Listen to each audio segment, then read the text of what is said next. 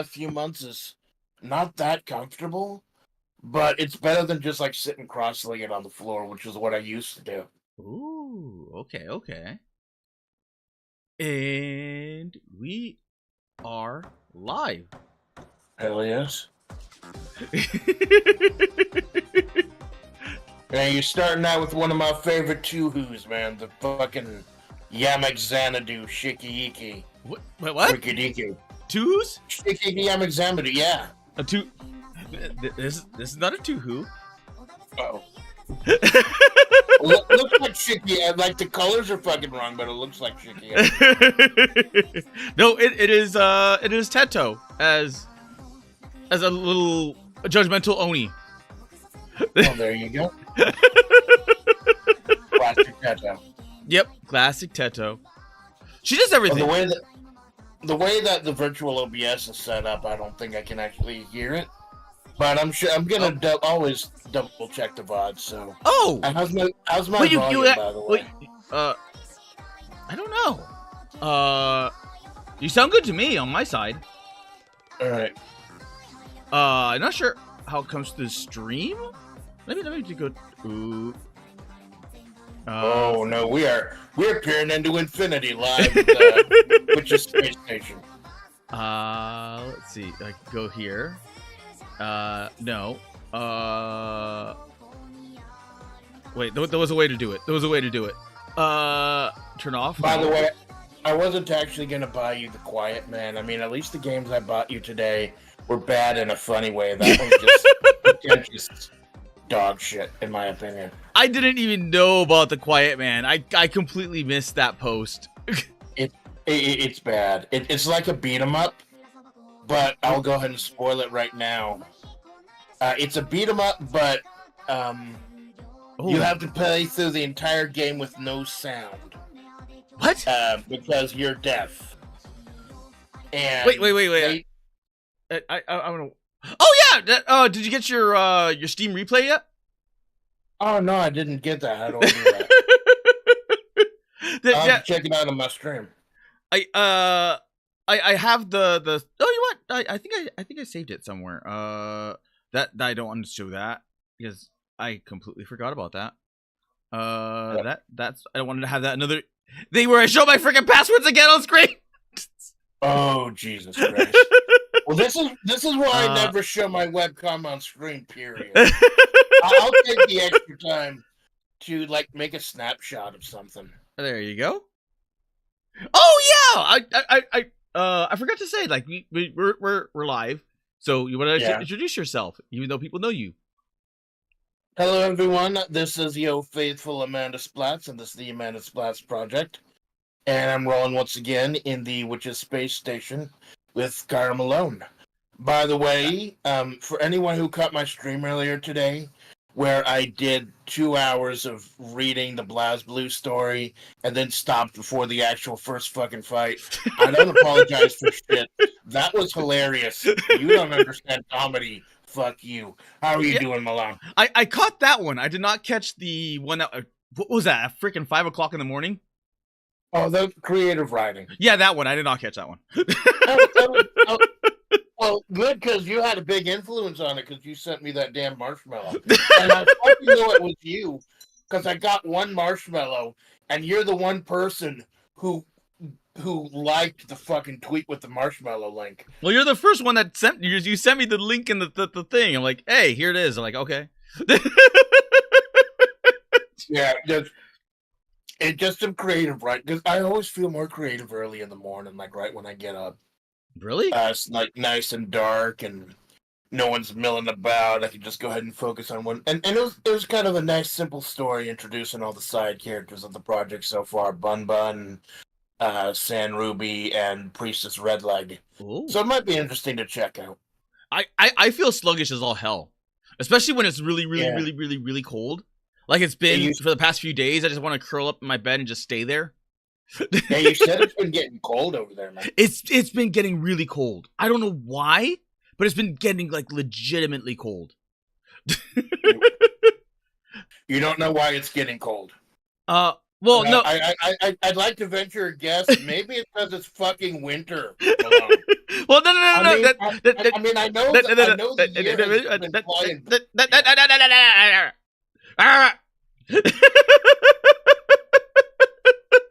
Exactly.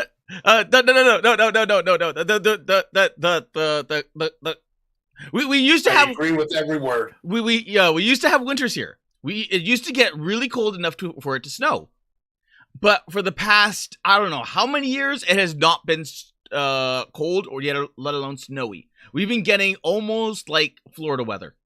It would get really rainy, but it would never ever get cold.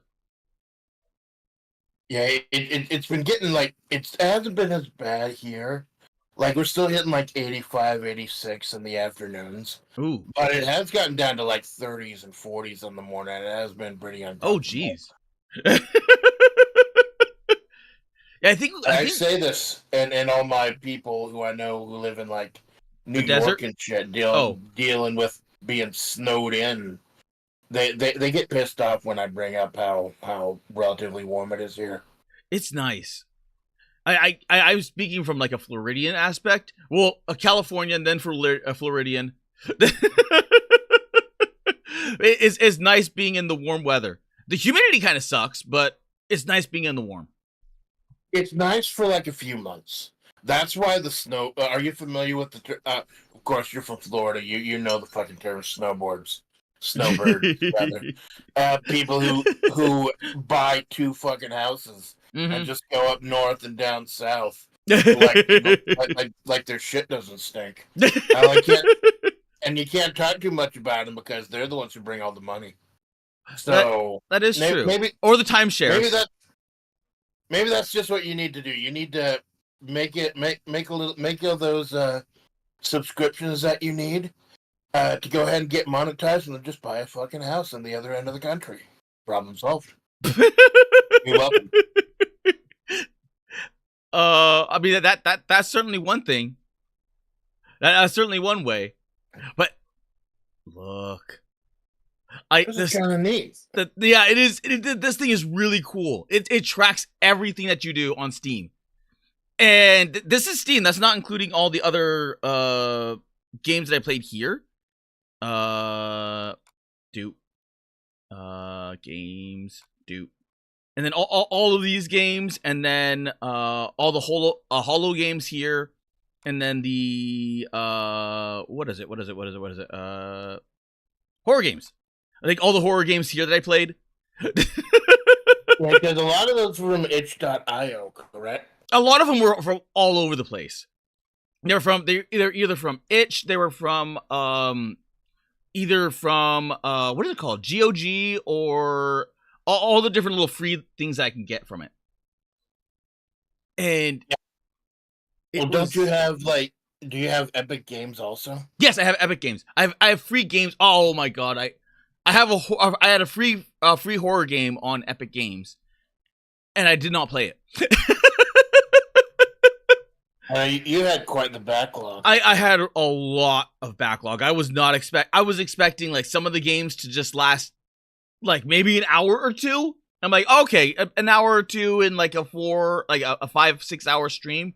Like I could do this. I can knock out several games. Some of those games lasted a long time. I get super worried about that shit. I do. Because what happened was, would you be interested in showing mine too? I'm just taking a look, making sure there's nothing you buy or anything here. You buy? I think mine might be pretty interesting. No. Because while I'm here. Oh, you're talking about my little Steam listing? Yeah. Yeah. I am way ahead of the medium. But this right here. Remember when I kept saying that I was going like a week straight? Right.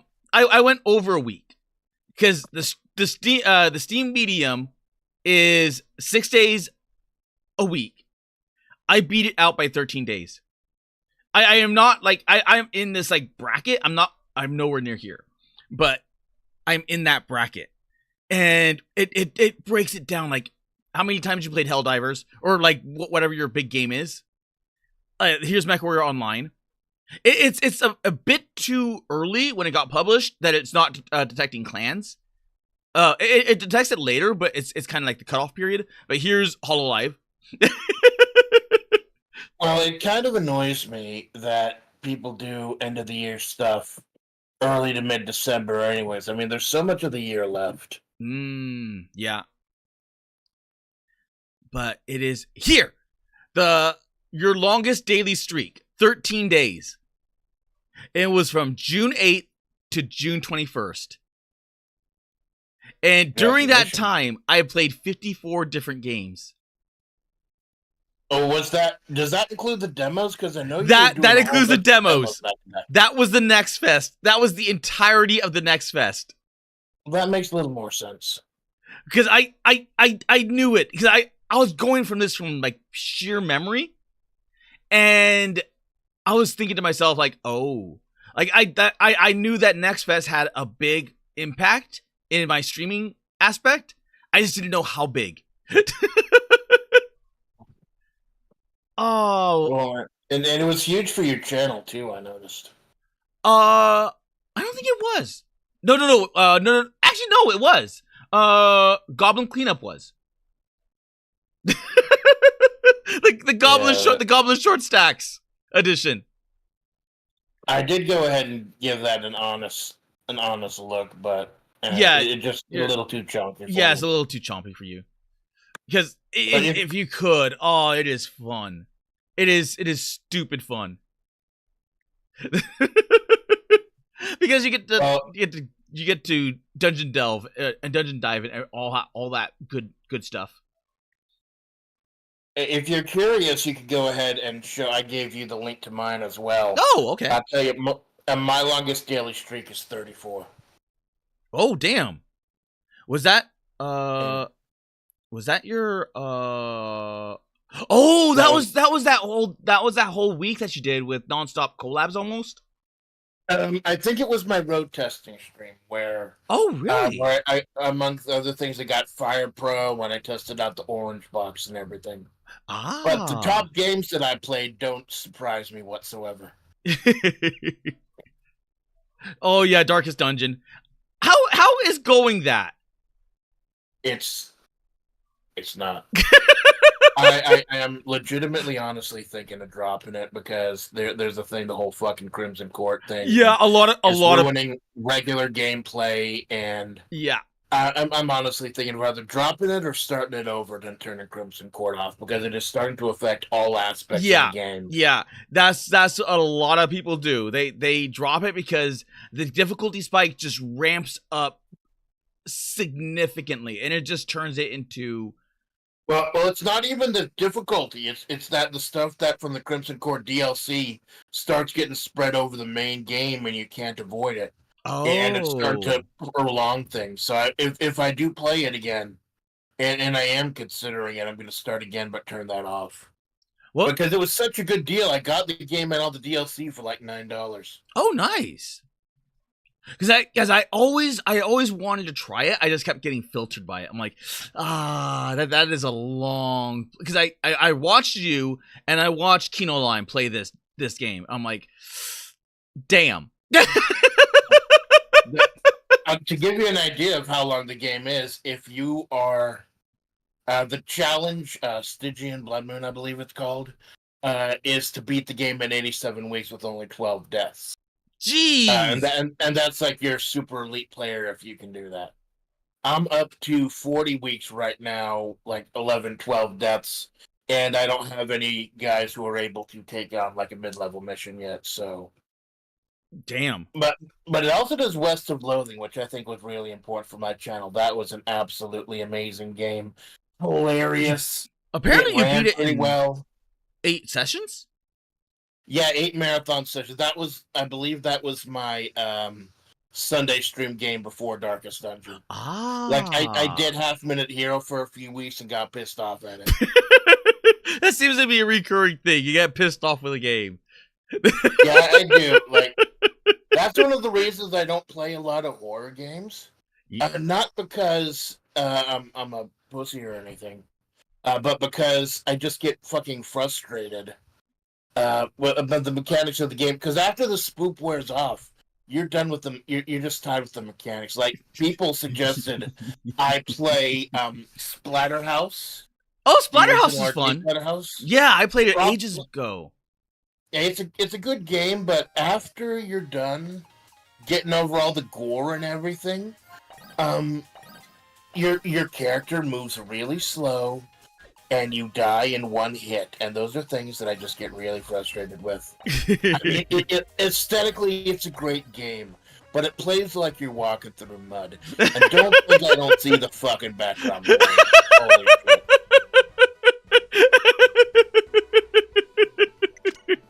So how about What? some blackjack? So how about this is the shortest collab you've ever fucking had on your channel? No, it wouldn't be the shortest collab. The shortest collab ended up not happening because of tech issues. Yeah, but And then the longest wait, no, was it the longest collab? I don't remember if it was the longest collab or whatnot. It was the one with Ito. The one that we lost the first video. We entirely lost the first video of us judging all the Nikkeis. We sat there like we got together. No wait. I think the longest one may have actually been not the Ito one. It may have actually been the big long one that I did. Where I had a whole bunch of people just come in. Was it the gorilla or was it it was one of those weird long ones. It was like a 12-hour. Oh, and Nicola. The Nicola DCS game.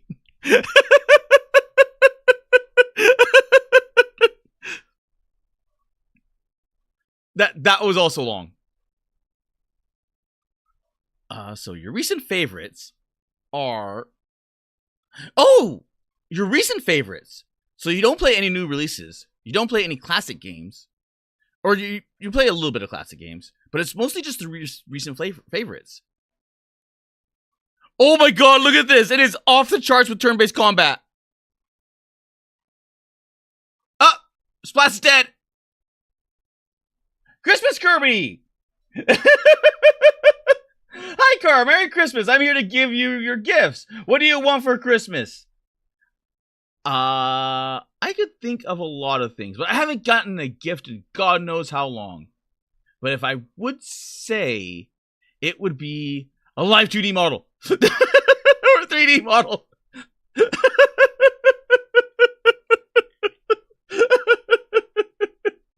Discord Fro. Oh no. Oh shit. Okay, yeah, it did. Oh. Call the splats back. Call the splats back. Call the splats back. Call the splats back. Call the splats back. Share your... Oh! Splats is just dead. Okay! Not a bit! I guess he got upset about the Coco poker joke.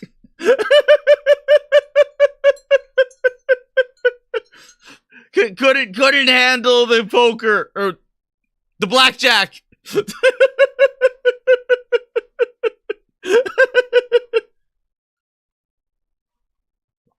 That's up to Amanda. Hi, Amanda.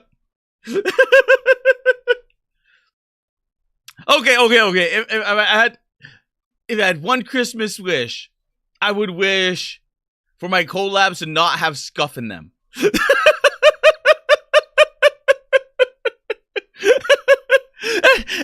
Every single one of my collabs have been scuffed. Has all been scuffed.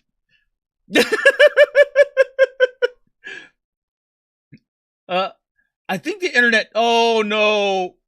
or Splats? Which one?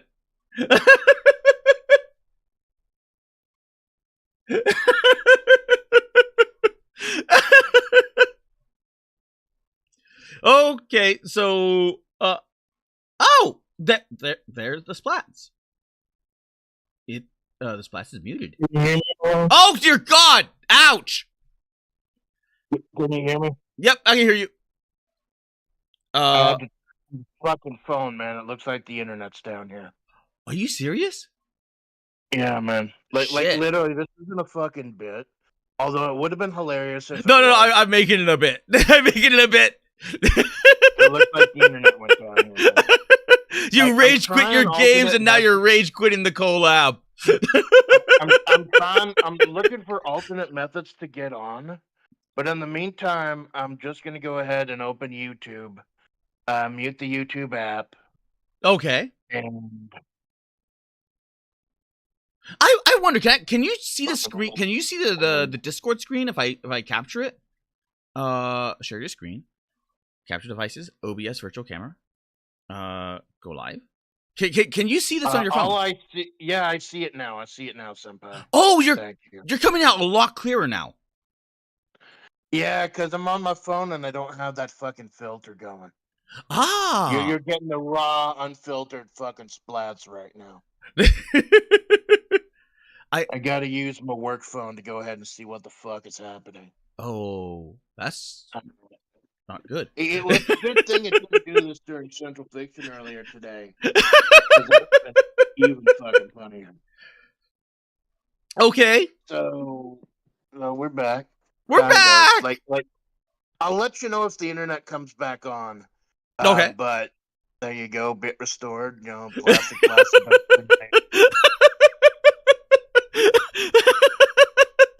Well, it's a good thing that we're just sitting here Zatsuing because, yeah. Yeah, things haven't gotten crazy just yet. But look at this. Yeah, your action roguelike is kind of higher than I thought. Your fishing is all web fishing. This is all web fishing. Your roguelike deck builders. Where is this from? I'm not. I don't know. I don't think I'd consider Darkest Dungeon a deck builder. It's not. It's not a deck builder. So this has to come from some. Oh wait. Dicey Dungeons. Oh yeah, but you're not building a deck in. I guess you kind of are, because you kind of are. You're building the various skills. Yeah. YouTube handshake X thumbs down. Let's see. But your fighting game is getting really up there. Well, absolutely. That was one of the original things I wanted to build my channel upon. Yeah. Now we got a network service issue has been identified in your area. No fucking shit. You probably shouldn't say that. Because then someone could just triangulate like network service towns in across the area.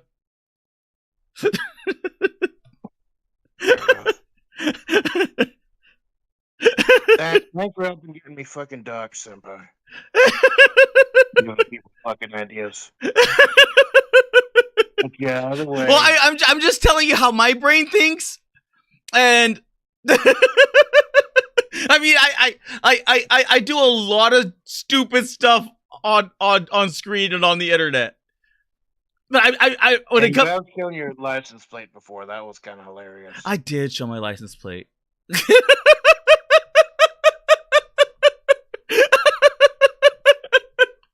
I got that. Oh no, I didn't catch that. You guys got that. Well, we're always here to help, man. But your turn-based combat is literally off the charts. It is like, look at that. It had to create its own. Ooh, it had to create its own little area here. Well, West of Loathing and Darkest Dungeon are both turn-based. Oh yeah, you're right. Darkest Dungeon, West of Loathing, Dicey Dungeons. What was it? Dyson Fold? Holy crap! Dyson Full I played for like 15 minutes. It was so bad. Like I it was wasn't about to bad. say that. It was surprising. It was surprisingly chunky, is what it was. Oh, wait, And really? it slowed everything. I Dyson think that Volt? was the only thing on that test stream that slowed everything down. Jeez, you wouldn't think so because there's almost no 3D elements in there. Yeah, I think it was just like how they did the graphics or something. Splats. What's up? I think you have a problem. I think I have a fucking solution. More ducks. There you go. Did you unlock all the achievements in this damn duck game?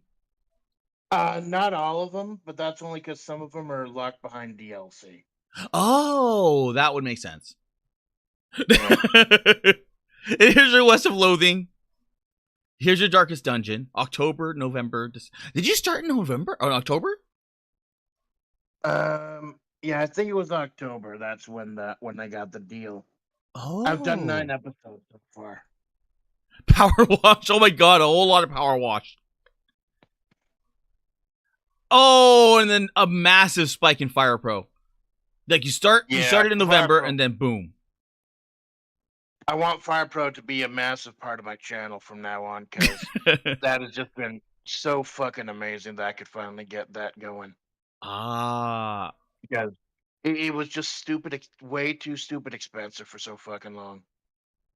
I could see that because I breezed through the stupid crap in there that the DLC, and it's just so much. There's it's if like you download a character that doesn't have even one of the pieces of the DLC, then you can't use that character in the game. Like they still don't have like entrance craft, I believe. Oh wow! And that alone is $20, and that just lets you make your own entrances. But I've got enough that I can go ahead and do what I want to now, do what I need to. Ah, because I know that DOA has even more bullshit than this. It's just Dead or all Alive it's is fucking insane. When it comes to that, you know? Like the different separate outfits, and I think Rumble Roses was pretty bad too. Rumble Rose? Oh my god, I haven't heard about that game in God knows how long. Is it even? I think it was Rumble Roses XX. There's just so many fucking outfits and everything, and when there's absolutely no fucking story, no actual like plot or story to that fucking thing. It was you just randomly walk like the original Rumble Roses had at least had a story. This one was just random shit.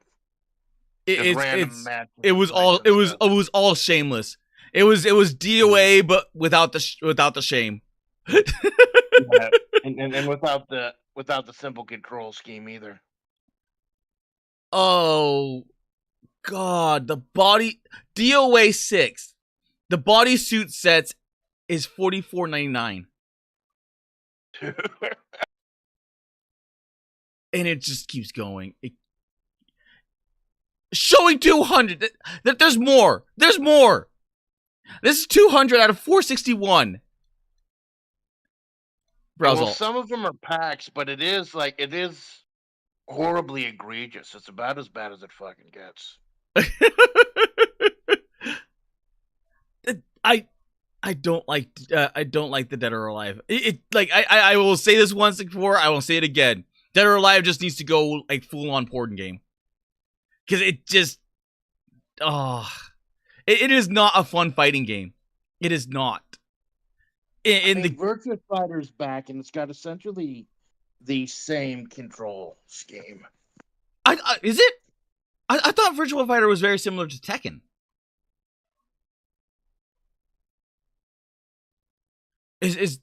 Am I mistaken? You cut off there for a moment. The internet's back on. Welcome back, internet. Thank you. Welcome back to me, and welcome back to Malone. Is there a real noticeable difference when using the phone than when I'm using the internet? Yes. Because the phone camera is the phone microphone is set at a certain decibel. So it's nowhere near where an actual mic is. So if you can stand it, you never ever want to use your phone mic for anything recording. And like for streaming, it's possible. I It's made just the fucking decision to go on my testing event. because the phone hurts. The phone hurts you a lot, and because there's no real way of tweaking anything on your phone side, because your microphone is just all you will have is just the volume settings on the side, but that does not control the internal microphone. So what you hear on a phone is entirely different, and it's why people say, like, if you're going into singing, never ever record something on your phone for singing and then do a playback or submit it, because you're just gonna end up hurting yourself in the long run. It's bad. It's bad. You absolutely get it. I think your OBS, it says the OBS virtual camera froze. Oh. Dude. It's showing here.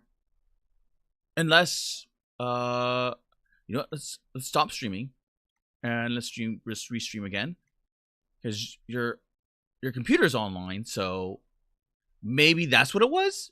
It was yeah, it's weird showing your just the orange box with your face on it in the back.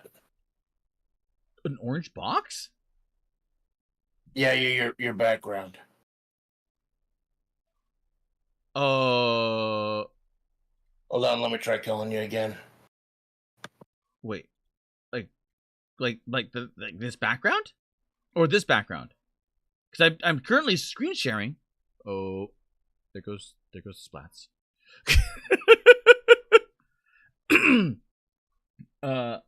Day streak with plastic compared to these is huge. Yeah, it's Splats is placid placid plastic plap plap plap plap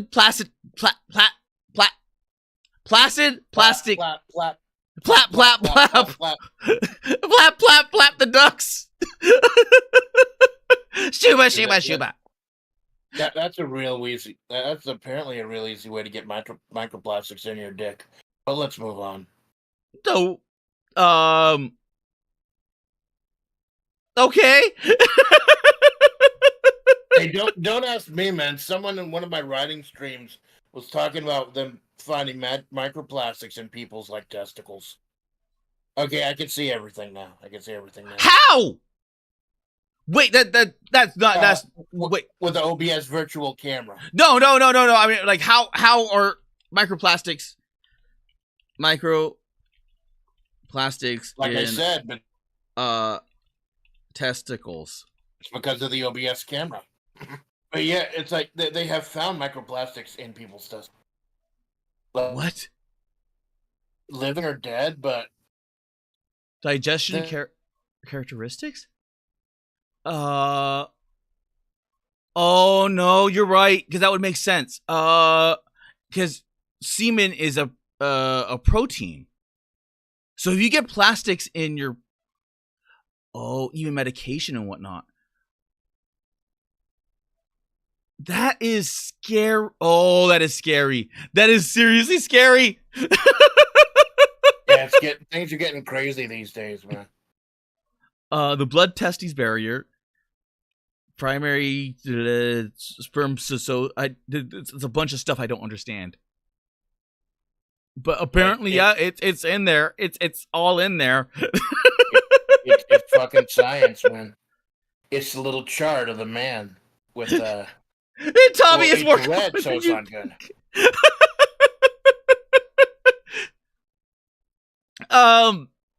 So,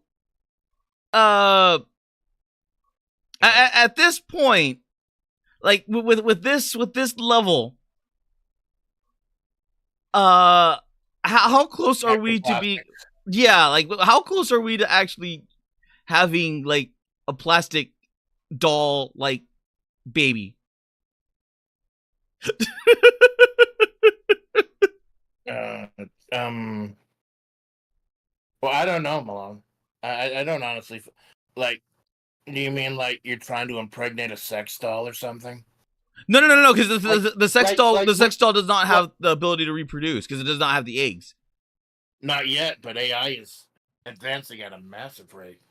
Oh no, you're. Oh my god, you're right. It wouldn't. No, it wouldn't have to even be the AI. All you have to do is get the egg, and then you would infertilize the egg into the sex Yeah, doll. good. Ah! Good thing the eggs are too expensive today, right? You can harvest them. You're always thinking ahead, you man. can You're harvest always them from the thinking dead. there's still that brief period where the dead body is still warm, so you can probably still harvest them from that. Trinkets and baubles paid for in blood. I did not even think about this. I legit did not even think about microplastics in the balls. Most people don't. That's how we are able to move around and free around as a society. We don't think about the plastics in our balls. But that's the type of educational material we bring here at the Witches Space Station. I mean, I know you. I know y'all are mourning the loss of Witcher Wednesday for another week, but there's some shit you need to know. We're fucking it. We're like Beekman and Jax up in here. We're giving you the fucking science. I mean, you've seen how much the Witcher 4 got panned online. Did you see that? Well, you mean the trailer? Yeah, the trailer and everything else. It's I not. didn't hear about that. Okay, the trailer was bad. The dev team behind it is no longer the original CD Projekt Red that made The Witcher. Oh no. So they yeah. so people started digging, and it looks like it's gonna be a train wreck. Well, it's gonna be a long time until it comes out, though, right? They got a lot of time. No. What you're seeing now, you can't just Sonic. You can't just Sonic it. You can't just like, okay, we made an oopsie doopsie. Time to go back.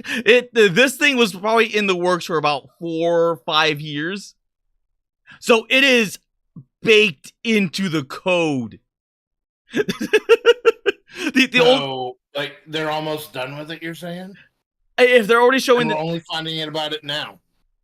Well, this is what they showed. This is what they were brave enough to have put forward. So if this is what they were comfortable enough to have put forward, that means, yeah. Okay, well, let's put it this way. Do you know No Man's Sky?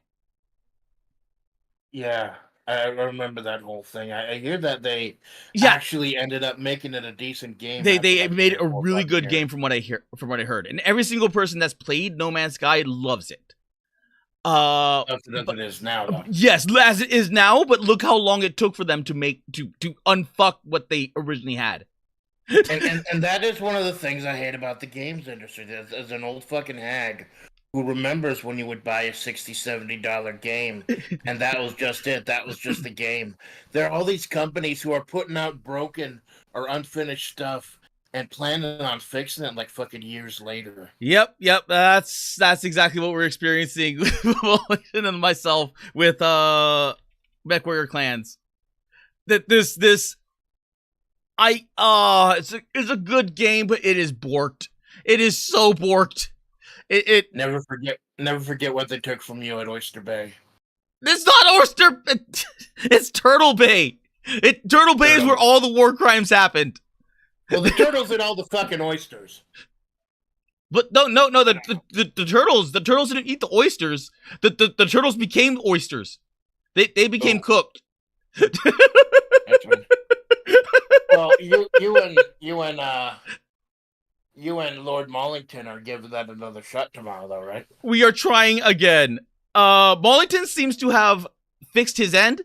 He gets choppy every now and again, but now I'm inheriting his problems. So now I'm getting the choppiness on my side. Well, Isn't he from England or something? Like, That wouldn't that be a lag thing? no, it is not a lag thing. That is a built-in dealing with like DLSS, like that stuff, because it should not be stuttering on either of our ends if we're streaming it. So there's something that's causing a stuttering issue.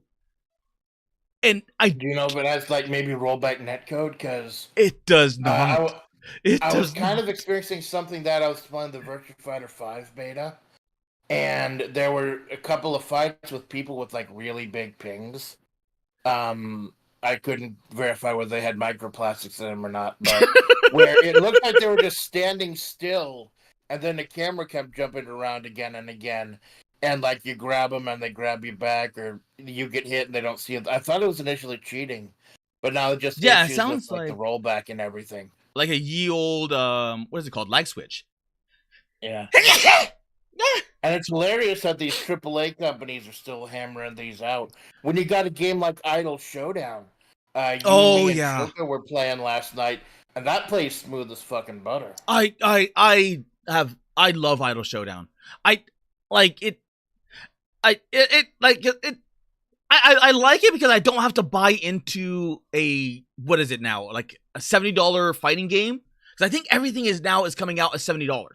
Like that is the new that's the new meta for fighting $60, games. $70 base. Yeah, $60-$70 base, like in between there somewhere. That's what really got me. And then all the extra stuff, like that's what got me angry about buying Skullgirls. Thank you, Kirby. Was that the DLC costs more than the game itself, and that was just for like 4 characters and like a background or something. And they annoying. And they censored everything in Skullgirls as well.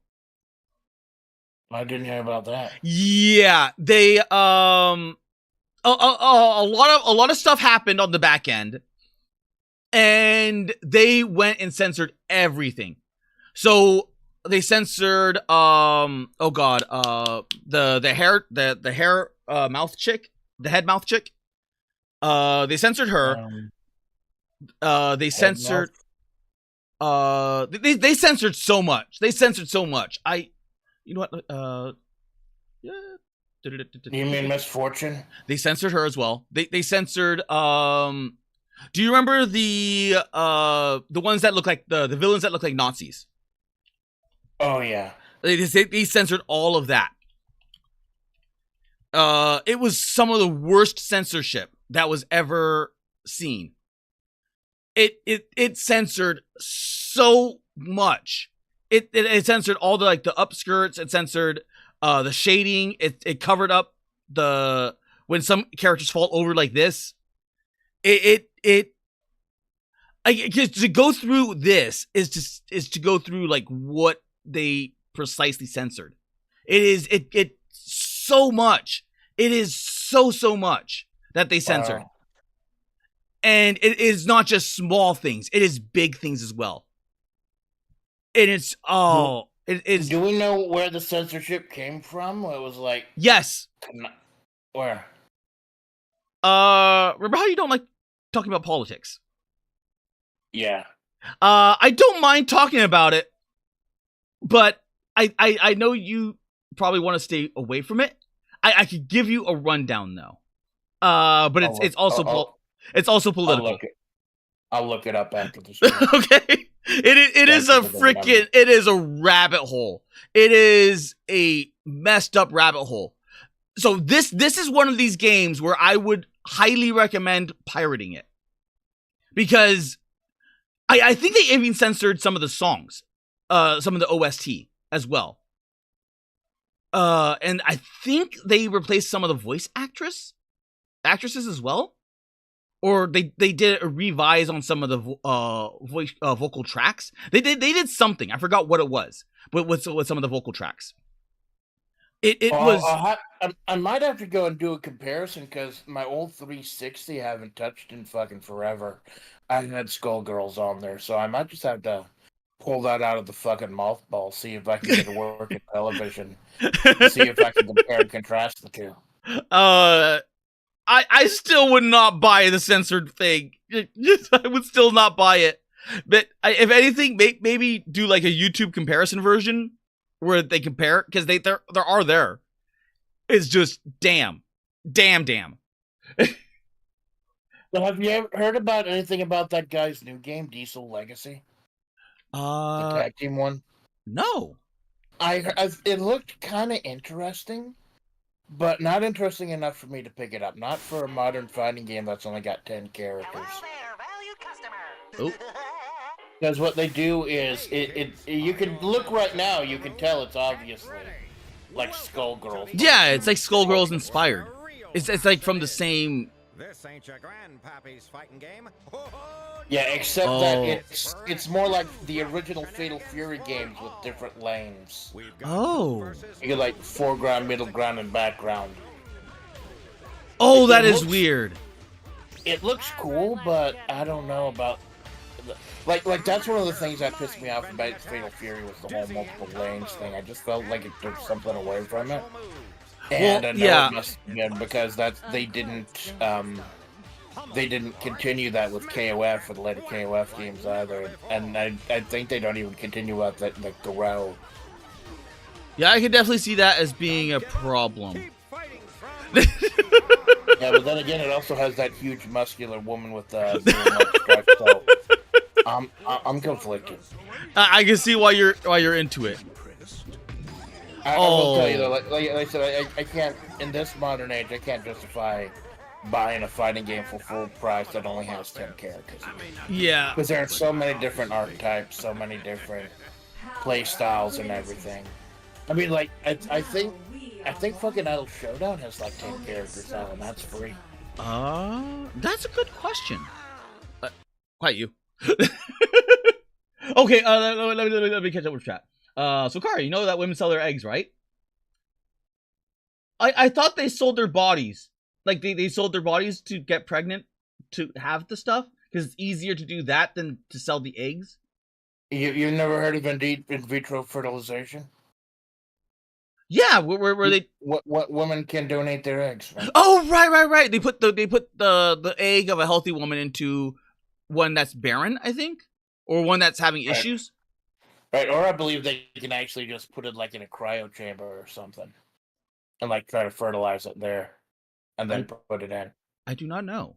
Like science is fucking amazing, man. It's gone. Science gone far. They're already starting to replace, I think it was livers, of pigs into humans. Like yeah, like you can optionally sign up for pig organs and stuff if you've been on the donos for a while. Yeah. Problem is, like I said, I've been playing Darkest Dungeon, and that just reminds me of all the shit that's there in the Warrens with the Swine King and the Flesh and everything. Like 2, 3, 4, 5, 6, I know 7, I 8, necessarily 9, creep 10, myself out. 11. That game does it to you. 11 characters. 11 characters. And it has bosses too. I hope they make Crony. I hope they make Crony a character. She's the boss character. You can unlock the boss character. You can unlock the boss character? What? In Idle Showdown you can? You just have to use the in-game currency.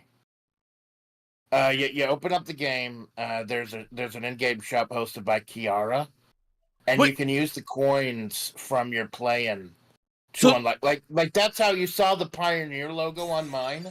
I unlocked that using in-game currency, and it's free. It's free. It's just through playing. It should be extras. Go to extras. Extras? Shop. There's Orange Woman Good. Orange Woman. And here's where you use all... And I think the big session you, me, and Joko had, you should unlock a lot of shit. So you probably have enough money to unlock those. Although I don't think those are, like, legal to use in online play. So obviously they're fucking broken. Oh, okay. I did not know. I think you can afford one of them now. Crony. Because like you get money for like playing Virtual Frontier and playing online, so all three of us probably have enough. Like that's why you saw my Frontier ASCII fandom logo. That's like 50 coins. So where is the crony? I'm not. I think she's only available in certain. Oh wait a minute! I don't know. You got to go back to the shop. Go back to the shop, and they will show you how to unlock them.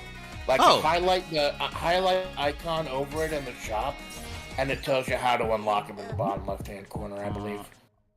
Just go back to bosses. Pick Ina. Oh, to the right it says.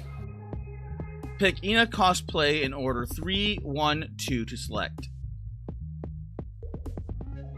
So basically, pick Ina, and then right, left, right. I guess that would be 3, 1, 2. Oh, okay. It's kind of neat. They should, although it should just be automatically choosable from the beginning. 2, 3, 1, 2, 1. Good morning, afternoon, evening. Nope. No, I guess you gotta pick 3, then back out, then pick 1, then back out, then pick 2, then back out. Oh, okay. 1, 2, 3. Let me sleep. Back out. Then. Oh, wait. You're 3. choosing me? Back out. And 1. 1. No, And then- 1, not original. Oh, 1. Oh. There is a cosplay 1.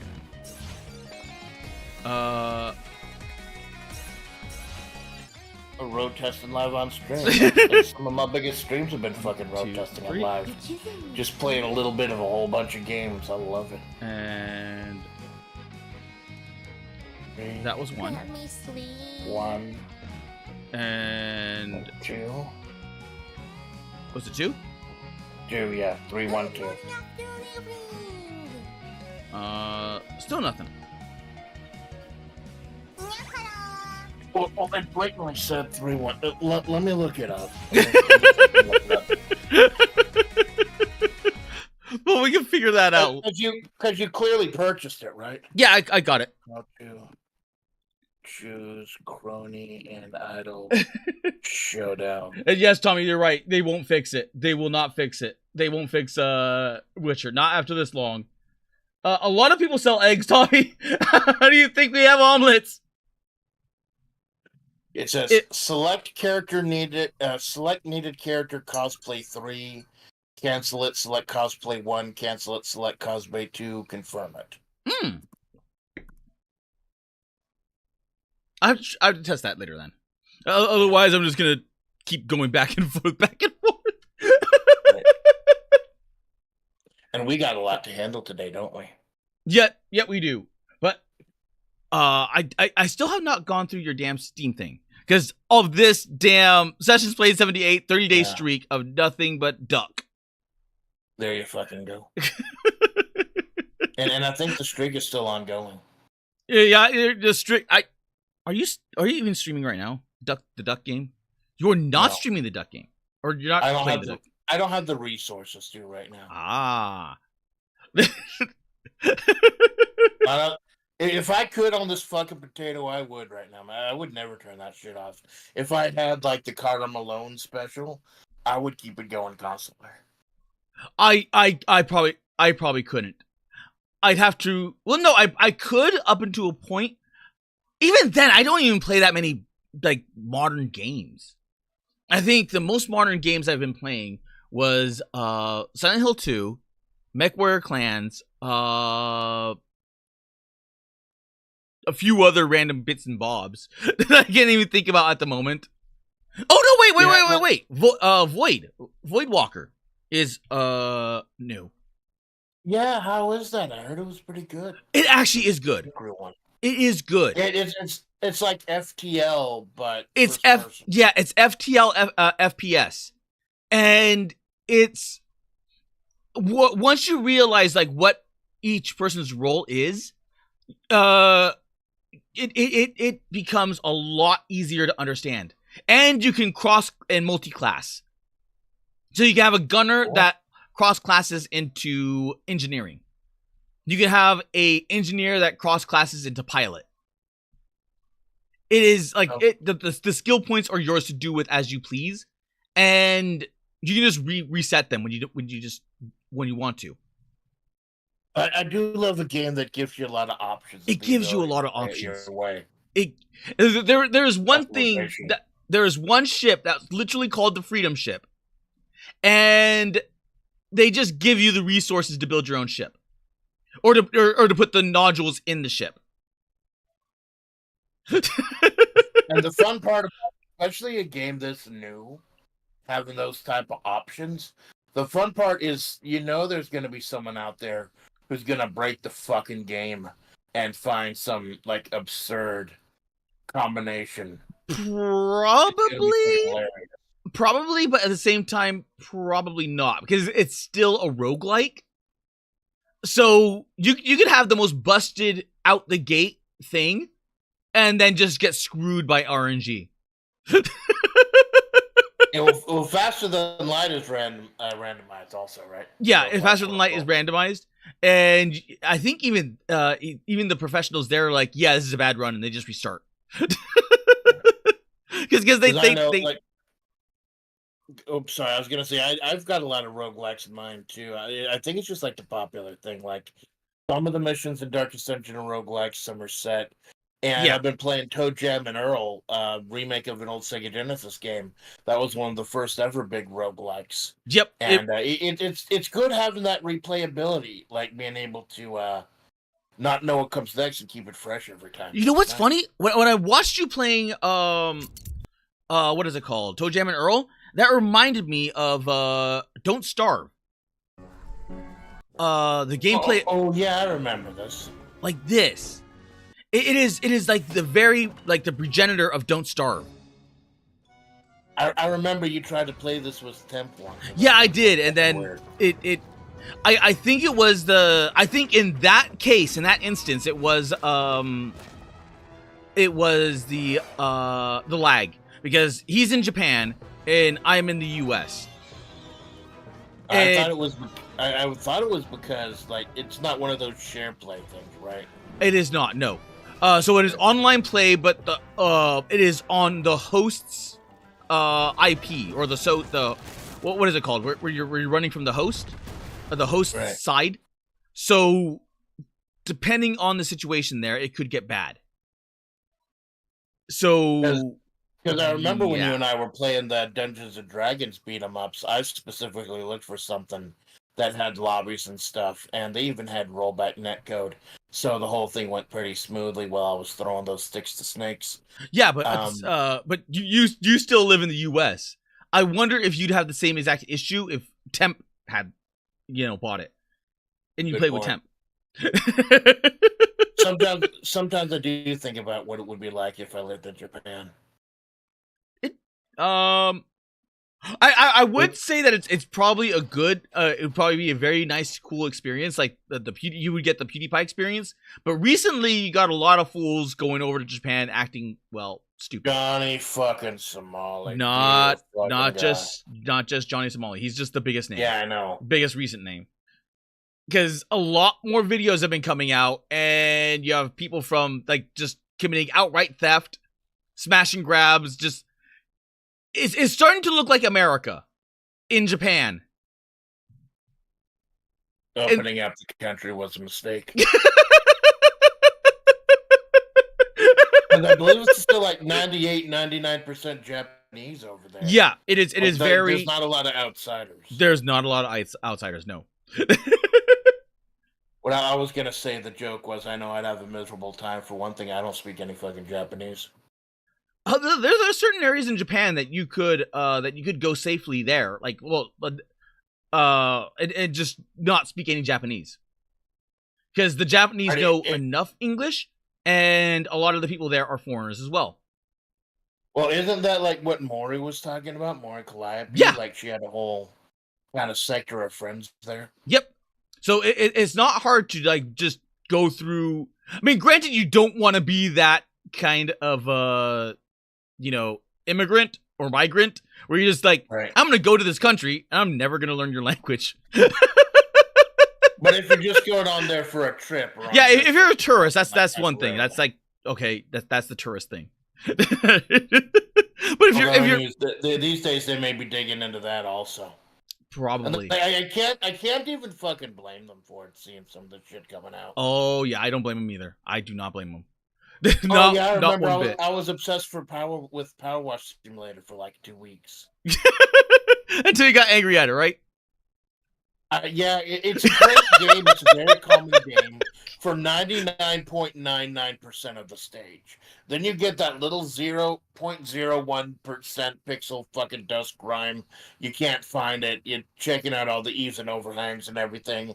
I kind of dropped it. Which is fine, because again, I got it on sale. Like, the Amanda Splats project wasn't even supposed to have any gaming in it. But when I premiered in July, it was during EVO, the fighting game tournament, and all the fighting games I grew up playing were like 80 to 95% off. So that was a huge fucking deal. And that did kind of help shape the course of some things. And Yeah, then we got Choco here, who is the fucking fighting game master now. Justin Wong of FlaVR. So you have played 13 demos.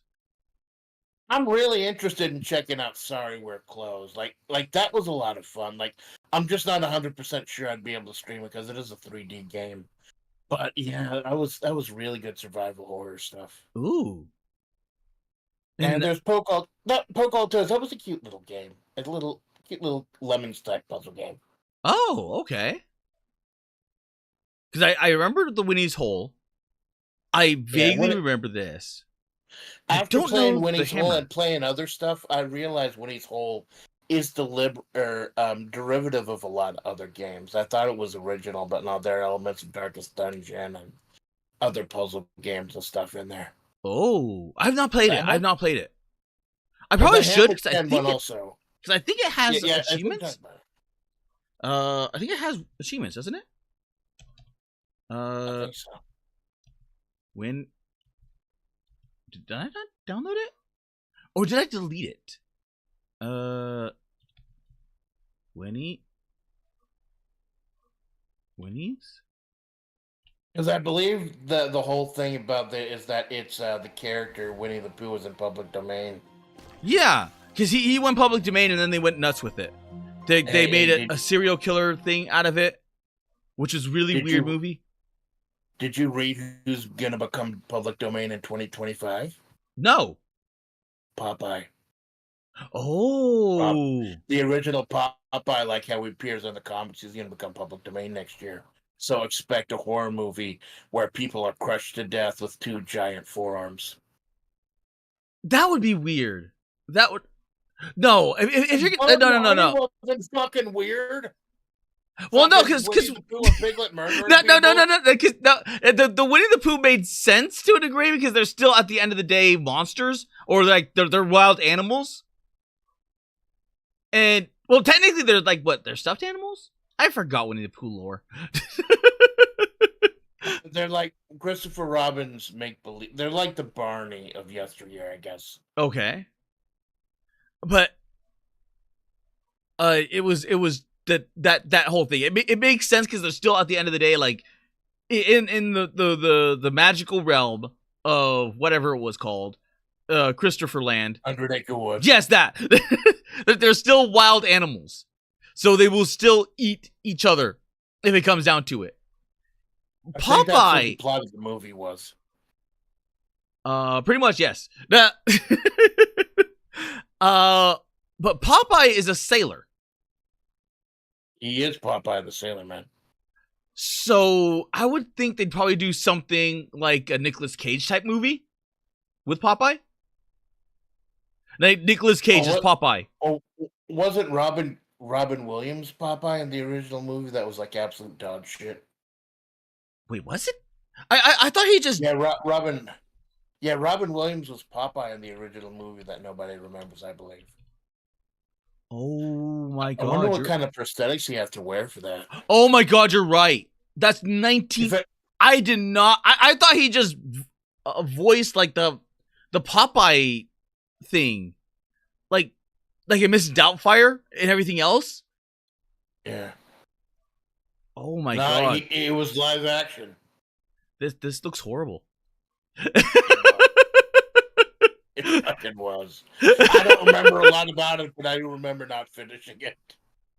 This looks legit horrible. Those fucking arms. I did not know about this.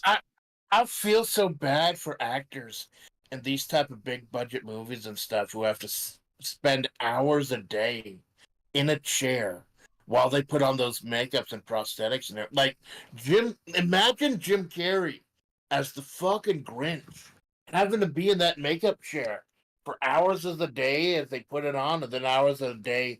No wonder he was fucking angry. Like he had to learn like Tibetan chants or something in order to make it.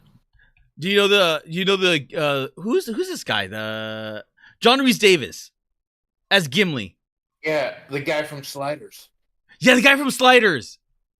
He had so much prosthetics, and then he was allergic to the prosthetics. So his vision, even though his eyes were like this, his vision was almost nothing. Luckily, there's so many special effects in those movies that they could kind of cover something like that up. But holy crap, you understand why like SAG-AFTRA exists? No, that's some stupid bullshit that they took too far. But no, the Lord of the Rings, like the original Lord of the Rings, was done with very, very little CG. Most of a lot of practical effects. Almost everything was either practical effects or gigantic miniatures, and then they would put the CG onto the miniatures to make it come to life. And you don't get a lot of that anymore. Unfortunately, a lot of people just rely on the CG. Yeah, but the prosthetic stuff and the practical effects, they really do blow you away, man. Yeah, I forgot which movie it was. Was it Midway? I forgot which one it was, but it was one of these old. It was one of the old World War II movies, and they actually had a bunch of was it bombers? I think. Yeah, I think it was bombers. They did like this bomber landing, and all of those bombers were real. It was crazy because like you like it was so expensive to do that, but they did it anyway because of love for the craft. Absolutely, like it's just so much. I guess on one end it's easier too because you are filming something that actually happens instead of just having to put a whole bunch of money into like computer graphics and stuff. Yep. It just you just feel it. Well, that you can't fool your eyes. Like something's there. You like right. when you see something, it's there. Well, maybe not anymore because you have people being fooled by AI, and AI is getting good. But AI is really changing things. AI is getting really good, but now you have like a whole entire new generation, which is probably being grown up on CG and CGFX. So I wonder what they would think if they saw like actual practical effects. Film the original Star Wars, and like I said, not the one where they fucked with the cut afterwards and inserted Hayden Christensen as Skywalker into the end of the fucking movie. The actual uncut ones, Solo shot first. Thank you, Splat. And the fucking story. Fucking changing the originals around and then making the originals almost impossible to fucking find. That's Disney for you. And you know how you can rebel against it, right? Just continue circulating the Star Wars holiday tape. fight in any little way. Oh, I was gonna just Happy Light Day. I was gonna suggest what was that guy the Italian hitman.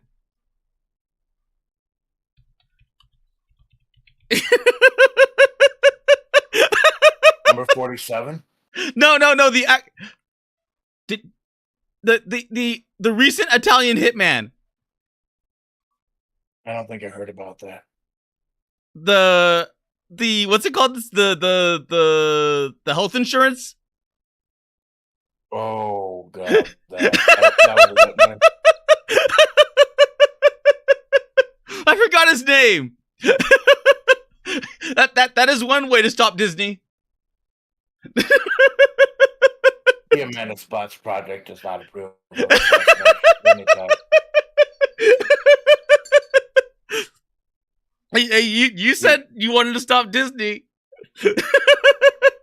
I can't believe I got to cover my ass, and I'm not even on my own fucking channel. That's the magic of Space Witch Central. You're gonna get me canceled. It's like in that movie Friday. You're gonna get me fired on my day off.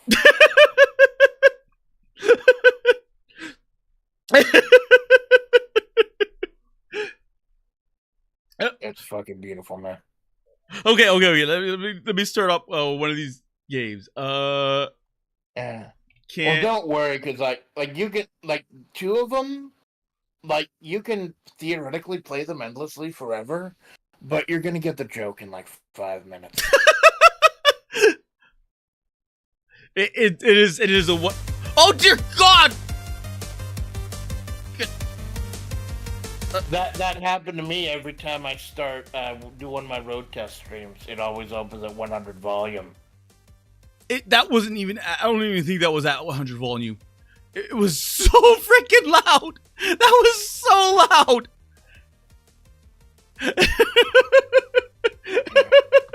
It's annoying because they always open up in full screen, and I only have the one monitor going, so I have to quickly open up the volume thing and turn it down. Sometimes I catch it, sometimes I fucking don't. Okay, let me catch up with the chatty chats again. Okay, they won't fix it.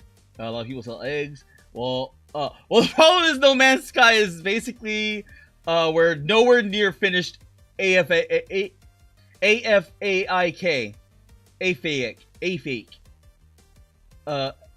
far as I know. Yeah. You can't fix a fundamentally shit game. You can only finish an unfinished game. That is actually a really good thing. That's a like you can't do it. You just can't. Trash. There you go. So you like gacha, right? I do I got you a gacha game. I do like gacha. You can roll for your waifus, as long as your waifus are trash cans. It's all shit. You're trying to collect all the trash cans, I believe, and then make enough money. And then if you run out of money, you got to open up a game. And eventually, I believe you can upgrade. Once you get enough, you can upgrade the boxes, and then presents and stuff like that. I mean, technically, this is not gacha. It is technically gacha. This is do you remember Overwatch? Unfortunately, yes. This is what loot boxes. Yeah, this was the Overwatch loot box mechanic. And I'm just getting trash. It's literal trash. Actual trash. I don't have once you've got enough money, you can upgrade to like boxes and other greater things. But now the gameplay loop, the addictive gameplay loop. What? It fucking work, Malone. It's Snake. It's Snake. It's Snake, but the boxes actually follow long behind you, so you've got a little bit more maneuverability. Okay. Yeah, this is the gameplay loop, because even though you got a fucking gacha, there needs to be some gameplay there. You can't just be rolling for your waifus all day like this was Bing.com/create. Are there waifus in this game? No. Fuck me, man. Well, anything could be a waifu, man. You don't fucking kink shame me on Amanda Splat's project. If you consider a trash box your waifu, we don't fucking judge. I mean, they waifued up other things. They waifued up guns, didn't they? Yeah, they did waifu up guns. So if They waifued up horses. Which, you know, and apparently there's a lot of pictures of the what is it? Uma Musume? Uma Musume, yeah. With the horse, The with the horse girls? Yeah, the horse race simulator. Yeah, so you could look up Rule 34 horses if you'd like to know more about those girls. Oh, we finally got something good. We got a holiday box, a legendary box, a rare box. And I'm just gonna sell it all. There you go. just to get out of the trash. You got an achievement over that. I did get an achievement for that.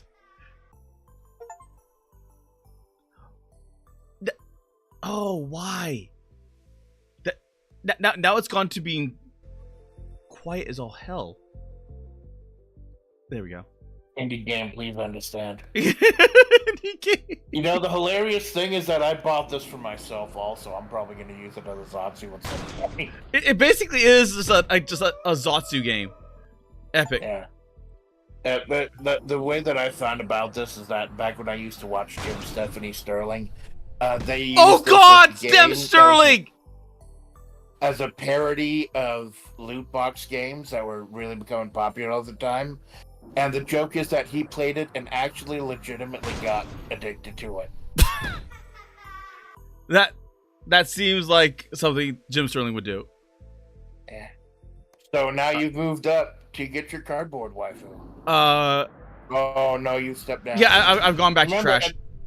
At any time, you could go back to the gameplay loop, and No. I don't know why I think they called it BF2 as because of a slight of, like, I think this was around the time the whole Battlefield Front 2 loot boxing. That's the one that really set people off. Yes. With the guy saying, "Oh, we don't want a pink Darth Vader. Nobody wants a pink Darth Vader cosmetic." And I'm like, yeah, I didn't want a pink Darth Vader until you fucking said that. Now I kind of wonder what a pink Darth Vader would look like. I'm gonna keep this one. Awesome. You've already found your cardboard waifu. Well, it had hearts on it, and it was a whole. That's a Christmas The one. power of love. I'm selling that as well. So yeah, there's probably no money in the game. There's probably no money in playing that game. It's all just ramping up into the loot box and then selling the loot boxes. Yeah. What's the next box? And An then actual crate. Getting a Crates. better type of loot box. Oh god. Oh, there's new games per. It's all just Snake, isn't it? It's all just gonna be. Yeah, I believe like the board changes every time though. Yeah, the board changes, but I think the game itself is Snake.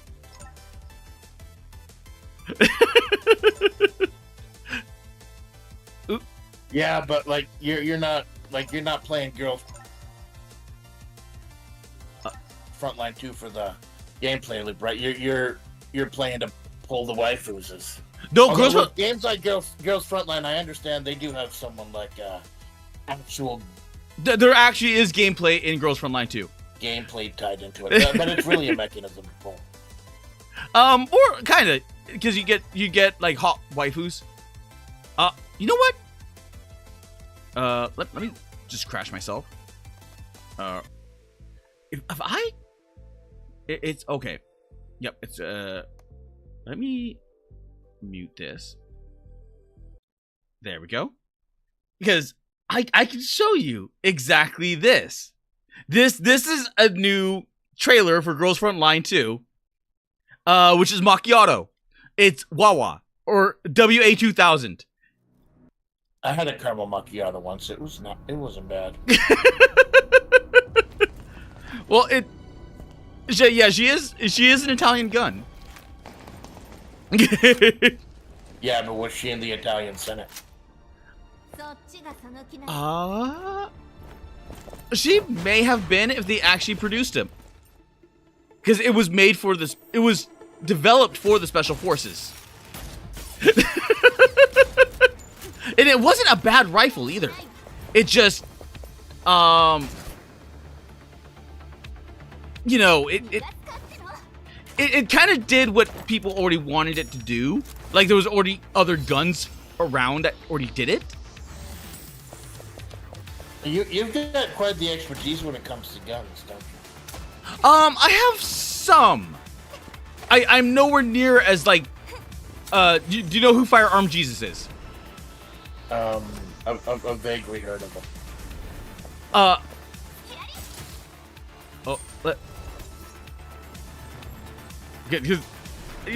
Let's watch the rest of this. Because I've not seen. I'm curious. Did you get interested in guns because of the gacha, or did you get interested in this gacha because of the guns? What came first? No, I got into firearms because of the ROTC. Because I was always interested in oh, he's fucked.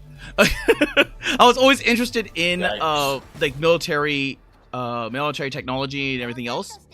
It's but when I could never really play around with anything, being, you know, well, poor. Yeah. So I went into the ROTC and I ended up playing around with actual military stuff that they would let us play around with. And then from there, I got more and more acquainted into different little things here and there. Let me see something. I'm going to see something. Because I want to see if I... W2000. Winchester Magnum. It is... Oh, I was wrong. See, this is what I'm talking about. It's a Swiss. It's Swiss. I was completely wrong. It was Swiss made for the German police. Because that like, that's why I say, like, I'm not entirely like an expert. I will get things wrong. I know that for a fact. I'll get things wrong, but I get the just down. Well, it's always good. Like, that's amazing that these days you've got this repository of knowledge. You can look almost everything up, like the Internet Archive and Wikipedia and everything. Wikipedia is You've got going. access.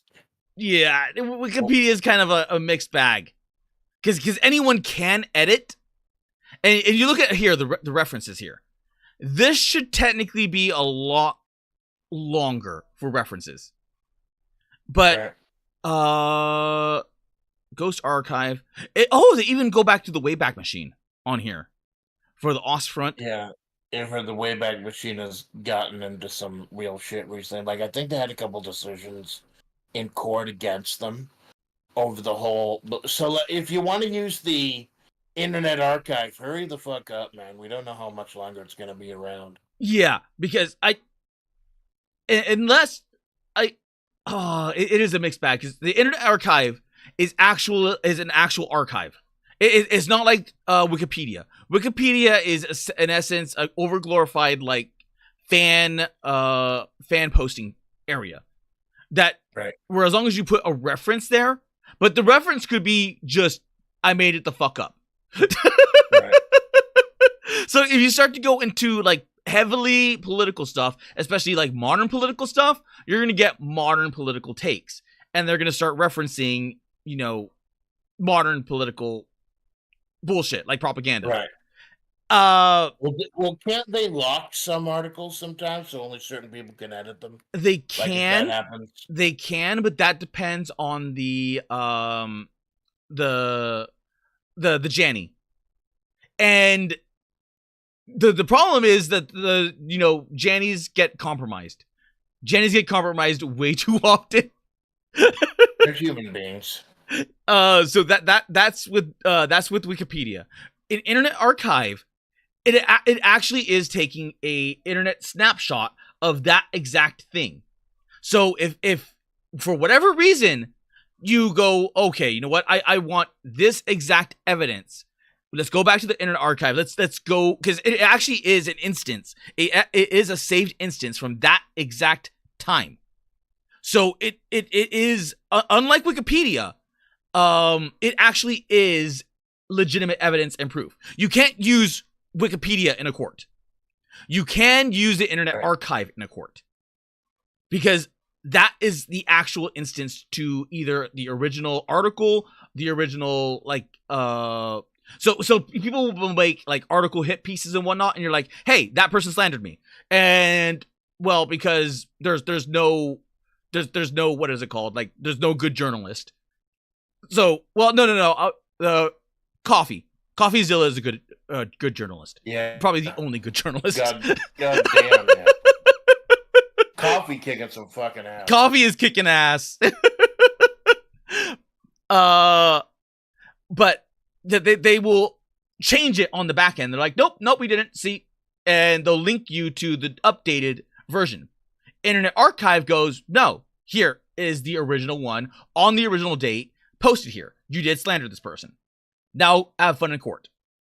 So a lot of people are trying to getting rid of an archive because of the actual archives there. Right. But I'm not even talking about the Wayback Machine, which is that part. I'm talking about the Internet Archive itself and like the millions of digital books Tommy, we do music and stuff like that. You could download like such a repository of knowledge, man. I keep going back to the site regularly myself. Yeah. Not even just for the Wayback Machine. Oh, I love the Wayback Machine because you could find old survival manuals like from way back, and then just download that. You can find like old survival manuals that will say,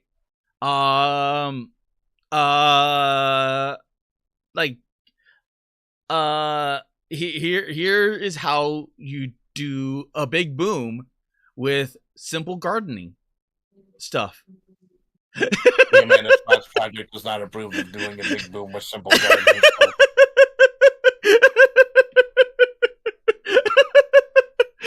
But what the fuck, senpai? But sometimes you like the big boom. Sometimes you like the big boom, and you want to see if you can make the big boom, and then you just make a small boom. Have you been making a big boom? And before you answer, make sure you speak directly into the glass of honeydew boba that I have not been sipping on this entire stream. I have not made a big boom. I have made a small flame. Well, it gets fucking cold out there. I could understand that. You tell me about how cold it's been recently. And that was by accident. It was old. It was old. What's it called? Old compost. Wiring. Oh no, not the wiring. Although, that probably could have been bad considering how bad the house wiring is. Because we had it on the back porch, just kind of in a heap there. So that could have been bad. I hate to say it, but the place is kind of falling apart as it is. You said, right? It is. The house is. I'm glad. I'm glad we're moving. I'm legit glad we're moving. Was that locked in yet? Has like everything been finalized? There's certain things that need to be done. There's certain other little things like little like repairs here and there. We found like the house is clean. There's only like one part of rot, which is in one of the double doors, and that you just take out the double doors and that's that.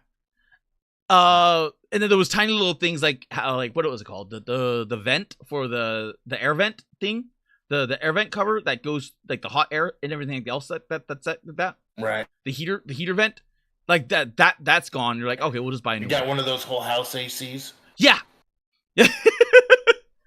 And yeah, those are expensive as hell. Like I know someone who has one of those instead of one little portable units I have. Running those things like 24/7 for a period of weeks and months gets stupid fucking expensive. It depends. If you have proper insulation, then realistically no, because it'll all be self-contained. The problem is if you don't have insulation or you have like degrading insulation. If you have degrading insulation, which means you still technically have insulation in the walls, it's just that it's kind of old at this point. Right. If you have that, then you're gonna have to re-insulate the whole entire house. But that is where it becomes a problem. Is where where you have the you lose a lot of the heat and whatnot. So you lose a lot of heat, a lot of cold air. So everything that you could potentially get, you lose. Right. Now, the interesting thing about it, I've read before, and I think I've seen some demonstrations before, was how they can actually go ahead and do that, refilling the insulation in the walls by sticking a tube in there. Oh yeah. And you can like get blown insulation. Get blown, plats.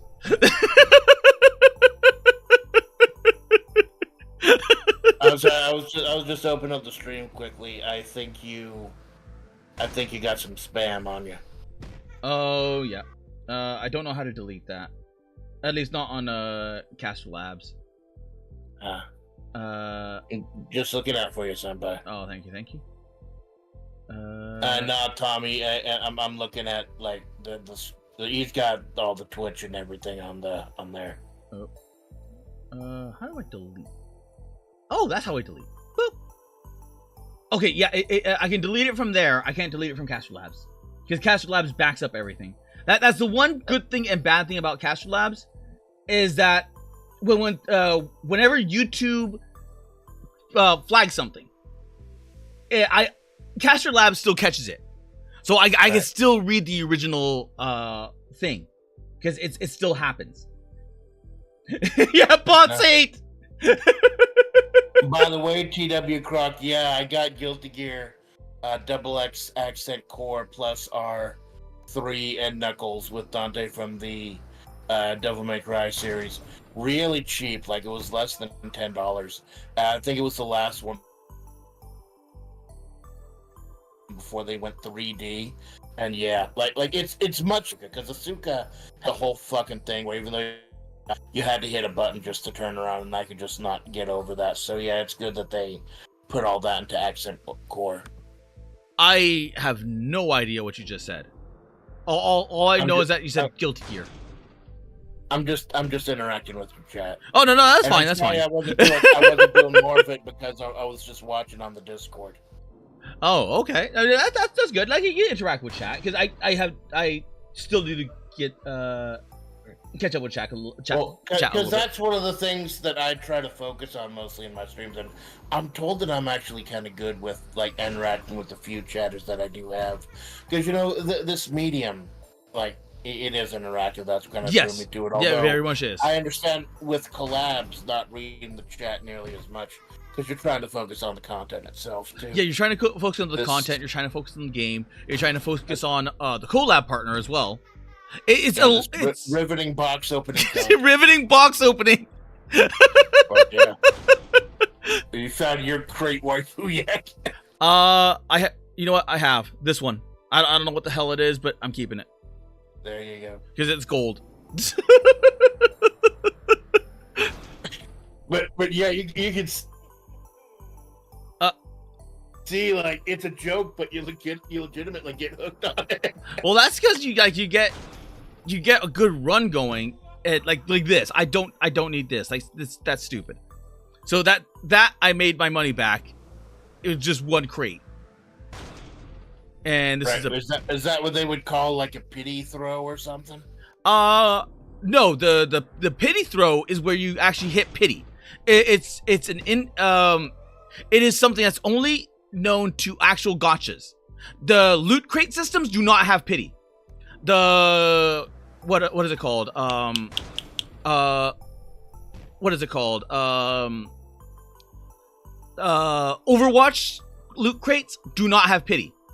So what ends up happening is that you can sit here and throw so much money at this, and you just will never ever make your money back because there is no built-in pity. In gacha games, there is built-in pity, which means after usually it's gotten better. It used to be like 100 pools, so it would be 100 of these, so like 10 pools. So you would get a gold, a legendary, whatever it may be. It may not be the on-banner item, because that's where 50-50 comes in, but you're guaranteed to get something good after 100 pulls. Now, is that just Genshin, or is that also type of thing for all types of all types of gachas? It depends on the gacha. A lot of the gachas have been going down to like 60, 70 pulls. And then, so it becomes a lot easier. Some of them, like Fate, have none. No mercy, no quarter. No mercy. No mercy. There was a splotch-colored present. Oh! Well, I just sold it. Well, there you fucking go. I am just in auto mode at this point. I'm like, nothing. Yeah, I thought this would be a silly little game, or you could like use it as a Zatsu or something. It is Or a I nice could use little. it as a Zatsu. Yeah, it's a nice little Zatsu thing. But yeah, because I've been using old arcade games and stuff for Zatsus, like an Jack Fu recently. For some fucking reason.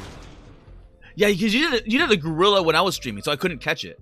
And that one's gold. You know, sell it. Well, 10K. it's not a problem. Like I totally understand, and that's one of the things I fucking love about FlaVR, is that you're almost guaranteed to get some overlap. Yeah, you're 'Cause always there's so that's many great talents on at once. Yeah. overlap hell. That's actually why I chose my time slot as I did. I originally wanted to go, I think it was like 12, or like 2. It was like somewhere in there, and then go up until I think 8 or 9. So I was planning on going these massive long streams, and then I kept doing little side jobs, and that kept pushing it back, and then those kept pushing it back.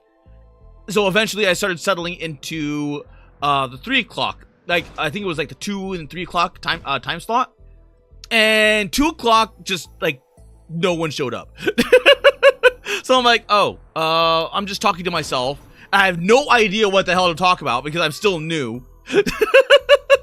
Because now I probably could. No, I did do that. Well, it's I weird. did You do gotta that. Keep experimenting with it. Yes, because I distinctly remember doing that with Girls Frontline 2. I kept gushing about Girls Frontline, and like the original Girls Frontline, and I know I can do that now, but at the time, early on, I was like, oof, I was not nowhere near as comfortable or as confident as I am today, and even today, I'm not really as sure of myself in some of those regards. Because got the sequel coming out, and everything's coming full circle. Yeah, everything is coming full circle. Like there's so many sequels coming out. It's a good, unless you're a AAA gamer, it is a good day to be gamers. Yeah, man. People are getting tired of the AAA shit. Yeah, yeah, they are. Type of predatory marketing and shit. They're turning back to the classics, the re-releases and indie developers and stuff. It's really good to see. Yeah, it's nice. It actually is like legitimately nice. Well, I'm getting really. Yeah, but you were talking about different time zones and everything. Unfortunately, my time zone, since I am a full 50 to 60 hour a week wagey, I don't have a whole bunch of options to stream. Yeah. But I do notice that I am surprised whenever someone comes out to one of my streams that's like at 6 in the morning. Apparently, like I'm popular with the Europeans. Yeah, because well, FlaVR is one of those like areas that cover everything. Like, because you have like literal like the Asian time zone, like you have American time zone with North American time zone, which encompasses North, South, and Central, and then you have the European time zone.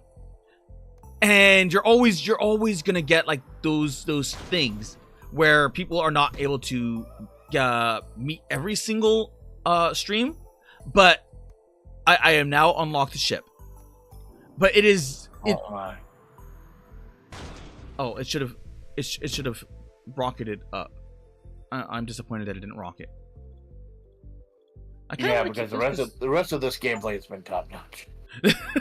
But yeah, like Jinx, he's a European viewer. He's been a homie on most of my Darkest Dungeon streams. Yeah, Jinx. But it's great. Like, the Fire Pro stream I had like a week or so ago, 7 a.m. to like 3 p.m. on a Wednesday, and it did like triple digits or triple the times better than my next best performance stream. So there is a lot of experimenting. There's a lot of trying to figure things out. But I feel like a lot of it is just fucking random also. Like who's willing to show up and who's not. Yeah. It also comes down to, I think, like people wanting to support as well. Like show proper support. I like this blue one. I'm gonna keep that. Let's go with ship. You know, I can see this becoming the addicting because you're just it is just like you click the button. You literally have unlimited pools, or like, well, although if you do run out, you can play that snake game to get more money. I probably should. I skipped everything. You know what? Okay, let's play. Oh my god, there's Portal. Yeah. Now you're thinking with portals. I'm surprised. My rig was able to run Portal once I set everything to potato. I did the whole orange box, and I could do Half-Life 1, Half-Life 2, Portal on potato. Fuck Team Fortress 2 though. That almost broke my fucking computer. But that's some of the content. I never thought it would be interesting for a whole bunch of people to just sit down and watch me play like the first 15 minutes of like 10 different games. But those are some of my better performing streams, and like I fucking love the people who are there to watch it. That's because I have a theory. I don't know if it's true, but I have a theory that it may be because it's a variety stream. So that way you're not just sitting back watching The Witcher all day. like when my streaming heroes, Vinny Vinesauce, he has whole groups of indie games and stuff that he plays in weird games and stuff. And I almost wonder though if part of it is because since I'm playing 10 different games, there are 10 different names of games in the tags. So anyone looking up any one of those might stumble in. Yeah, that also helps. If anything, I would suggest timestamping. Timestamping helps out a lot when it comes to that. Yeah, and I need to go back and add timestamps to everything. Like my karaoke's, I've been really lax about timestamping those also. I need to get back on that. I would not worry about the karaoke's. Only because no one's really gonna go around okay, I want to see this exact song. And like they're probably not gonna do that. If anything, they're probably gonna do it for like specific games. Well, I mean, okay, maybe if you have like that one part where you're like you really hit it, and you're doing like really like you knock something out of the park, or you do something funny, or you do like your version of Pippa the Ripper. Yeah. That I Which can see. happened. Yeah. So that one I can see as timestamping. Yeah, or I think I did Manhattan Meltdown a couple times also. Did you? Yeah. Like one time I did it with Nicole, and then one time I did it. Oh right. Because it's a fucked up song, but it's a fucked up song in a good way. You do get that kind. I have learned. Oh my god, it's so much of a perspective. So even as a little fucking indie one view streamer, I have just learned so much. My third eye has been fucking open to so much. Like even just like in these last 4 or 5 months that I've been doing this, it has just made me change the way I look at everything in this quote unquote industry, man. That's because you start to learn a lot of like the back end stuff. So like even with like all these Fugees, with like the Fugees, you sit there and you look at it like, how in the hell are they doing it? Like this is some sort of like weird space magic, and like no, it's actually really simple. And there's just this mysterious web. I forgot that was the next one. Yep, that is what I was going for. We were doing the animu. I want to see what they do for the animu. Oh, there you go, man. So You get your balls out. I went through all of this like literal trash, just to see what the animu does. Well, and doesn't any good like loot box system give you a fucking sense of progression? Watching those numbers go up. No, it does not give you progression. It says that this is your thing that you're like this is like here's your waifu up here, and like it's gonna cost 80 pools to get this waifu. Can you get this waifu in below 80 pools? And the answer for me is fucking no. I still can't believe that. I legit. I am massively disappointed. It is Well, just. I apologize. I'll try to do better next collab. I was expecting something different, not different colored Dragon Balls. And the thing is, you only get 4 at a time, so you can't even like make a wish. Yeah, you can't even do a 10 pull. Wait, that one has a headband. That one has a Naruto headband. That one has a Naruto headband. Naruto. Well, this game is fucking saved. Naruto headbands on Dragon Ball Z. don't they exist like in the same universe or something though? Like the Jump Stars thing. Like what was it? I think it was some 3D 2D fighter that they put out that had a lot of those big anime characters together, and the cutscenes were really bad and the gameplay was really bad. I mean, like one of those lost opportunities. Technically, they don't. The only one that kind of does is Isekai Quartet, which takes all the Isekai characters and, in essence, isekais them into a world where all of them are in a school. And they all interact with one another. So technically, that is theoretically canon, where they're interacting with the same. Because in Isekai Quartet, you will find things that are like lore specific things. Like because then you get like a good metric of what things are. Right. So they know that Aqua from Konosuba is powerful enough, if she wasn't so damn brain dead, that she theoretically could turn undead on Ain's old gown, which is like ridiculously overpowered undead isekai lich. But the only thing is that she's really, really stupid. She's really stupid. Right. I am at.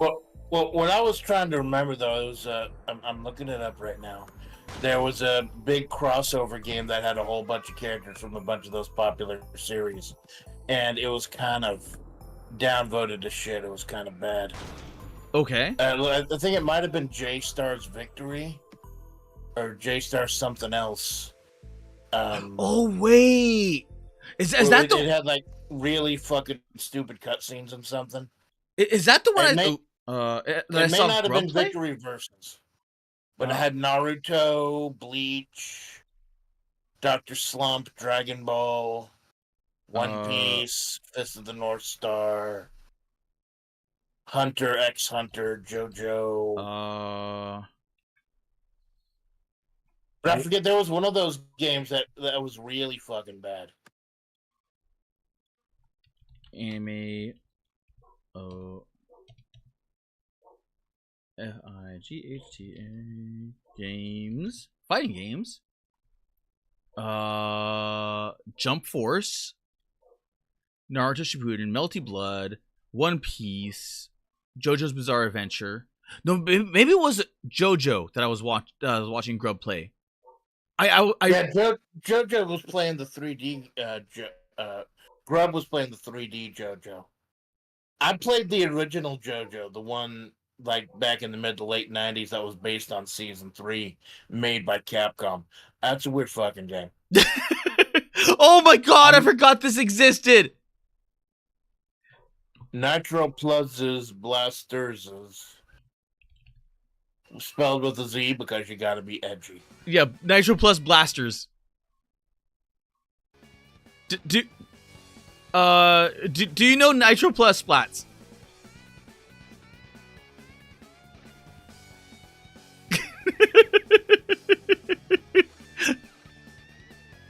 Splats? Hello? Oh no, did you die again? Did you die? Splats! Splats! Splats!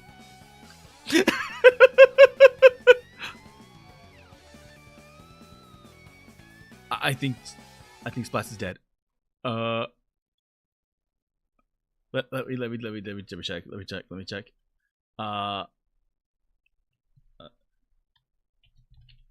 Splats! Splats!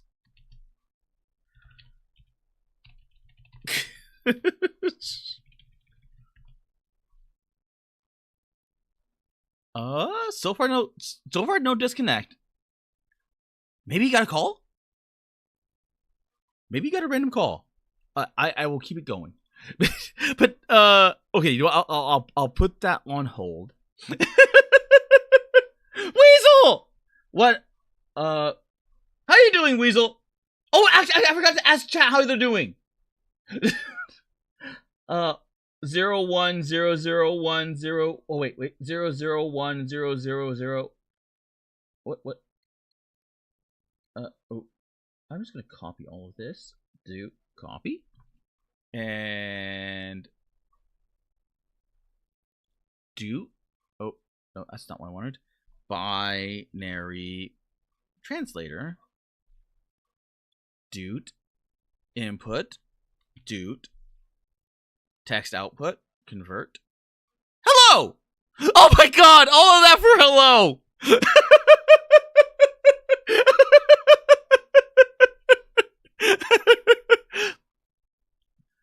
Will a... I'm back on the fucking phone. I'm tired of it.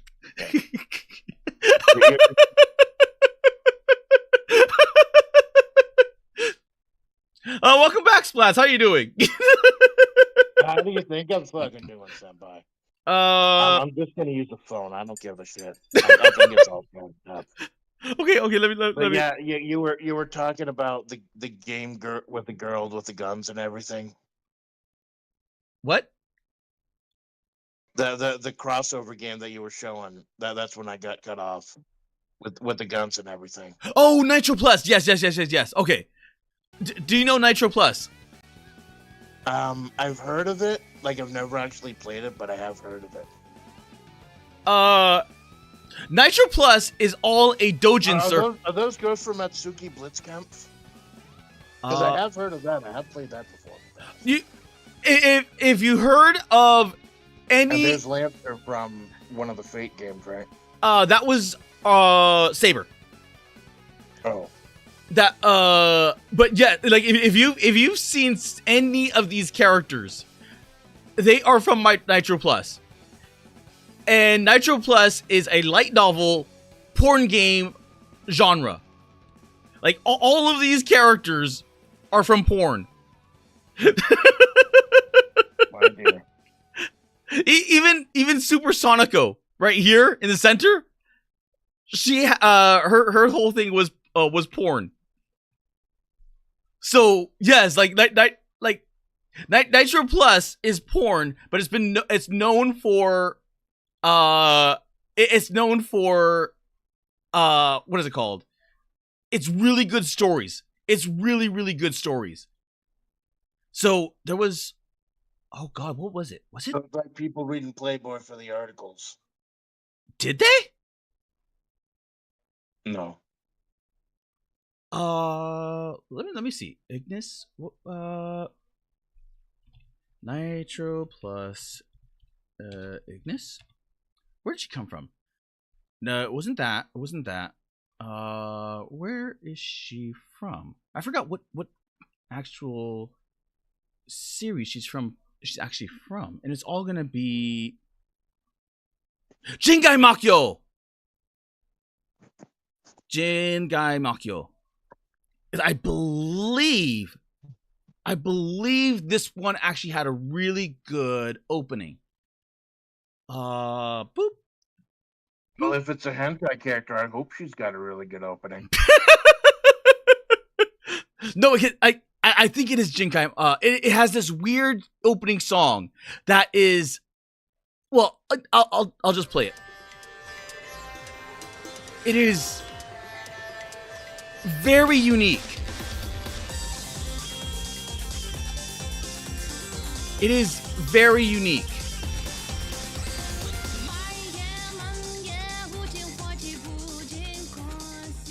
Oh.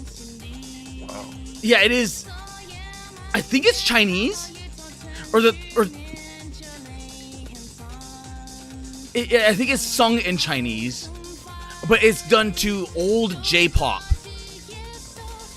It's weird. It is super duper weird.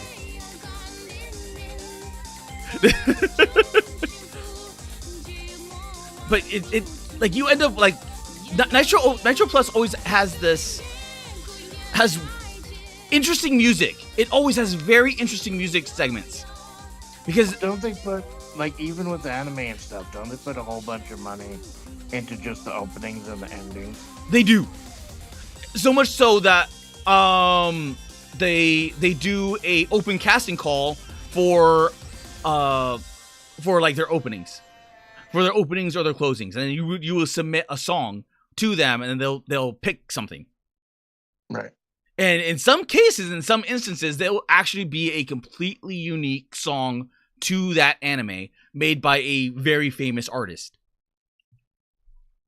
Well, Mori's done that a couple times, didn't she? Didn't she write something for One Piece? She wrote something for One Piece. No, wait, did she? No, wait. She did do an intro for one of the One Pieces. Mori. Was it One Piece? Because I know Ado did. Yeah, I remember she did a whole 3D concert, and she looked like she was drawn like a One Piece character. Oh, right. And it looked really fucking weird because these characters aren't supposed to be in 3D. You're right. I remember that. Okay, yeah. It was. Oh man. Oh, Calliope Mori. Like Hell 6 or something. One Piece. Yeah. I remember now. I completely forgot about it because it was just like this one. It was nowhere near as big as like Otto, because Otto did the whole song for one of the movies, because she did so many songs in that One Piece movie. So Otto One Piece, and she had like just like she had all of these songs. And they're all really good. The only one that I know of was Mori Calliope's Go Getters from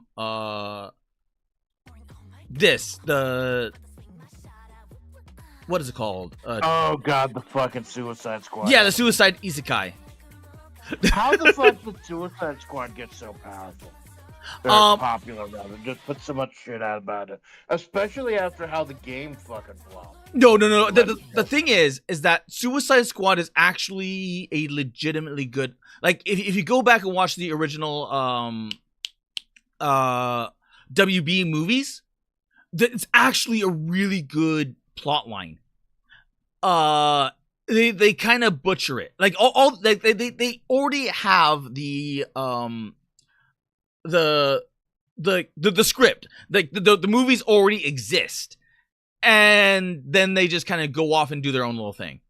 Like, right. They completely ignore it. But the reason why the Suicide Squad is here is that you would get really cool characters or unique characters, and then you would get them put into like they're probably gonna die kind of situation. and it like right there, like Harley Quinn. Harley Quinn is a big seller. The Joker is another seller, and that is what sells like the Suicide Squad. But every now and again, you get other replacement characters that are in there. But unlike like let's say the Justice League or whatnot, the characters don't the characters in Suicide Squad actually die.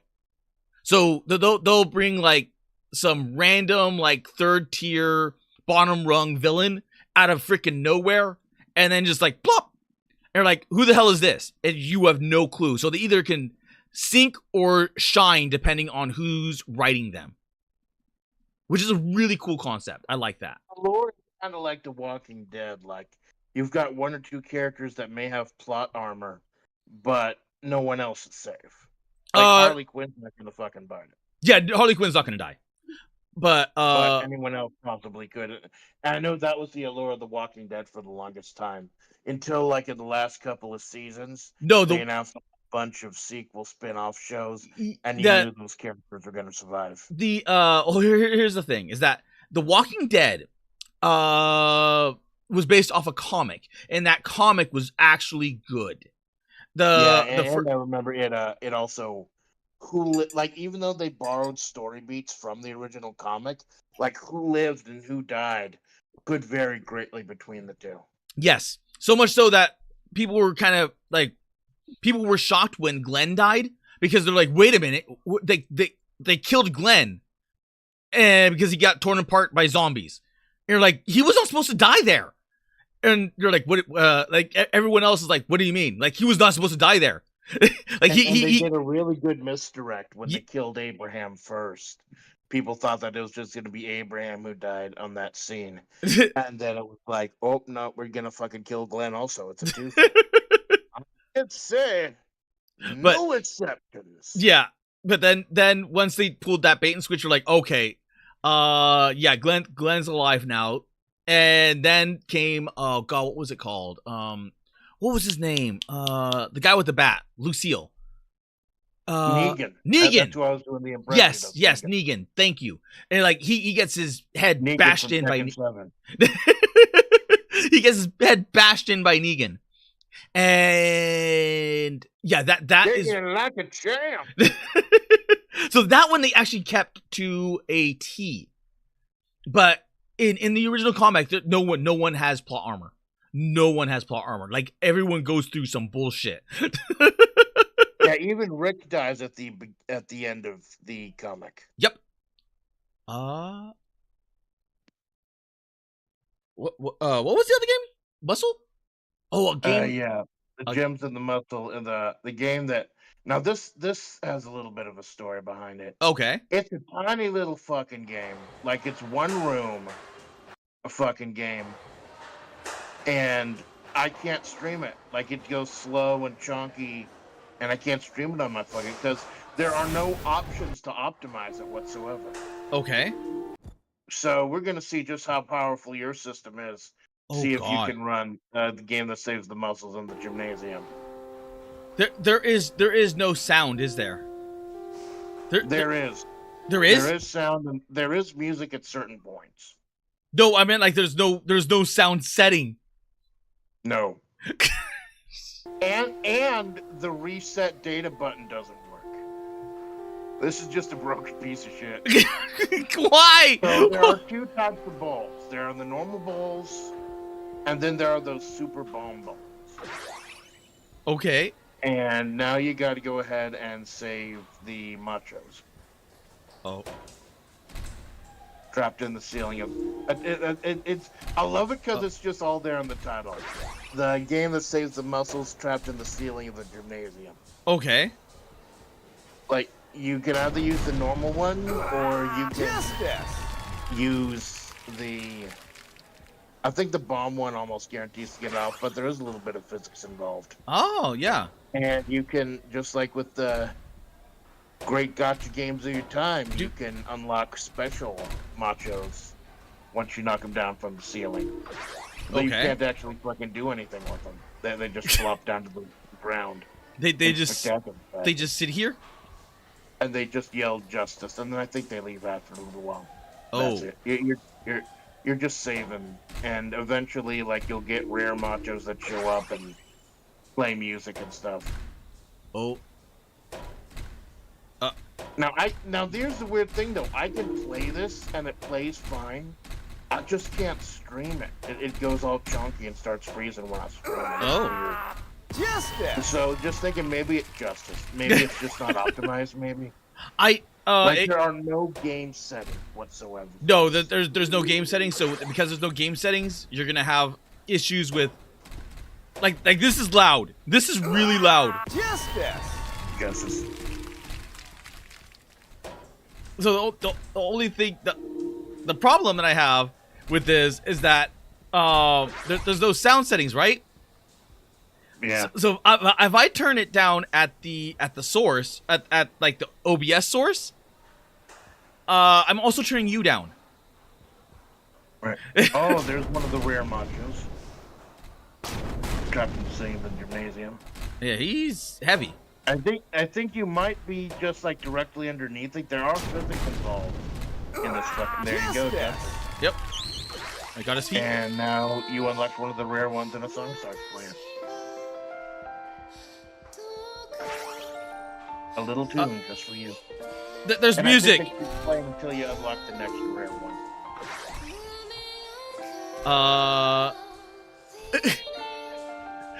Why is music playing? Because you unlocked one of the rare machos, Captain Save in Gymnasium. It- There are like 9 or 10 different ones, and you get a Chivo. It's gotcha. That's why I got you this game. It's gotcha. In the feeling of the Gymnasium, and your gotcha is the machos. Save the muscles. Okay. Justice. So this goes on forever. Oh, it actually does go on forever. Pretty much, yeah. There's no there's like a bounty mode or something where justice, where you can I think it's how fast you can save 100 or something. But essentially, you're just whipping balls and justice. And it's just that's for. But like I said, the weird thing though is that it plays fine when I'm playing it on my own, alone, with the door locked. But I can't stream it. It just goes too chunky. Bro didn't. My balls turned silver. Now I got a gaming you macho. get, like the bomb ones. There's no escape. Now there's a green one. Yep. We got the Hulk. Oh. The Hulk's gonna be a little harder to dislodge. I got him. Justice. And now you get a new little song. Rescue the I don't green know macho. if any of these are gonna fucking DMCA you, but I figured we'd put that together. Well, we might as well just watch all the things. Okay, all the things. One of these days, I hope to stream all the things. all the things are nice. All the Yeah. things, all the games, every game, everywhere, or whatever it's called. Yeah, except for Gollum. Gollum on sale for like $4 or something. Like a whole bunch of the new wave of Steam sales is going on. Oh yeah. Square has some on sale. I also did buy Tara a copy of The Quiet Man for like $3, but that wouldn't even be weird good or bad good like the games I got. That would just be straight up bad. Okay. Like I don't think it would actually be entertaining. It's a beat 'em up, but you don't. But you play a deaf character, so. Oh it's right, got that's what I was gonna look actual- up. Yeah, it's got it's got actual cutscenes. What was it called again? Live action cut. The Quiet Man. The Quiet Man. Quiet. And since I didn't buy it for you, I'll fucking spoil it for you. You're deaf, so you don't get to hear anything at all in the game. So the reason they did this was they said that it was an artistic choice. Since you're playing a deaf character, you would not be able to read anything, so you'd not be able to understand anything. And they said that not being able to hear anything in the game was an artistic choice. How the hell do you spell Quiet Man? Then a day later, they added New Game Plus, New. and you can hear everything. So, Why? fuck the artistic merit, right? Plus, supposedly, like the fighting system is actually cryptic as hell, which is bad for a beat 'em up. I mean, I do get that, like they were trying to recapture the classic FMV games of like mid to late '90s, but a lot of those weren't good in terms of gameplay either. Okay. Do I hate it mostly when that happens. negative. I'm like, yes, it's negative. Mostly negative, yep. And even if you are really trying to follow the story from the deaf guy's perspective, the second playthrough, not to spoil anything for anyone who wants to pay $30 for this shit, they intentionally hide a very, very important piece of information from you that they only reveal to you in New Game Plus. So even if you're even if you are deaf and you're somehow able to follow the story, like they fuck with you. Huh. That sounds like what Enix put their name on it. I think that sounds like what I forgot what game it was, but I heard really bad reviews from it. Like the beginning is really good. It was like some noir murder thing, and they have you going throughout like who is the murderer, and then they just like go like all the evidence is pointing to this one person, but because the video game itself is very political, let's put it that way, they are not making that person that where all the evidence is pointing to the bad guy because politics. So they do a complete Uno reverse card and say it's this person over here, even though none of the evidence lines up. Like that, none of it makes sense. That's fucking weird. Yeah, it is. It's really weird. Do you remember the name of the game? Is it all just? Is it all real time? Oh no, there actually is a game. It's all in real time.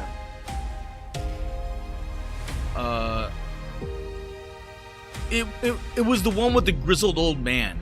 He looks like a crack addict. Disco Elysium? Or maybe it was Disco Elysium. Disco. Yeah, this one. Because they said I heard it was like one of the best games of the year when it came out. Yeah, because everything that I heard from it is that it's really, really good up into the point where you get to the end. Because everything is cohesive. Because you're actually sitting there wondering who actually is the murderer. And it's really, really good. And then it just pulls a bait and switch at the very, very end. So it just like what? And what there are people that went and did like multiple playthroughs of this, and they're like there is no evidence. There is no evidence pointing to this guy that actually did it, because all the evidence is there pointing to the one chick. Right. And but yeah, it's this game, which is sad when you think about it, because it's like it's a really good game up until the point where they pull that. Right. Well, that's a shame too, man, because I've heard so much good about it. Like there's like a lot of different options you can choose, like building your character and everything. Yeah, I mean, I like I said, I've heard nothing but good things up until that point. Like Right. if you could toss aside that one, like if you're going through and you're going through it like a visual novel, then it's probably not bad. But if you're going through and trying to actually solve it, then it probably is bad, because nothing there points to that. Well, you get kind of that conundrum as well when you get to like some of the more. This is going to be a weird line to draw, but with some classic professional wrestling matches, like if the match is amazing, doesn't matter at the end if the wrong guy won, or if the ending is bad. And there are a lot of people who say it is, and a lot of people who say it's not. Like the ending is just part of the package, but admittedly, it is a pretty massive part. Oh, okay. Like, what was it? Azura's Wrath, I think it was. Oh yeah, Ashura's Wrath. Yeah, where you actually had to buy the real ending. Yeah, it's the quick time the game. That infuriated a lot of fucking people that would actually buy the real ending. And supposedly that game ended up getting pretty weird also.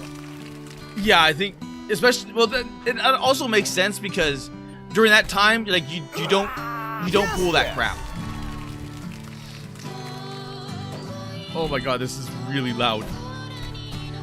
Like Like I'm sure if there was an option to turn down the FPS or the frame rate or the anti-assailing or something, I'd be able to stream it because it's just one room and just a few objects. Yeah, there's nothing here because I'm streaming it at full. There's a red dude. There's at full quality. So there's like there should be nothing here that prevents you from streaming it. Yeah, it's fucking weird. Oh, I like this So song. it just may not be optimized. I guess. Yeah, it's probably not optimized. It's probably like in that line of like the Japanese jank game. Yeah, I think this is a Japanese game. It's a Japanese game. Only the Japanese have stuff like this weird. It goes in that. Well, except for those odd ones, like that's a big ass head. Yeah, eventually you play along enough and they just start staring at you. You can't actually do anything about it. Oh, They're just looking, and I guess they just like to watch. another silver. I don't know about the lore of the game that saves the muscle comes in the gymnasium. Like, maybe they're the ones who put all the machos up there. I don't fucking know. I have not had the chance. I've been too busy playing BlazBlue Central Fiction. I have not had the chance to go into the lore of the game that catches the muscles. You probably made a better decision. You probably Yeah. made a massive better decision by playing BlazBlue. I made a fucking hilarious decision. I mean, I don't have a problem with this game. I could see it being entertaining because you're just playing a physics game. But Yeah, but eventually, like, the joke wears off. it wears off, yes, and it wears off Even though where you can't they do adjust try the to make it volume. more interesting, giving you a few rare things, but they're kind of far in between. And I can't throw the balls at the guys at them. I literally can't. The game won't allow me. Like they're like all across this, like because it's in the rough area. It still won't let me click over here. Oh my god, it's not. No, it's just not. Oh wow. Oh, that is scary. There actually is like a mass. You know what, Splash? I think that might be it. I think these are all, what is it called? Encompassed in the world. I think they have a large hitbox because I'm actively trying to click. See, I can only go above them. But if I click at them, I can't. If I click around them, I can't. If I click on the ground, I can't. But I can click there. I can click there. So it's like certain areas are off limits entirely. That is weird. I mean, I don't expect a game like this to have the position of a Brazilian drug dealer tray up before the trying to leave midday and I need to close it. But you would expect at least something better than the Macho game. I opened one of the windows to get the name of the fucking game. Yes, The other one. The bit is dead. No, I could legitimately see myself doing this, especially like, 'cause you got this for me like what, $2? $1.99. Yeah. Like I know I sent you 3 games. It looks like I'm a fucking simp for you, but literally together they're just like $6. But I can see myself playing this. Just Gotcha. if nothing more than to get the achievements. Because those achievements add up quickly for Steam. Well, I believe the Chivos here are pretty easy to get. Like, I think you get one for each of the rare machos, and that's about it. Like, I played it for 10 minutes, and I got like 5 of them. Rescue 100 machos. Score of 95,000. Common throw SP balls 100 times more than total. So I think I have almost all the achievements because these are all the missions. You just need to get the PN1 if you remember that game, and then there's like a Sakura one. Okay. Oh yeah, I almost have all the achievements. I just need the golden macho, complete all missions, 100 machos, soccer macho, and the PN. That yeah, you're right. Now you've got a new journey to embark on as a gamer, a true gamer. Wait a minute. You only got the PN? Or there's no way. I gave up on it shortly after. No, I got like 4 or 5 of them, but I kind of gave up on it after I found out I couldn't stream it because that was going to be the whole fucking bit. Yeah. The whole bit about saying the entire name of the game every single time I bring it up. A game saves the muscles on the ceiling of the gymnasium. Okay. But if I can't stream it, there's not much of a point. I mean, come on. I mean, it's interesting. Like I said, it's weird that I can actually play it, and I might have to try it again because recently it's helped a little bit. I've started running OBS as an administrator. Like if you right-click run an administrator, that seems to help relocate more assets to it. That seems to help out some. Oh, what it does is it sets priority to because when you run it as administrator, it sets priority to the top. So if you press Control Alt Delete and go through your what is it called your processes, Task manager. yeah your task manager, and you go through all your processes, you can actually start to list priorities on there. So listing certain priorities helps out a lot. Yeah, because I always have Task Manager running and I have it set up so I can see what like the top 3 items are. Like right now, I'm looking at as far as 100% memory goes. I kept VMagic Mirror open for some reason. I probably need to close that. I got Brave Browser running multiple instances, and Plastic Duck Simulator seems to be running the most of it. Yeah, trust me, I know about Brave tabs. I wonder why it does that, honestly. Why it does what? The Brave? Like I've got 4 or 5 windows open right now, Okay. but in Task Manager it says I've got 11 open. Do you have Google operating? No, I closed Edge and everything, just Brave browser. Probably other processes or something. Maybe you have something running in the background for it that's linked to it. Like, if you have, like, do you have any streams, what is it called? Queued up? Oh yeah, I've got like I'm not sure. I'm done with that shit right now. I'm just doing it from my fucking phone, and I don't give a shit. But I do have 3 streams in the chamber right now. I've got fuck, what was it? Bringing it up right now. Yeah, that's probably it.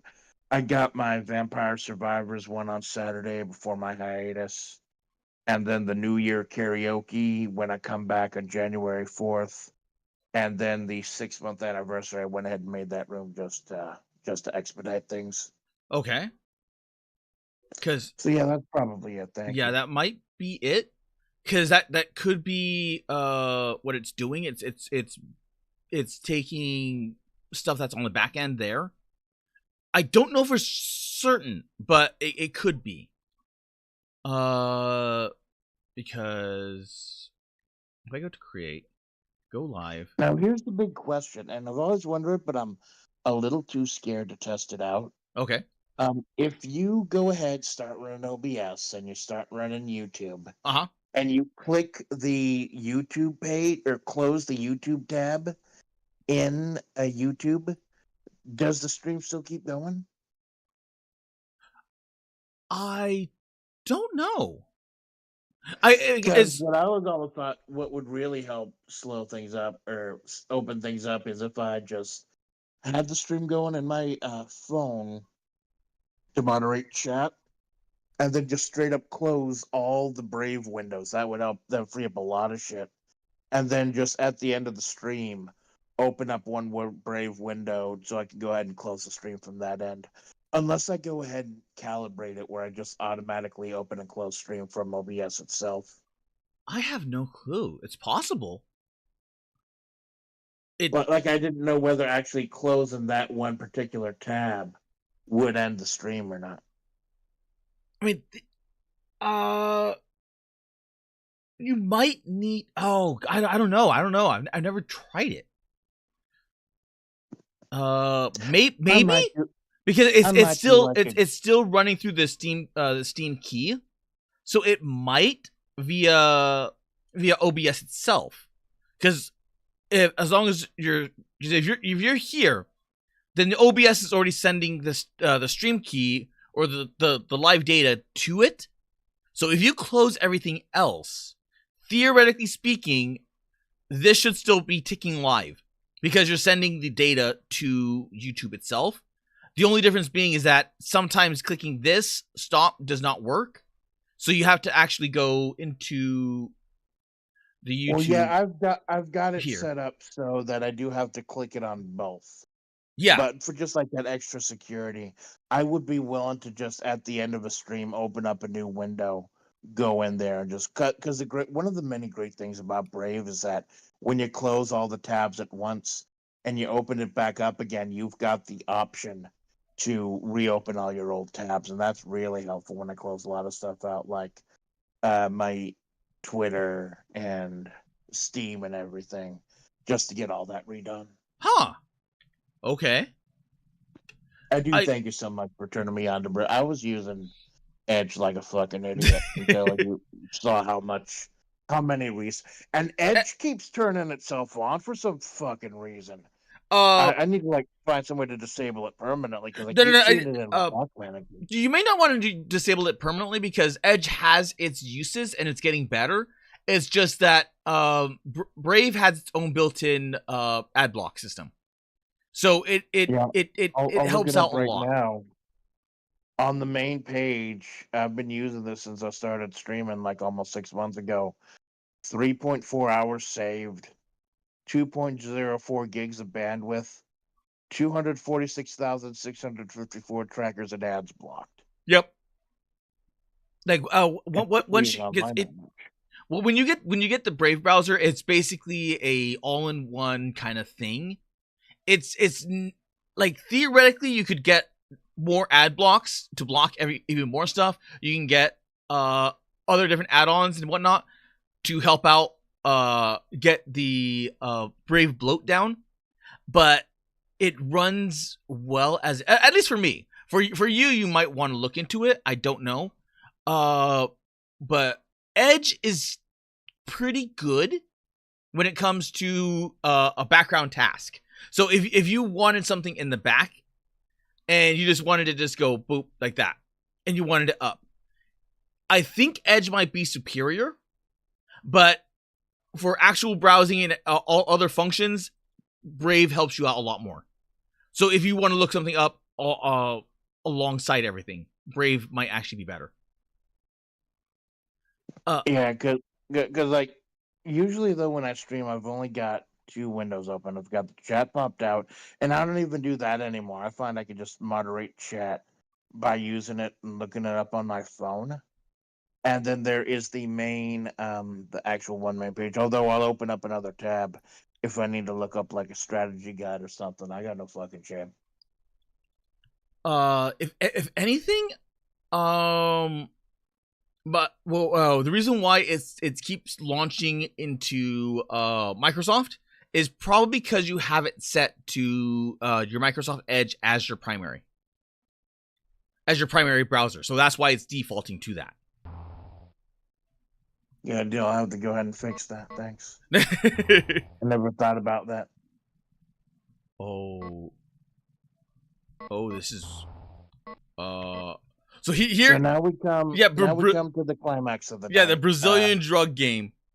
Brazilian Drug Dealer 3. I opened a portal to hell in the favela, trying to revive mid. I need to close it.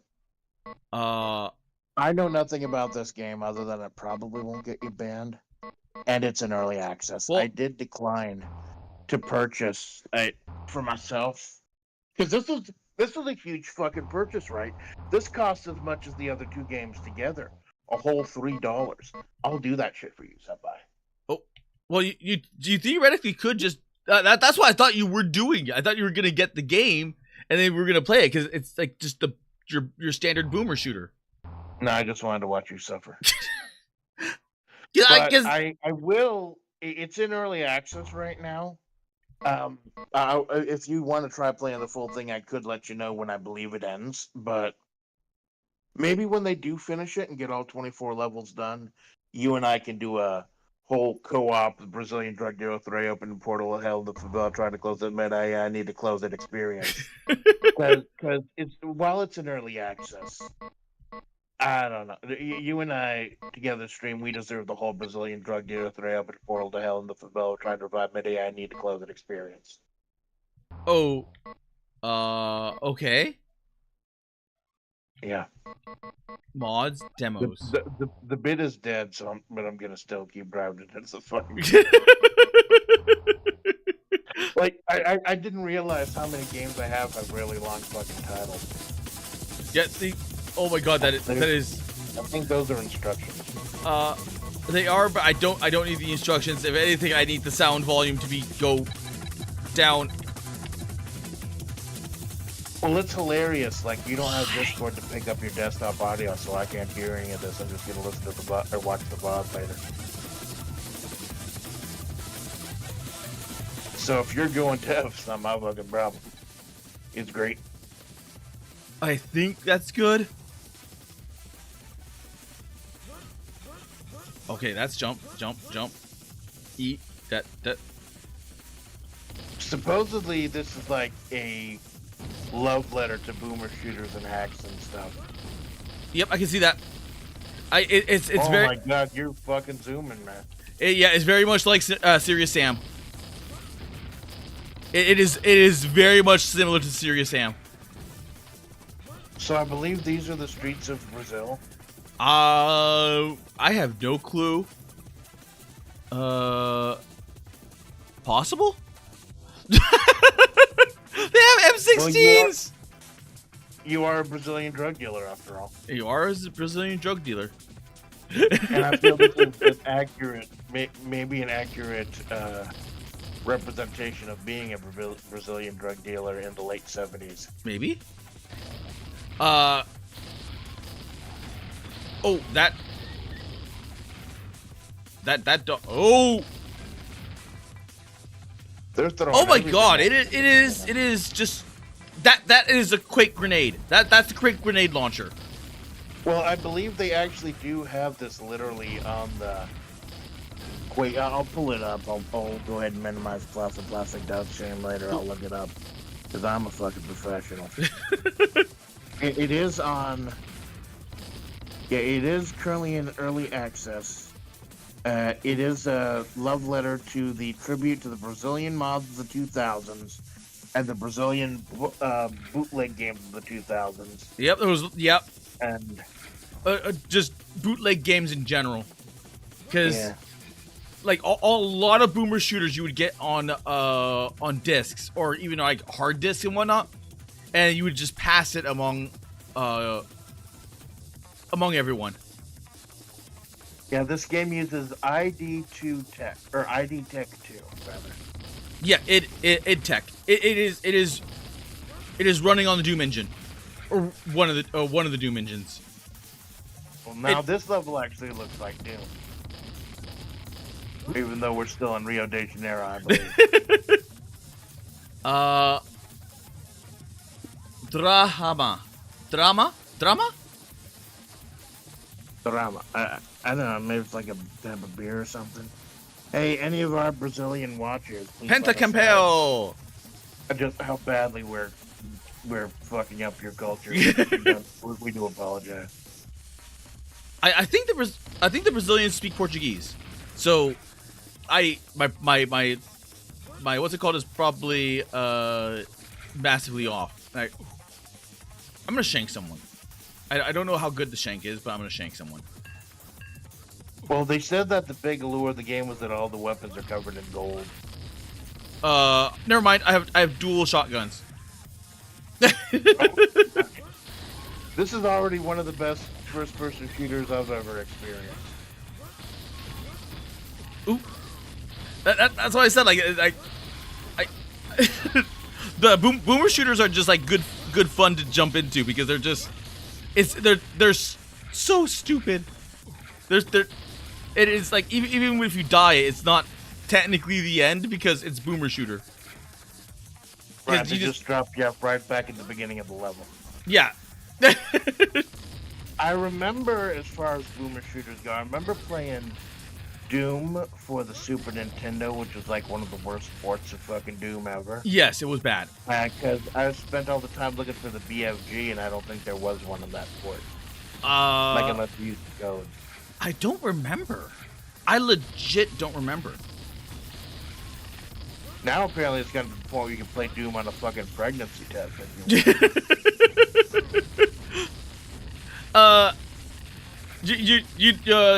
you know Nikke?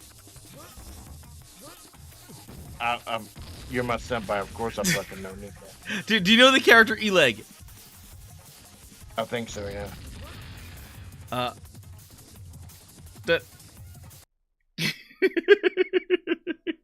She is in love with the Boom guy. Technically the Doom guy. She's also known as Egg. So she's been known to put Doom on everything. Just literally put Doom on everything. What are you up to? She'll put it on the shower, she'll put it on phones, she'll put it on there is one meme where she slaps her ass and it starts playing Doom music. Everyone likes the egg. Everyone likes the egg. And this is just they modded Doom, didn't they? They modded Doom into they modded Egg into Doom Eternal, didn't they? Absent a catastrophic failure, we should be fine. The modding community keeping the classics alive. But yes, second-tier mods, they do have their place, of course. Although I know some people are trying to be more careful about those. Like, what was it, Street Fighter 6 recently? Not recently, but they had a tournament where they were streaming it online, and one of the guys who was streaming their end of the tournament forgot to turn off the nude mod of Chun-Li. oh yeah, I saw that. And he had to fucking immediately backtrack it. That was horrible. It was amazing, but it was It was horrible. funny. It was funny as all hell. I love it. I love it with that. He paid the fucking price. It's not quite the what is it called? The Italian Senate Tifa, but you know that wasn't modding anything. No, that was not modding anything. Showing a pre-existing video. But that tells you something, right? Like that's got to be that guy's Oshi, because Final Fantasy VII is old. It's an old game. Yeah, it's so fucking old. Like, I believe there is a SquareSoft deal going on right now. You can get the OG vanilla one for like $5. Are you serious? Yeah, I was talking about it in the Discord earlier. Oh shit! I must have missed that. I'm not gonna bring it up because I'm still looking up Brazilian Drug Dealer 3 up the Portland Helm. I'll try to move 5, but I need to close it. Just give me my own. Go ahead and because there is a Capcom deal going on. Is it a good deal? Some really good, yeah. Like some games are like 50 to 60, 80% off. But the ones I wanted, the pixel remasters of 4 and 6, they're still kind of expensive. These motherfuckers put the cross upside down. Well, you are opening up a portal to hell. Dude, I like these pistols. I like these pistols a lot. Well, yeah, you got a lot of options, and I believe they're all covered in gold. If anything, I probably should switch to the shotgun because I have a lot more of the ammo of the shotgun. Oop. Oop. Oh my god, there's armor. But yeah, like Live Alive is on sale. Live I Alive? played that, like a fan translation of that back in the day. That was real fucking good. Okay. It's like, it's really interesting. Live Alive is like 7 different mini RPGs from 7 different time periods, and each of them have slightly different gameplay. Like, you've got a modern day wrestler that's nothing but fighting scenes. You got a cowboy who's looking for traps to take out the local gang. You've got a near future guy doing like kaiju stuff. You got a far future guy doing space horror stuff. It's 7 like small RPGs in one, and then an 8th one that plays at the end that ties them all together in a really fascinating way. Yeah, Live Alive. I would definitely recommend checking it out if you want a lot of bite-sized anime or bite-sized RPGs. And it's like 60% off now. It's only $19.99. Okay. Let me check that out. You said Live a Life or Live Alive? Livealive. Oh. And it's a full remake too, not just not just a port.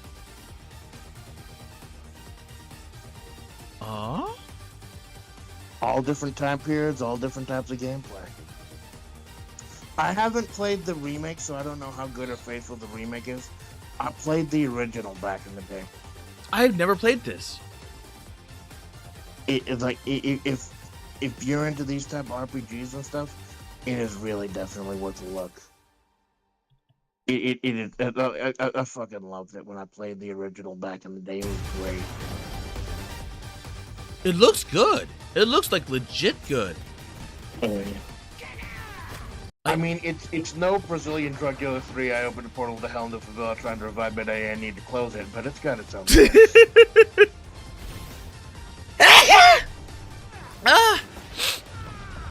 You're right. We're unstoppable. I have allergies. They've been Oh, God. for some reason they've been getting worse. You know Well, what? I actually had to set an alarm every morning just to remind myself to take my 24-hour allergy pill. It's been getting that fucking bad. Yeah, I probably I'm getting at that point where I probably should take allergy medicine, but I kind of don't want to take the meds. Yeah, there are just so many options right now. You don't know what is good for you. Like, and then you also see the name brands, the generics, and like, why are the generics so much cheaper? And like, is it worth it? Or there are so many fucking, like, I tell you, I go to the Desert Walmart and do a lot of my shopping. And they have generic brands for almost everything out there. They got the Great Value, they got the And One, they got the Home Goods, they got the George. They got a whole, like, I think they do it so you don't realize consciously that you're buying a generic brand. So they have a whole bunch of generic brands. Yeah, But they got the Equate Medical as well. And that's what I've been trying to do since, like, money's becoming a lot tighter these days. I'm just trying to be a much smarter consumer. Oh, I've always been the cheap person. If the cheap stuff works, go with the cheap stuff. Yeah. Because there's no point to getting the big expensive stuff. Like 90% of the time, 95% of the time, I do get the generics. There are just a couple products where I can't stand the like the Great Value soda. I found like extremely revolting. Like, I can't drink that shit. Like, they haven't figured that out yet, in my opinion. What? But most of the other stuff is fine. Is the Great Value soda like the dollar soda? Yeah. Yeah. The Great Value is Walmart stuff. Food Oh. brand, food brand. I just And remember. it's also a big running meme where that's just kind of the that's why that's the generic name for any ripoff of anything. Well, sometimes Because the that's what sometimes the Yeah. ripoffs could actually be better than the original as long as they put, work into it. Yeah, a lot of the time, like with stuff like rice or something, you don't even fucking notice. But you only find out what's good and what's not by experiencing it for yourself. Yep. I just know I don't like the value cola because the value cola is horrible. Sometimes you get good value cola and it tastes like just simply watered down Coca-Cola, but then sometimes you get bad cola where it tastes like cough syrup. Yeah, it's like back in the day when the Dollar Tree, if you remember those. Yep, I remember the Dollar Tree. Back when the Dollar Tree was $1. When everything was $1 before Satan's asshole opened up on that fucking store. I don't go there anymore on principle. But they had like 3-liter Stars and Stripes sodas. Oh And yeah, the those Stars and were, Stripes like, sodas. Quite nasty, yeah. Oop. Oop. So there, I think there are quite a few secrets of this game too. Like one of the selling points was if you go back over the game with the rocket boots, you'll find a lot of extras and secret stuff. Yep, I can already see that because I'm already finding really jank stuff that you can climb on that you really should not be able to climb on. I think this is intentionally jank though, and I It think isn't. that's Yeah, why it is it's intentionally jank because it is very fast paced, very very boomer shooter-y.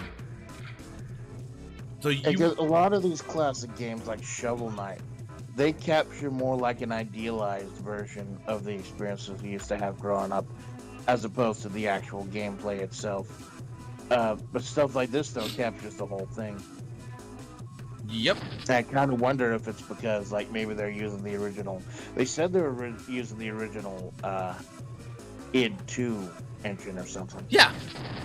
So there is that level of authenticity there too. You're not thinking it in fucking Game Maker or Blender or something. Well, they could make the, theoretically speaking, if you really wanted to, you can make the models in Blender, so you get really high quality models, and then export them out into a different game. Yeah, but then we're not looking for high quality in Brazilian drug deal to reopen photos of trying to drive ready. I need to we're going for that visceral feel. No. I can imagine if they ever had the waifu. In Brazilian, you're gonna have Brazilian Miku. Yeah, the Brazilian Miku. You're gonna have fucking high quality fucking what is it called? Blender style Brazilian Miku, and then the rest of the world is gonna be like this. Because they know their fucking priority. Well, that and they're Brazilian, so or Latino in general, they know their priorities. Latinos know the waifus. Off as much as it did. Like you being little fucking in Burgerland, you sometimes forget how massive a scope the rest of the world is when most of the media you consume is either American or Japanese. Because I'm a fucking weeb. But then you just well, that's because check out what other countries. It's actually kind of fascinating when you open up your horizon. Well, yeah, kinda, yeah, but it makes sense for us because we have more to do with what is it called? Like Japan, we have a closer ties to Japan because obviously, Right. But Just the nature of the medium. yeah, through the nature of everything else, and as well as the 80s, the 90s, and so just that whole thing. But if things went differently, I could see it as there's ah.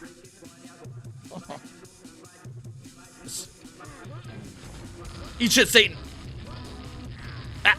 Well, you did open up Portal to Hell trying to revive mid-AM. I'm not surprised something like that got through. Satan's dead. I think now you have to go to hell. So this game does obviously borrow a lot from Doom. Turns out Iron Mouse is a man, and now Iron Mouse is dead. 0-7. She had it coming. End of level. Oh my god, they even have the freaking what are those glasses? Those distinct aviator glasses. There were three secrets in this. Is that a Yeah, I think there is a transportation level where you got to ride down the street or something, like I guess, rail shooter, for the lack of a better Yeah, it term. is literally a rail shooter. Because you've technically got some freedom to move around. Okay, I can continue down the rail shooter, or I can just walk around. Was that a golden toilet? It was something. I don't know what it was, but it's definitely something. Oh, it's come back around. I don't think. Yeah, the objectives aren't too clear, but I'm sure you'll figure it out. No, that's boomer shooters in general. Oh. I think that's why they had you right on the bus, because the floor is lava. Well, the floor is shit. Same difference. I very much. Oh, I'm gonna die from freaking. Oh. Yeah, I don't think that's lava. I think that's shit. You're gonna die from the poop in the street. I'm gonna die from the poop in the what's it called? Where are my pistols? Was it 5, 6? No. Oh, did they get? Oh, 1, 2, 3. There you go. They removed my pistols. Oh, not enough. Oh, if I don't have the ammo for it, then it removes the weapon entirely. Yeah, well, at least you still got the double shotguns. Oh, they keep refilling me. Pretty much any game needs a double shot. Like, Buckshot Roulette would be nice with a double shot. Buckshot Roulette, did you hear they updated that recently? Yeah, I saw that they updated it. I don't know what they updated. Matchmaking. Did what now? They added matchmaking. Oh! Like, you don't have to make private rooms to play anymore. You can actually go on and find it. Because I think there was the point where they just had people trying to make games over the Buckshot Roulette Discord. Oh. Now you can actually get into the matchmaking. Okay. And blow anyone's brains out. I was thinking of trying that later tonight, actually, since I found that hack, quote-unquote hack, to actually make it where I can record my end. Oh, like, right. The what's it called? OpenGL. Yeah. Because it looks like the problem was, like, it uses its own rendering software. So I just used a couple of lines that forced it to open on OpenGL. And there are, like, a couple of graphical things, like it doesn't turn black and white when you die. But other than that, it's actually good enough that I was able to stream those collabs with, like, you and Storin and Temp and DeadMac and... With all the people. Yeah. That's a hell of a fucking game, because once you get past the initial shock of unheroing being an important mechanic, it really is a game of chance and probability. It really does, yes. Because I had questions about how the score worked. The score? I don't Oh, know yeah, the if score. this is the way that it works in multiplayer, but I did read in the original game, the one-on-one game, okay. You lose dollars for drinking beer or smoking cigarettes. Oh! That makes a lot of sense. So all this time when you were just like getting rid of all your bad items, you were cursing yourself. Possibly. but it's still not enough. So, like, if you win 2 rounds, you're gonna win the whole thing, and if you win the 3rd round, usually you win. So I'm pretty sure it's new enough. They're still tweaking it, but that does make me excited for trying it again another time. Well, no, it's probably not enough, but it's probably just enough that, you know, it's probably just enough to where it pushes that over the edge. Like that right. Tiny little hair difficulty. We've got that common occurrence that all 3 people, or 3 different people, win 1 round, and you can't just overwhelm someone with money. Those little bits can really add up. Yeah. And it is like, once you get past the nondescript Easter block graphics and everything, there is really a complex game of numbers in there. There is. I legitimately do like the game, because it's just fun. It's legitimately just fun. And I feel like a lot of the AAA developers and everything kind of just forget about that shit. Just make it a simple game that's fun to play. Like Tetris back in the day, how fucking addictive that was. Or the Suika game that was around for a hot minute. Oh. And just like spending, like, graphics are fine. Yeah, graphics are good. But you're not going to get the kind of quality gameplay of like a Tetris or a Suika game or a Brazilian drug dealer 3 up in the corner of the hell villain trying to revive me. I need to close it. Unless you've got the heart max gameplay itself. Oh my god, this got so loud. Well, I believe that they did say that there was a rave.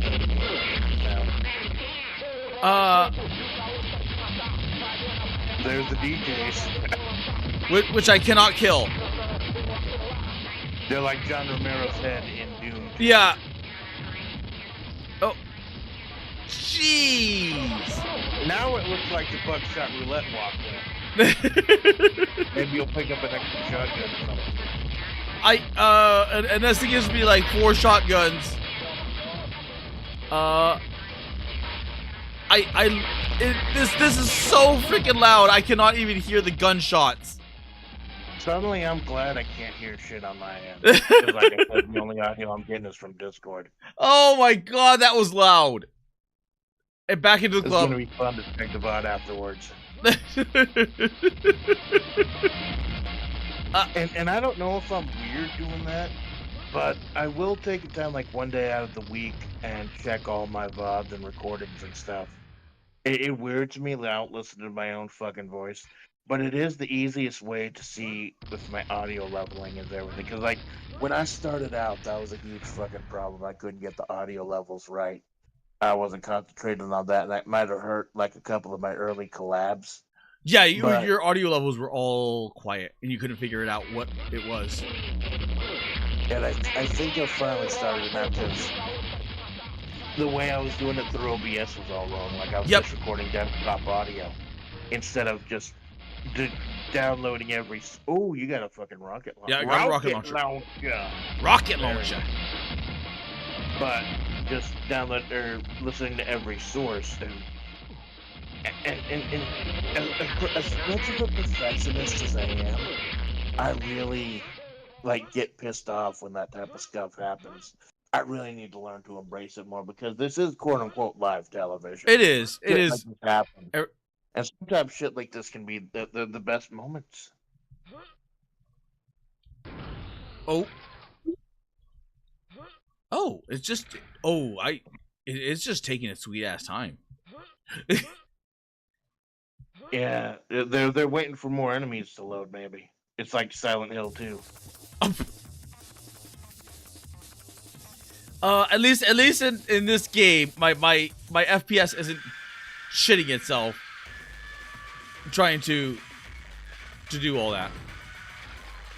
Well, there you go. Boom. Like Silent Hill. in Silent Hill 2, it was bad. It was so bad. Well, there you go. It's the official word from Karl Malone. Silent Hill 2 remake is not nearly half the game that Brazilian drug dealer 3 opened the portal to hell in the Favela. I'm trying to admit I need to close it. You know what? I stand corrected. You stand on the road.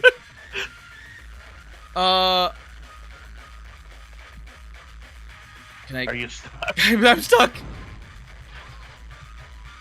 Can you jump? Or? I cannot jump. I cannot crouch. I cannot slide. I cannot shift, chamois.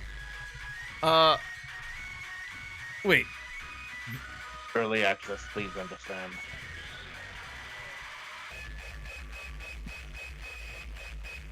Oh my god! What? No clip works. No clip works. Well, they said they did make this on the original hardware. Like the original id 2. But So I'm still, not surprised if- no clip works. I am pleasantly surprised by that. I'm happy and pleasantly surprised by that. See, now when you're done with the game, you can use that sequence break and explore Explore the maps. Yep. The secrets and get the full true experience that is Brazilian drug deal through open portal and held in real time to run midday and move to close it. now I kind of wish I didn't shoot myself with a rocket. It used 3 or 4 rockets. You hear that, kids? Don't shoot yourself. It's not worth it. There's always something to live for. Like rockets. Well, no. There's reasons why you would shoot yourself.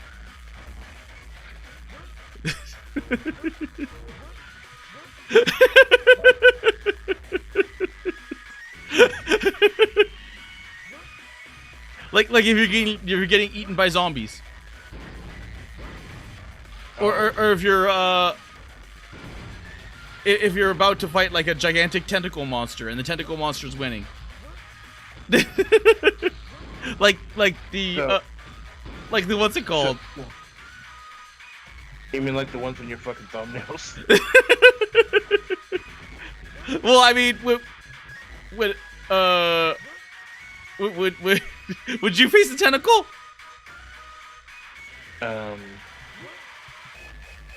You'll have to be a little bit more specific. Like, what is the tentacle attached to? Like, is this like a carrion situation? Where it's just attached to more sludge and everything? Or is it like Ninome Ina, where she's got her tentacle and I'm like, yes, please. Oh. That is a good... Because if it was the Ina... Or is Ina... it like Maniac Mansion, where the tentacle itself is sentient and talks and has aspirations of a rock career? What's Maniac Mansion?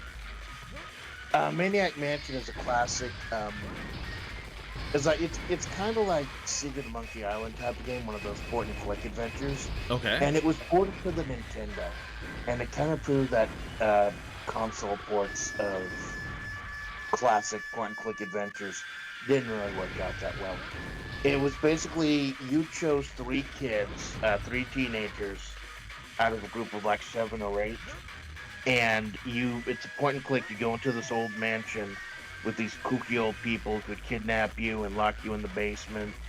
And you had to like find a way to save the world from the sentient rock comet. But the interesting thing was... A sentient rock comet? Sentient comet, yeah. Like it had crashed into next to the house. Okay. But the interesting thing about it was... You always had to play, like, of the 3 kids you choose, you always had to choose the main pro tag. I think it was Dave. But the other kids had different abilities. And how you have to beat the game depends on who you pick. Okay. Although I don't think it's possible to soft lock yourself. There is at least one useless guy. Oh, but okay! You either break out the hero's girlfriend and save her, or destroy the house, or... destroy the pool, like draining the pool, or you could make a rock demo in the tentacle's name and send it away, and he could become a rock star, and then he'll help you out. Or it was great because this was a point and click adventure. What game is this? Maniac Mansion. Look up Maniac Mansion NES. Like, I don't think they have the NES port on Steam. Maniac I'm Mansion. not even sure they have the port period on Steam. Oh, they do. They do. I don't think that's the NES port. Yeah, that's like one of the computer ports. Oh. Okay. But it's essentially the same game. It is quite good. Maniac. And one of the things it was most known for was Nintendo's strict censorship policies at the time. Okay. They somehow got through... Oh, I love this. You Can Win the Video Games. I watch that channel almost religiously. You can beat video games. But there was actually a scene you could blow up a hamster or a gerbil in a microwave. Okay! Everywhere. And this was back during the height of Nintendo's fucking censorship. Yeah, you could do that. They somehow slipped that in. They always have the censorship. Well, it was probably because no one would think to put the hamster in the microwave, so it probably got away that way. Actually, yeah, I believe there is. The hamster belongs to one of the residents of the Maniac Mansion, and seeing it blow up will send him into a rage. And there's the tentacle. who's just listening to rock music and chilling. Oh, is But- that where the Day of the Tentacle came from? Yeah, the Day of the Tentacles sequel, I believe. Oh, Maniac okay. And published themselves. The game was originally Yeah, designed like for I don't think I Commodore ever beat it without a 64 guide, but it was very interesting for what because Evolution what was you didn't get a lot of genre. these computer ports to Nintendo. Although they did get a couple of the King's Quest games, they didn't really translate too well. Used a command Okay. line system Oh my God, it's a 2-hour documentary. look, use, or get Well, it's not a document. You can beat video games as a full 100% walkthrough channel. Oh, So if this is you can beat video games, they go step by step and show you every single step you need to use. And for a point and click adventure, especially one where like all of the kids have different abilities, so the way you beat the game changes on who you pick. okay. So I could be going long after trying to show you how to do everything. Well, that would be useful. Very useful. I was always bad at point and click stuff. I liked the concept of it, like Road Rage, because it had the biker minigame. Road Rage PC. Because it had that old style where like, thing, and You mean Road Rash? it was Road Rash. Yeah. Road Rash. Road. And then Road Rash, they got like a CD port that had a lot of weird artwork and Because Video. I liked going against people, like smashing their heads. No, wait. No. Road Rash is an entirely different game. This is like the combat bike, but without the point and click. Because there was the other one that was the point and click. It had that one biker guy. He had long a long mullet. What was that called? it was a point and click adventure. Yeah, it was a point and click. It was like this, like Road Rash. Where you would end up with enemies going right beside you, and then you would kick them. But it was a point and click adventure. Let's see if I can find it. Uh, Full Throttle. was it Full Throttle? Yeah, Full Throttle, 1995. Yeah, this thing. Thank you, Brave. Because my mom loved point and click adventure. She loved Myst. She loved Monkey Treasure Island. And I would just because she bought the games, I would end up playing them, and I was always bad at them. Because I never understood it. And she had one of these games. And I wanted the combat, because when you look at the thing, there was that distinct combat aspect. And Well, to be fair, even with a lot of the big games, the legendary ones, the solutions can be pretty obtuse. yeah, a lot. Yeah, all the it was all obtuse, and it was just like, why would you even think of that? Right. I could have This sworn one looks pretty damn good. yeah, it does look good, because that it's style. It's very stylized. Because it Like, holds there are up. a couple of what was the Druid one? I think that one looks like this too. The Druid one. That's really really fucked up. The Druid one. Like Day of the Druids or something. Like where at the end the final puzzle is solved by you stabbing your partner. The Druid. Mystery of the Druids? Mystery of the Druids. That's it. You may have seen this image I before, just remember but the it's similar final from puzzle in Mystery. this one is really really That's a fucked up. nice suit you're wearing. Don't humor. I So don't know this finally, one. You have the key to the underground area. At first, it seems The like only but the only this is one the that I best part of the game. legit played through was I Have No Mouth and I Must Scream. Don't talk nonsense. You won't Oh, die. I remember that one. That is a classic, not 'Cause- just in point and click, but in like Yeah, video in game novel and period. everything else. Because I got that one. Well, technically my mom got that one, but I ended up loving that one because it had really dark horror elements to it, but it was just really good. End of it. Yeah, So like it's- supposedly there's even a good ending and a bad ending. Yes. Depending on. Oh, there are Like, there are multiple endings. There let's see. Because there's one where you end up as a monster, like the actual what is it called? I have no mouth. It's kind of a slab of flesh. Yeah, that and that's flesh where the monster. battle comes from. I have no mouth and I must scream. Yeah. Bad ending. But I loved the hate speech. I legitimately loved the hate speech on that one. You might want to rephrase that. But it literally is. It's hate speech. It's You love Ham's soliloquy. Might be a little bit better way to put it. Ham.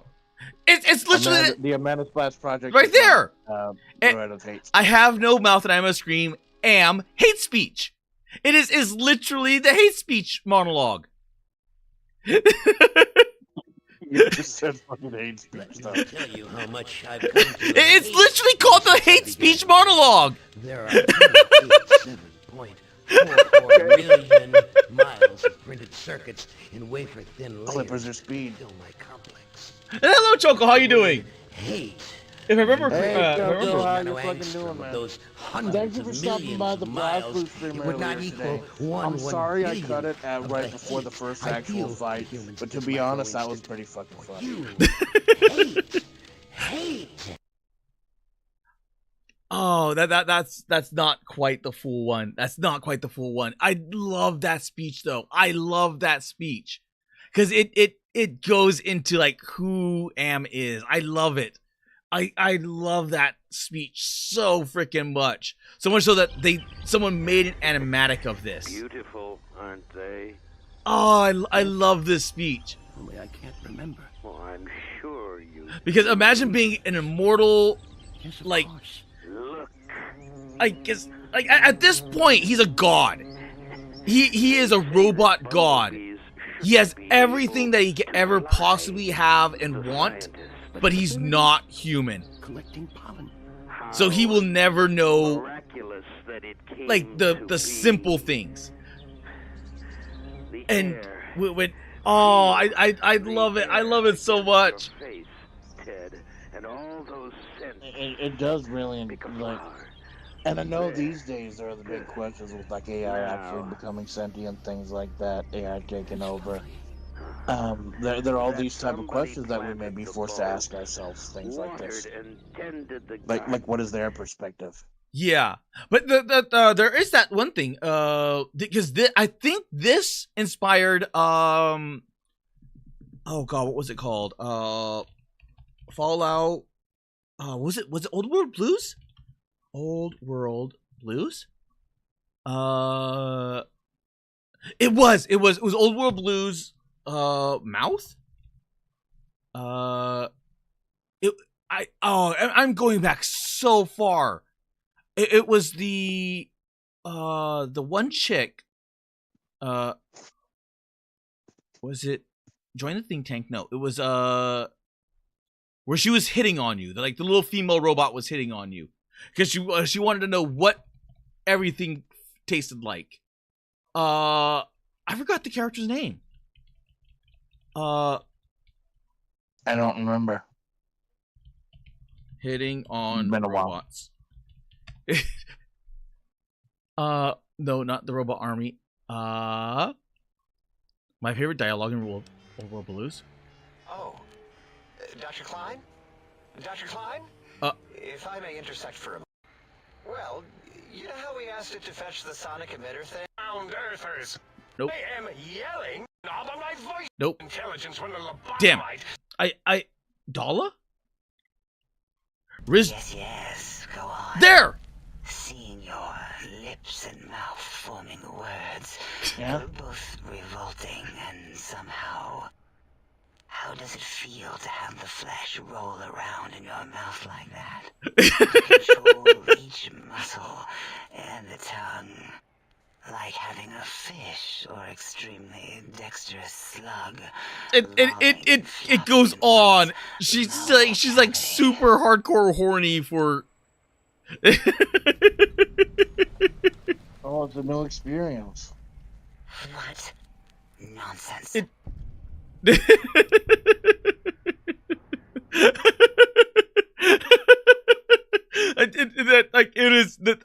I love this DLC. I love this DLC, and it was It's adorable in their own way. it is. But I love that DLC. I love that DLC so much. Blap, blap, blap. Yeah, the only Fallout I bought, I bought Vanilla New Vegas. I haven't bought any of the DLC yet. I was thinking of making that my new Sunday long form stream, although I'm gonna try doing Blah's Blue Central Fiction for a while. That should only take a couple of streams. But Blast Blue? yeah, but after that, I was thinking of, since during the road test stream, I found out I can run Fallout New Vegas. Okay. Just not the opening cutscene. That's the only thing that messed up. Because my system has problems streaming the 3D games, but really old games like that, and I was able to run Jet Set Radio perfectly. Yep. Gesundheit. Thank you. It's all different. Something's optimized or not, something's got a leak or something, and that's why those test streams have been coming in so handy. Finding out that I can run those and actually stream those in full at a later date. It's actually been really fucking nice. Well, that's good. It's not like your big fucking souped up rig that No. My thing is not souped up. My thing is not souped up. Uh-oh.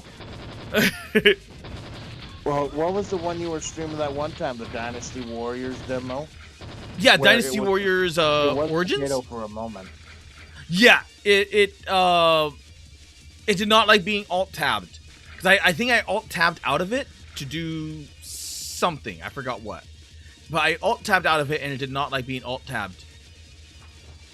Oh! It demanded your full attention. Yeah, it will not be denied. It really did. Salvio elatonos funda kaze, says the big old man on the casting couch. You sure did. Oh, purple light. You know what that means. Purple light. That's some Black Sims culture. I love that they have the M16. I love that they have the M16 because it's a nice homage that the cartels could get their hands on this stuff easily. Well, this is supposed to be an homage to boomer shooters and Brazilian hacks and stuff. And it may make your eyes bleed just a little bit, but I do think it's doing what it set out to do. I mean, if you're used to the boomer shooters, it does not make your eyes bleed. You're kind of used to it, and it's not all those missing textures and everything with the weird little checkerboard. Basically, yes. it has its nice little. If a boomer shooter's done well, it has its own little. It has its character. It has its charm.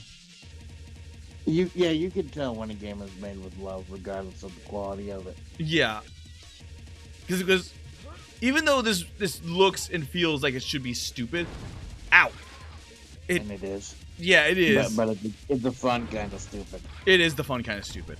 But you can feel the type of love they put in here. Oh, what you do? Jumping on a photo shoot or something? Probably a Brazilian porno. While they still had pornos. That stopped?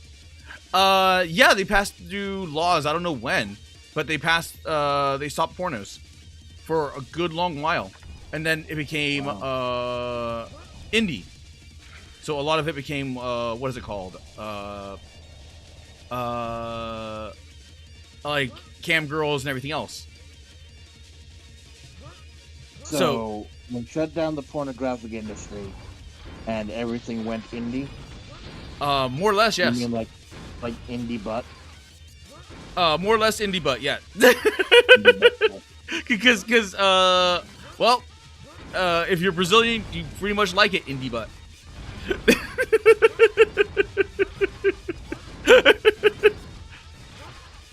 That's what I love about you, Malone. You're so easy to go. Would you die already? Jeez. Yeah, well, you gotta watch out for some of these enemies are fucking bullet sponges. Yeah, some of them are bullet sponges. Oh my god, it's the Joker. It's something. It's like Vala something mag something something something, and that's the end of the level.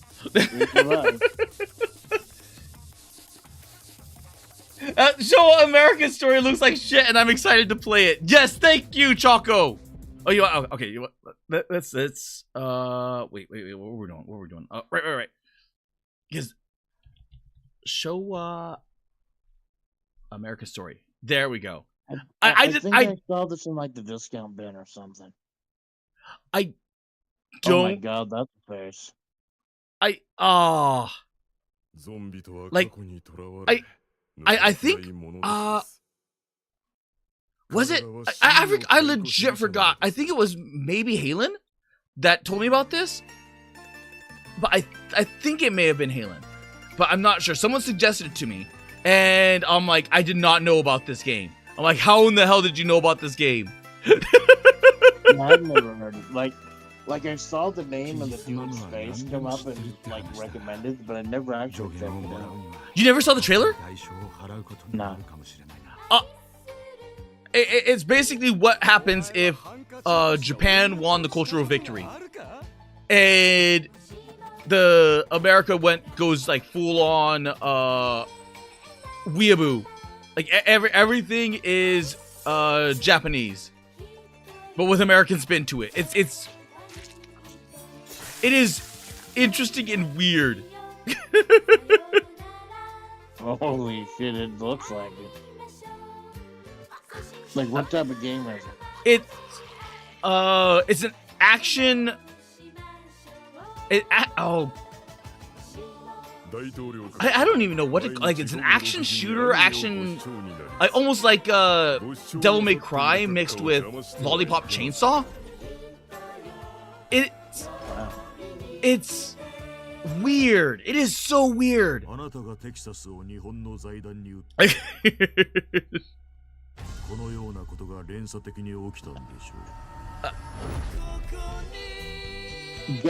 Gex confirmed. And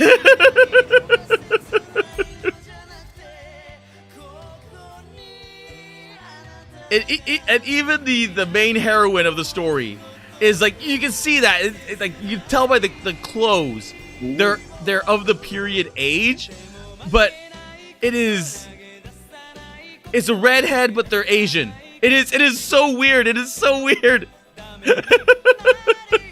I'm getting Yakuza vibes for some reason.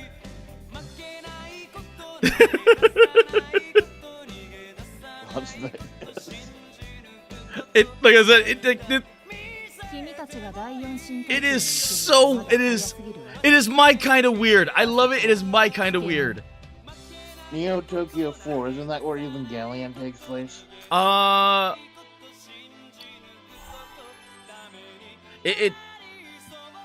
think it takes place in Neo Tokyo, but I don't think there was a 4. But then again, with how the Ava lore goes, there probably is a 4. This is why I said it's like Devil May Cry. Yeah, it's so weird. It is like Devil May Cry meets Lollipop Chainsaw, but there's actual like third-person style combat, like shooter combat, and it's hard to describe it.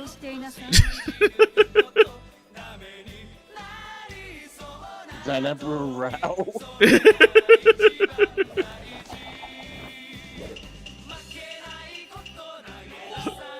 good God, this is fucking amazing.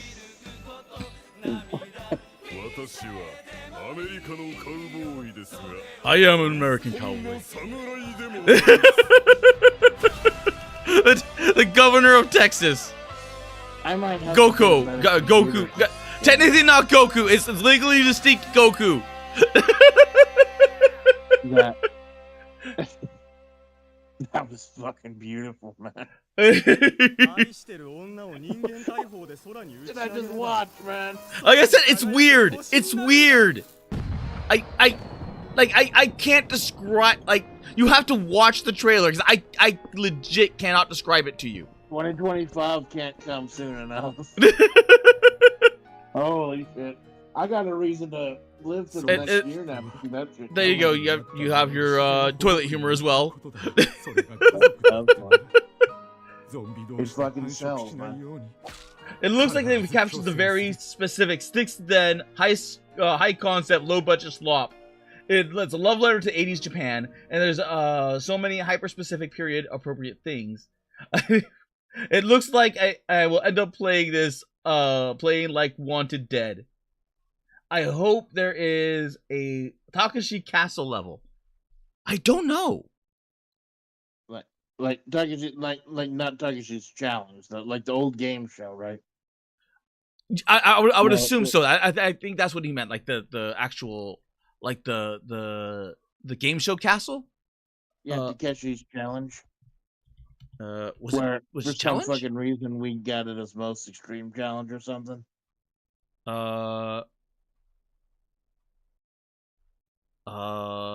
Like it is this. No, he was right. It was Takashi's Castle.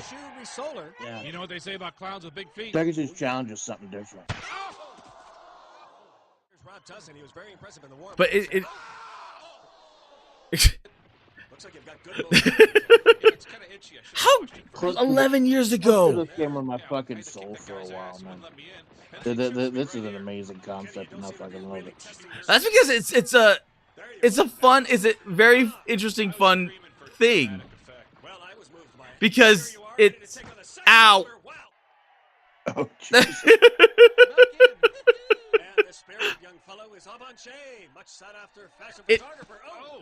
It is actually that didn't count. We're gonna let him get back up there. It reminds I miss these things. I legit miss these things. That this stuff reminds me of like bullshit, like stupid game show bullshit that you would watch, like Nickelodeon Guts, all that other stuff. And then what was it called? What was it called? It was the one with all the like the Olympic style people. American Gladiator. Oh yeah, I remember that game. Or that show, yeah. Yeah. That show was a bit of an awakening for me when it came to muscular women, but that's not because it was just like ordinary dudes, just like your average Joes versus like the big beefy muscly guys. Did you watch the Didn't they end up saying that part of the shows were like scripted or something? They became scripted later on. Did you watch the documentary? I don't think so, no. There's a really good documentary. There is a really, really good documentary. It is on Netflix, but it goes through like how many of them were on drugs, how many of them had like a history. But it was, yeah, it did become scripted for a little bit, but it was like it became TV show where people supposedly get to test their strength against a bunch of hulks. Because it was the whole draw of it was just your average guy, your average dude versus, you know, people that were built like Olympians. Although technically you're not competing against the Olympians. You're just competing against other normal dudes again with the same Olympians as obstacles. Yeah. You're never gonna defeat. It's not like Pros versus Joes. Steel and sex appeal. In a lot of ways, it kind of is, but it was a whole bunch of made up bullshit. It was a whole bunch of made up bullshit to play like the what is it called As an athlete, the gunner thing. What you're willing to do to perform. But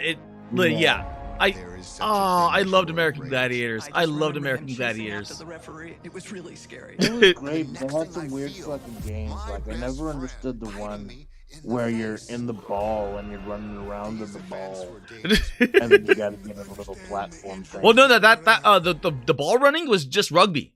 It was just rugby, but you know. No. Atlas. I think it was called Atmosphere. Oh, you mean the gigantic like hamster ball thing? Yeah. Yeah, that thing. It was Atlas because it was like the Atmosphere because it was meant to signify like the what was it called? Atlas holding the ball, but it also could be like what is it called? Oh crap! Now I can't remember his name. What?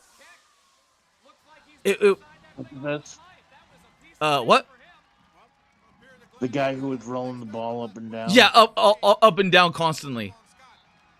Yeah, Sisyphus. Sisyphus, yes. Sisyphus would be Sisyphus would be happy. I took a couple classes in Greek mythology back in the day. Some of it actually stuck with me.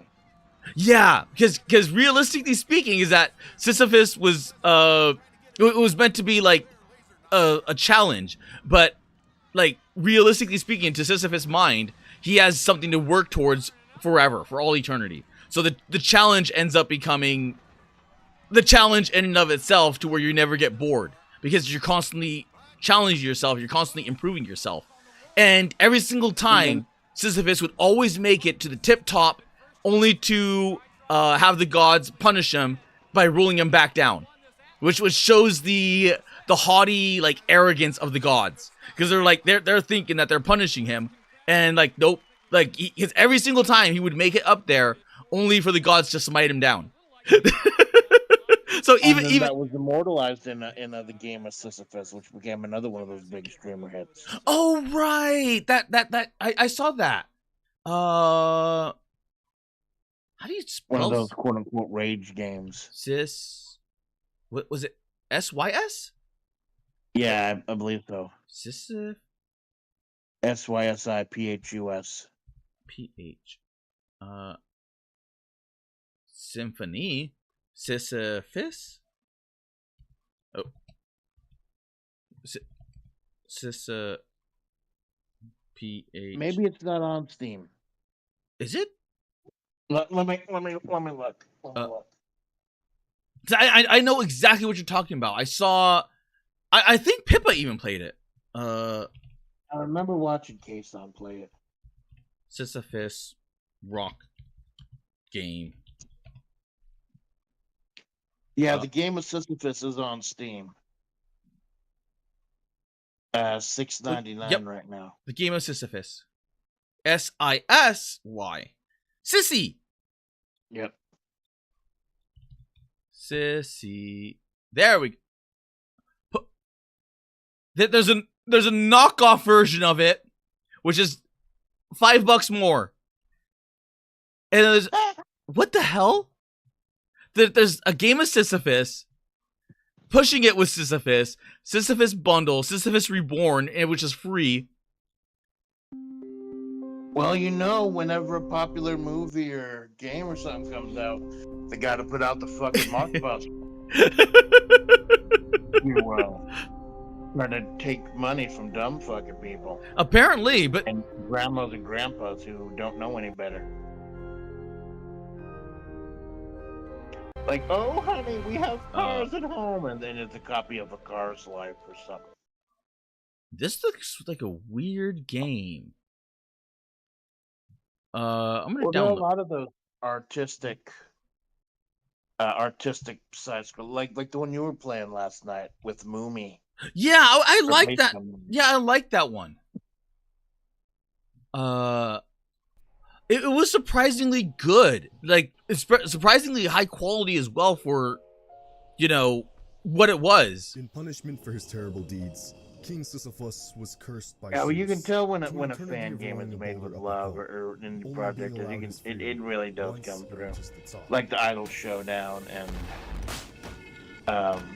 what was it? Hollow Break, the side-scrolling. Yeah, Hollow beat 'em X up Break. one? Yeah, the side-scrolling beat 'em up Hollow X one. Break. Not because it's You, impossible, you can but tell because when there's you're just passion not put in good the enough. project like that. And I am happy that Hololive themselves are trying to help fester. It is literally, it is like September 10th, 2024. And this Pushing is it with Sisyphus. April 11th, 2024. That's just fucking egregious. That is egregious, and they're charging more for it. They're charging. Holy shit. Well, it must be the real game if it costs more, right? That's fucking slimy. But yeah, I think this is the real one. Yeah, this is the real one. But then you had the other one. Oh, it's gold. It's gold now for some reason. It's a basketball for some reason. I'm wondering if that's DLC, maybe. Is it an apple or a pear or an orange? I don't know. I don't know.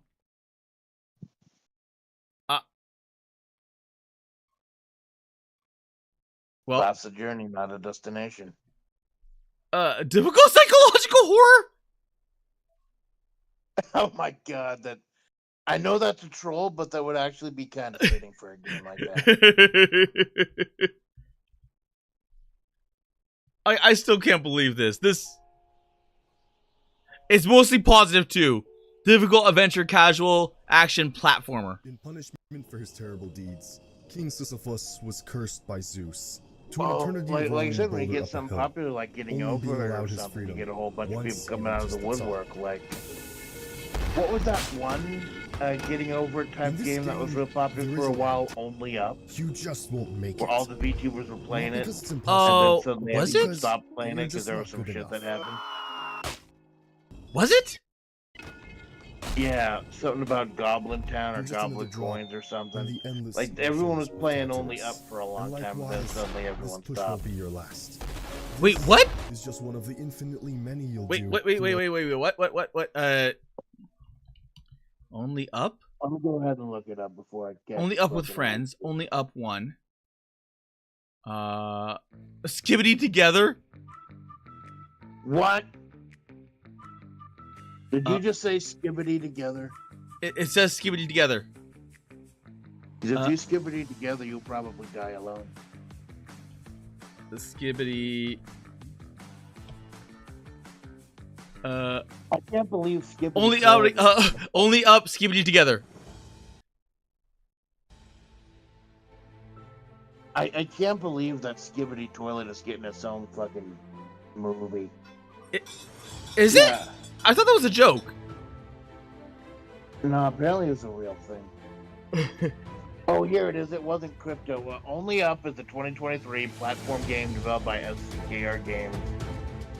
Permanently removed in September of that year following controversy over the use of copyrighted assets. Oh! So it wasn't a crypto.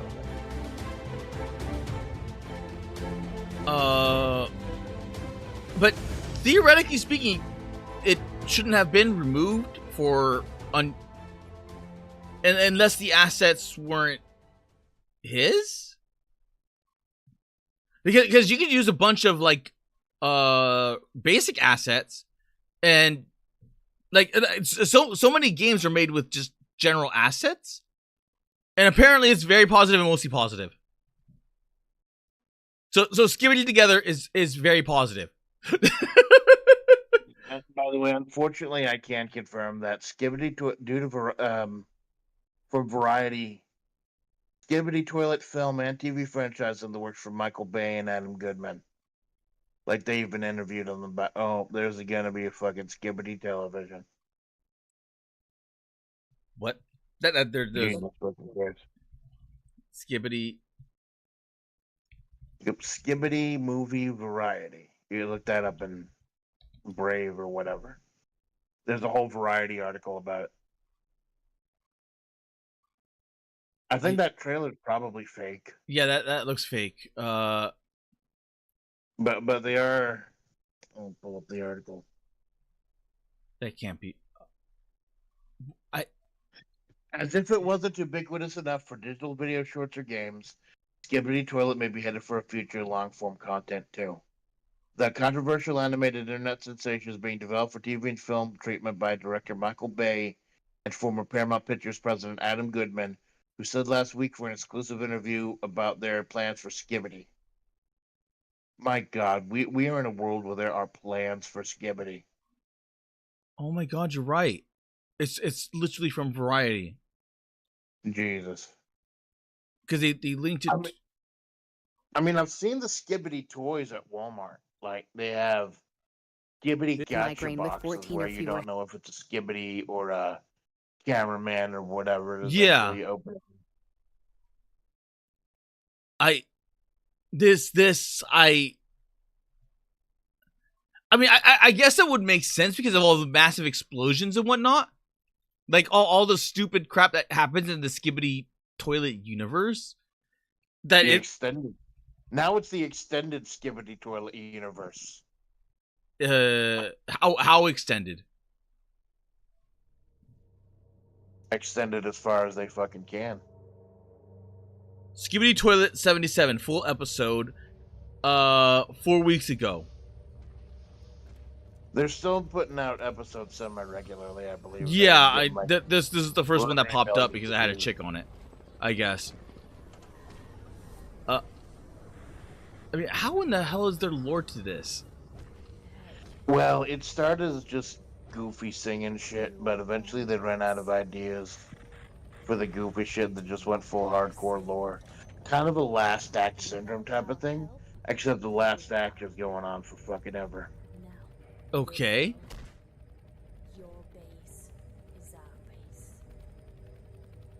This. I don't think this is the real Skibbity, is it? Because it's Da Fuck Boom. Da Fuck Boom. So yes, this is real Skibbity. Skibbity. No diggity. You get G-Man with the fucking laser. Now, the question is, a lot of these are same, like, Valve, like, obviously one of them is the fucking G-Man, but, like, how do they have permission to use those, or will they just cut the G-Man out from the future release? It's possible. I don't know. It's an integral part of. I can't speak to that because I'm so fucking pissed off. It's an integral part of the story. How could they erase him?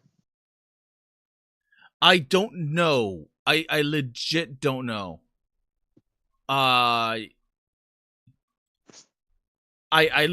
honestly legitimately do not know. That's what I was like wondering about the weird thing about them not having the rights to the character. Like this does not have the rights to the character. He's getting a big blockbuster film. So, well, I guess he may have invented putting a head in a toilet or something. Yeah, it's technically legally distinct enough from the original source material to where, theoretically speaking, you could just replace the characters. And even then, you could even say, "Oh, this is not G-Man. This is T-Man." Or Skibbity Man. I feel like these days we're all Skibbity Man. Did they stop doing the songs? I think they may have had to, because I know that had like little bits of copyrighted songs. Yeah, a lot of it was copywritten. So you had the Everyone Wants to Rule the World, and then what was the Skibbity Toilet song copywritten as well? Yeah, the Skibbity Toilet was like a fan mashup of a few different songs. One of them was like a Timbaland song, I believe. Because it's What the heck is going on you? unless it's like some weird Euro stuff. think this first episode is the only one where they pulled like this much of the song. They just did little bits and bits later on. I am still flabbergasted about that, because theoretically speaking, there's nothing really halting them from doing this, because the story is kind of pitched together. Just because they can doesn't mean they should. I know. But that maybe that's the reason. Oh, maybe that's the reason why, is that everything is shit. Like all the entirety of the media is garbage. That fucking brain rot. Yeah. That is I don't. I feel like maybe though, a lot of media has been garbage. Period. And just we look back more fondly on our fucking garbage. No. Like, even though a lot of our garbage was meant to sell little plastic toys. No. A lot of our garbage still had the what's it called, the stupid moral of the story. Like that was the whole thing of like it's looking like Hey Arnold, dude. It like this thing dealt with like a whole bunch of messed up situations. Yeah. And what was like, because everything from like child abuse to what was it called? What was his name? Was the Korean War? Oops. It even had like the Korean War segment, which was it was the Christmas episode, wasn't it? Always make me remember. It was the Christmas episode. Yeah, well, I know a lot of these TV shows that have like especially the more educational ones, had these like very special episodes. Like Arthur had an episode about 9/11. Yeah, I forgot about that. On the one hand, it's fucking weird to think about all these years later, but on the other hand, if you can find a way to kind of help explain these complex situations to kids and kind of help them process it, I can kind of understand. I guess it would, because you're trying to explain like what's going on. Because I think roughly around the same time we had a bunch of Koreans that were growing up in the US, and I think you're right. I think it was just like telling kids like what was going on at the time, right? And doing so in a very what is it called? This kind of thing. Whereas it's like the Rugrats episodes that talked about Hanukkah and Passover. I know those were subjects that weren't talked about a lot during that time. I still remember the what's it called? Bathtub. Oh yeah, the water's your friend. The water's your blind. Yeah, the water's your friend. The tub is your foul. You can't get sucked in the drain. what was the really fucked up one where he had the dolls and the dolls were talking, saying weird shit, and it ended up being a zombie movie? I think it was this one. The I'm Not Tommy. No, that's or the Dream Seekers one where Chucky has Inception. Oh, and he keeps having weird fucking dreams. I legit don't remember. I remember watching Rugrats. I don't remember much. Oh, it was Mr. Fiend.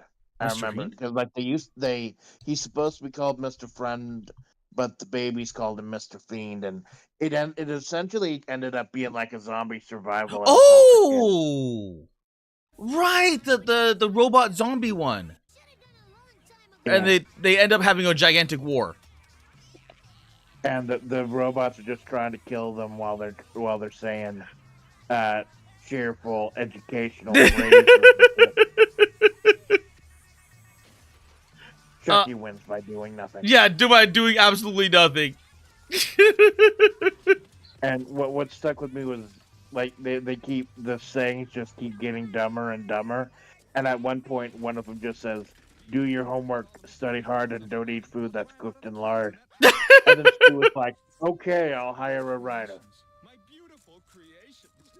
What?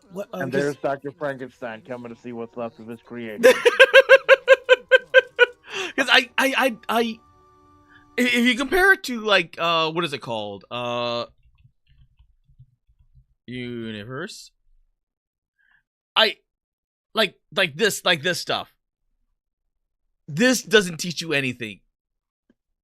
Fucking Steven Universe. Yeah, it is. I have nothing against it, but I'm just not into it. Like, I loved Adventure Time for a while before it became too goofy and complex. But I never really got Steven Universe. This is what it was right here. It was veiled. It was veiled stuff. So it's kind of like the Legend of Korra. Yeah, my favorite anime. The Legend of Korra, like there was this weird thing of putting in like, because it wasn't just Legend of Korra, it was Steven Universe, and I think there was oh god, there was this one I can't remember what it was. But it was dealing with unironic like rape and loss of power in a children's cartoon. Because it was it's weird. That rabbit hole goes weird, and then that's why like around this time you had a bunch of weird producers and weird people that are like, and it what's messed up is that you couldn't question it, you couldn't criticize it because you just couldn't. It was a weird time. It was such a weird time. I wish I could remember the name. Oh no, okay, Wakfu. Wakfu elf bow destroyed. Like this character ends up losing her bow. I don't think I've seen this one before. It's I think it's French. I think it's a French cartoon. Yeah, I think it's French. I don't quite remember. It's based off of a gacha game, believe it or not. Oh, and what a fucking surprise! Because they wanted to get into the gacha, so this was like the French version of trying to get into gacha games, and it was weird. It was so weird. It is like I watched a bunch of like different cartoons, and this stuff gets weird. Like it was like all of this stuff from this generation was just got weird. Yeah, it's like, well, as far as the French art style and the French cartoons, I think it was French. It may have been French Canadian. Yeah. Choco says it's French. What? Choco says it's French. And, oh yeah. It's based off of the show. The game the show is based off of is called Doofus. Thank you. Okay. Doofus. Oh, it wasn't a gacha. It was a MMO. It was an MMORPG thing. It's still running. Holy crap. But I think there was predatory microtransactions. Doofus? Yeah, Doofus. I thought I only saw one of it. Was that like Dofus or is it really Doofus? Dofus. Dofus. DOFUS. Right. So, it may as well be Doofus. It may as well be Doofus. Oh wow, no, okay, that's the reason why I thought it was gacha. It has a bunch of freaking microtransactions. All of them are cosmetic. At least as far as I know. Paying to win.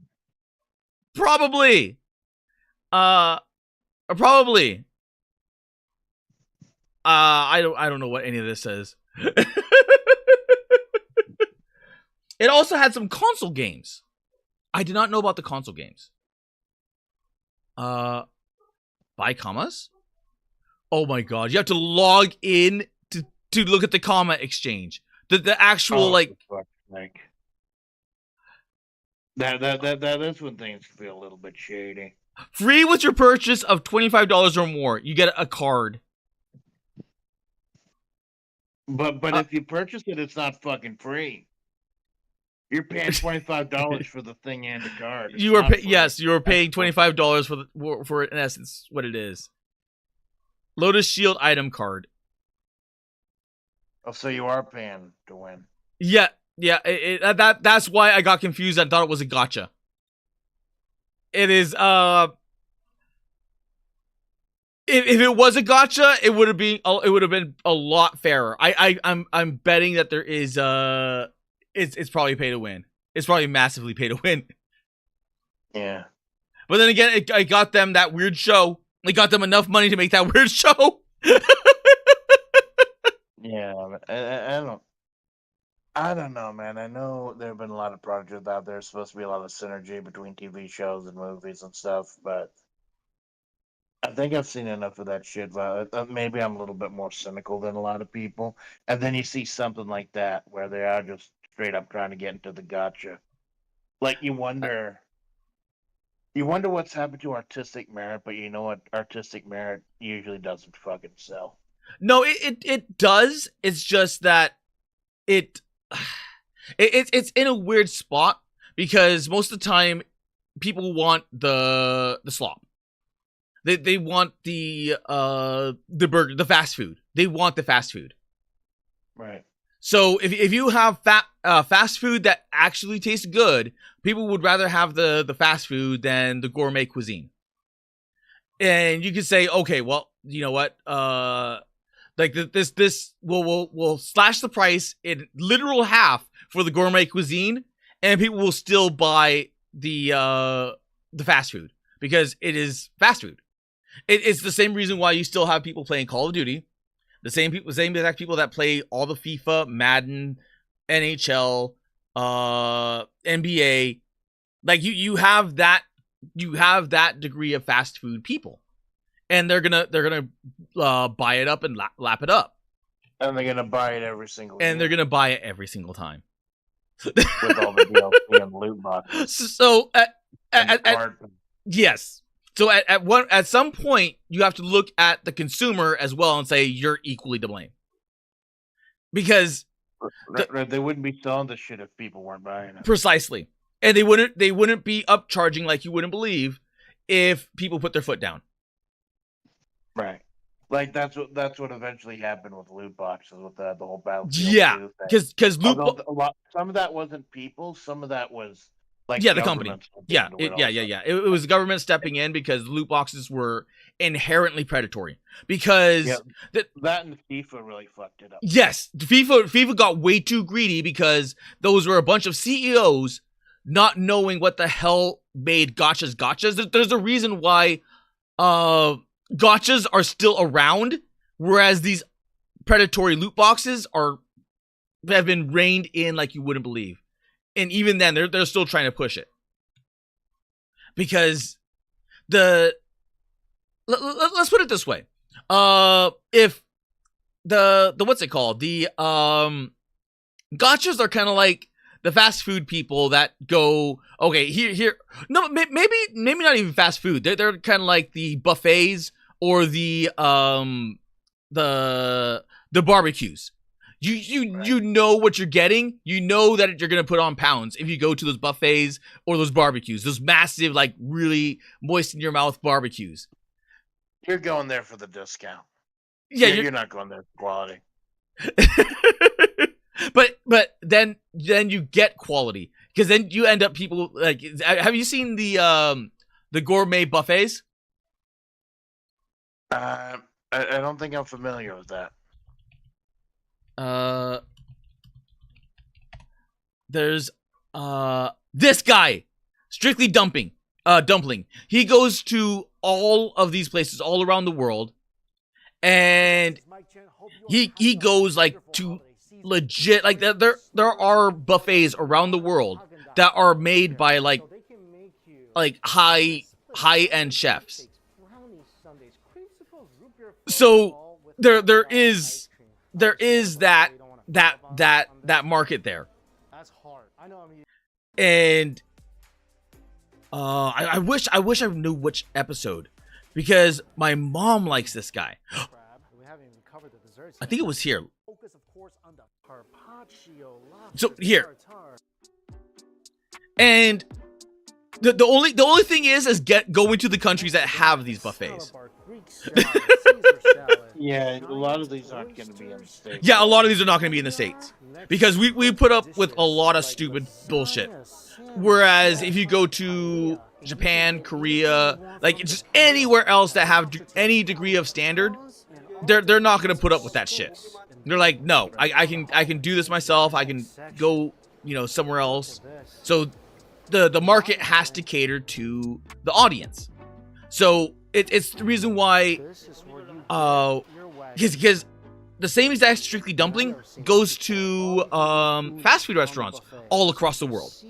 And then you look at like all the different countries version of McDonald's, KFC, and they raffle stomp over ours.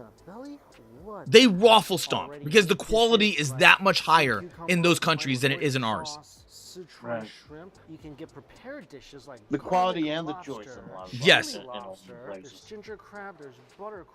And these are buffets. These are stupid buffets. Like that lobster is. I don't even know what it is, because I haven't even priced like restaurant lobsters. But there's lobster. If you want to go to a buffet and just chow down on lobster, there you go. Yeah, it sounds like a great fucking discount. Although in those countries, I'm sure they don't expect you to eat an American portion of fucking lobster. Like they're not going to take a massive loss on it. Yeah, but at the same time, I think the buffets also have like. The buffets have gotten smarter to where they have what is it called? The time in. So you have a certain amount of time in order to eat, and then you're out. Yeah, it's like it's not all you can eat endless. It's just like you are paying for some. Like I watch Dancing Bacons a lot. Dancing Bacons is also good.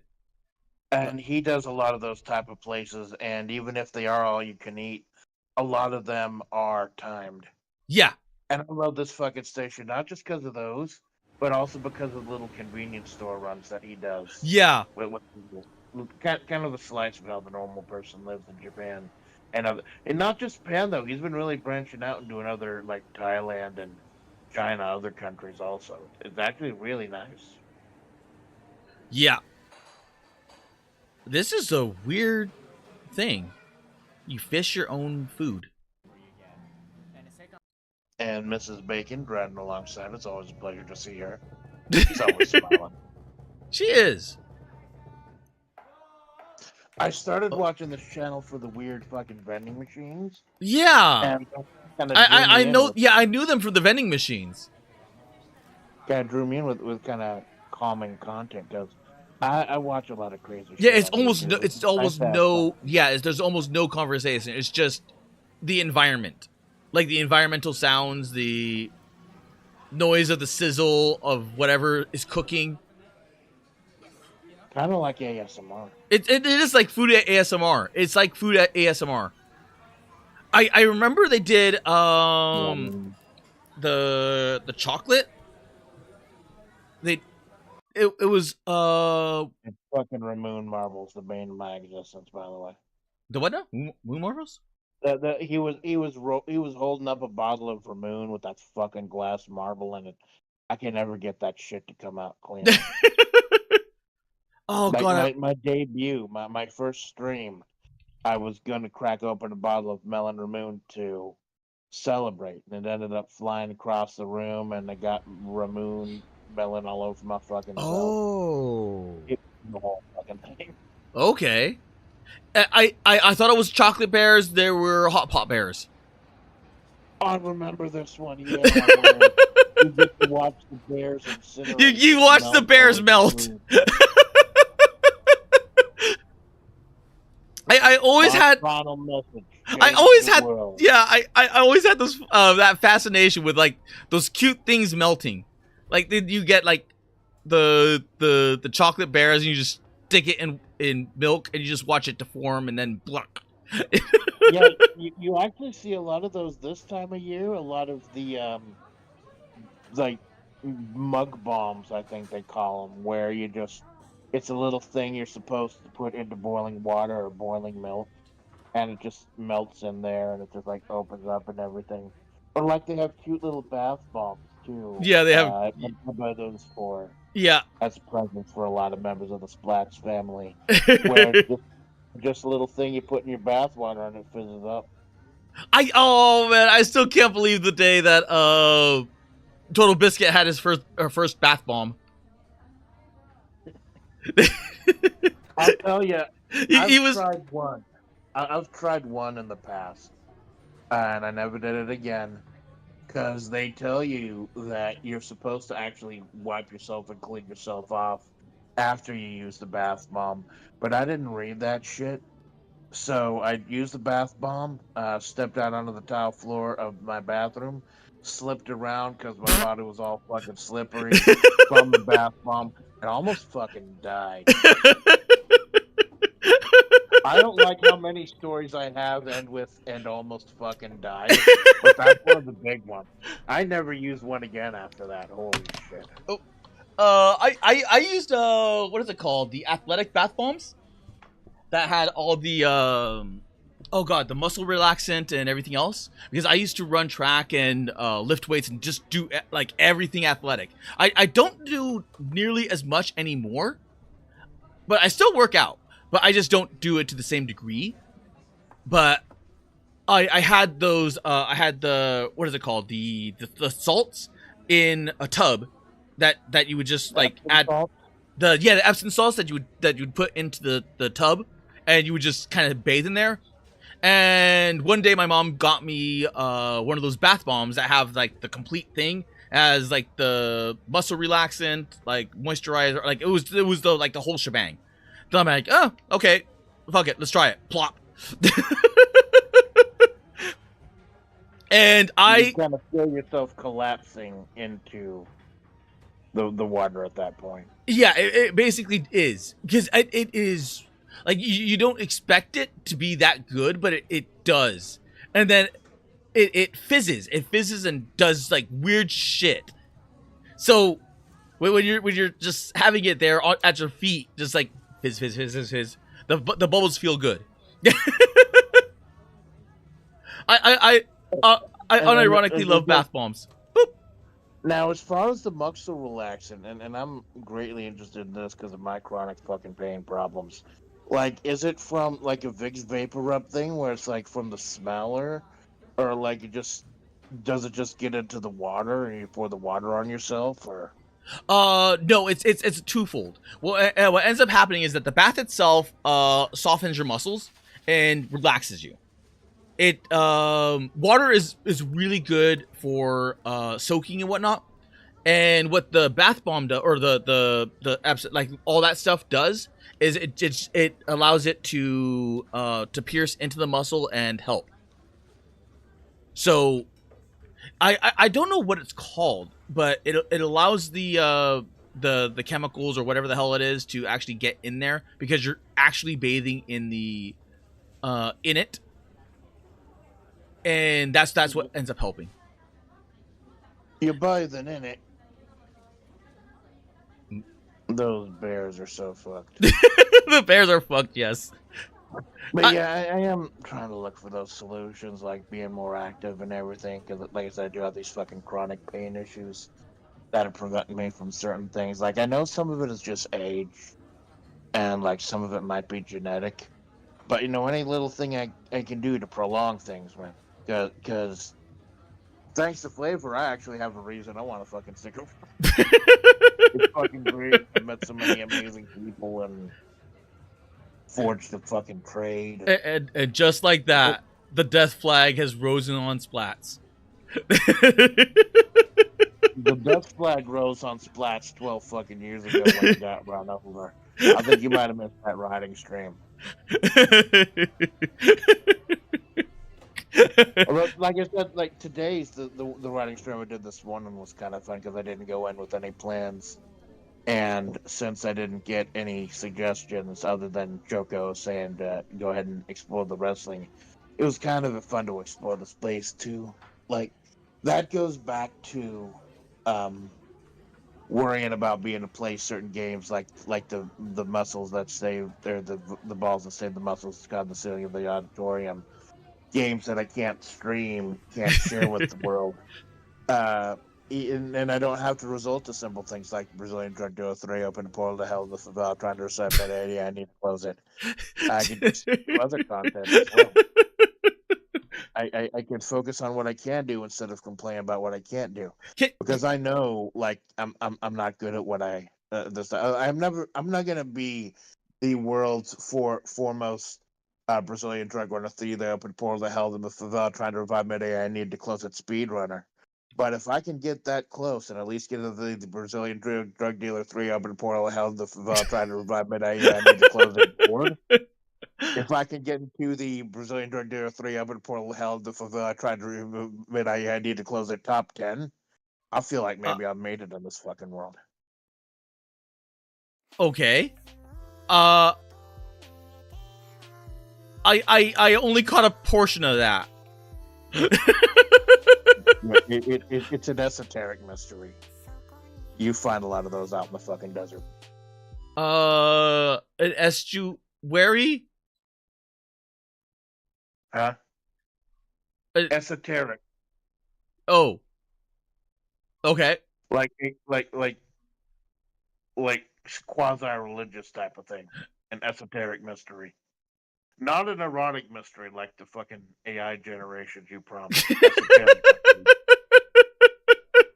I apologize, man. I'm a writer. I can't shut this shit off. Like, I know there are much simpler ways to say shit, but I can't fucking do that. Okay. Well, I guess that helps. And I'm learning stuff. I'm definitely learning stuff. Oh! Well, I'm happy to teach you, man.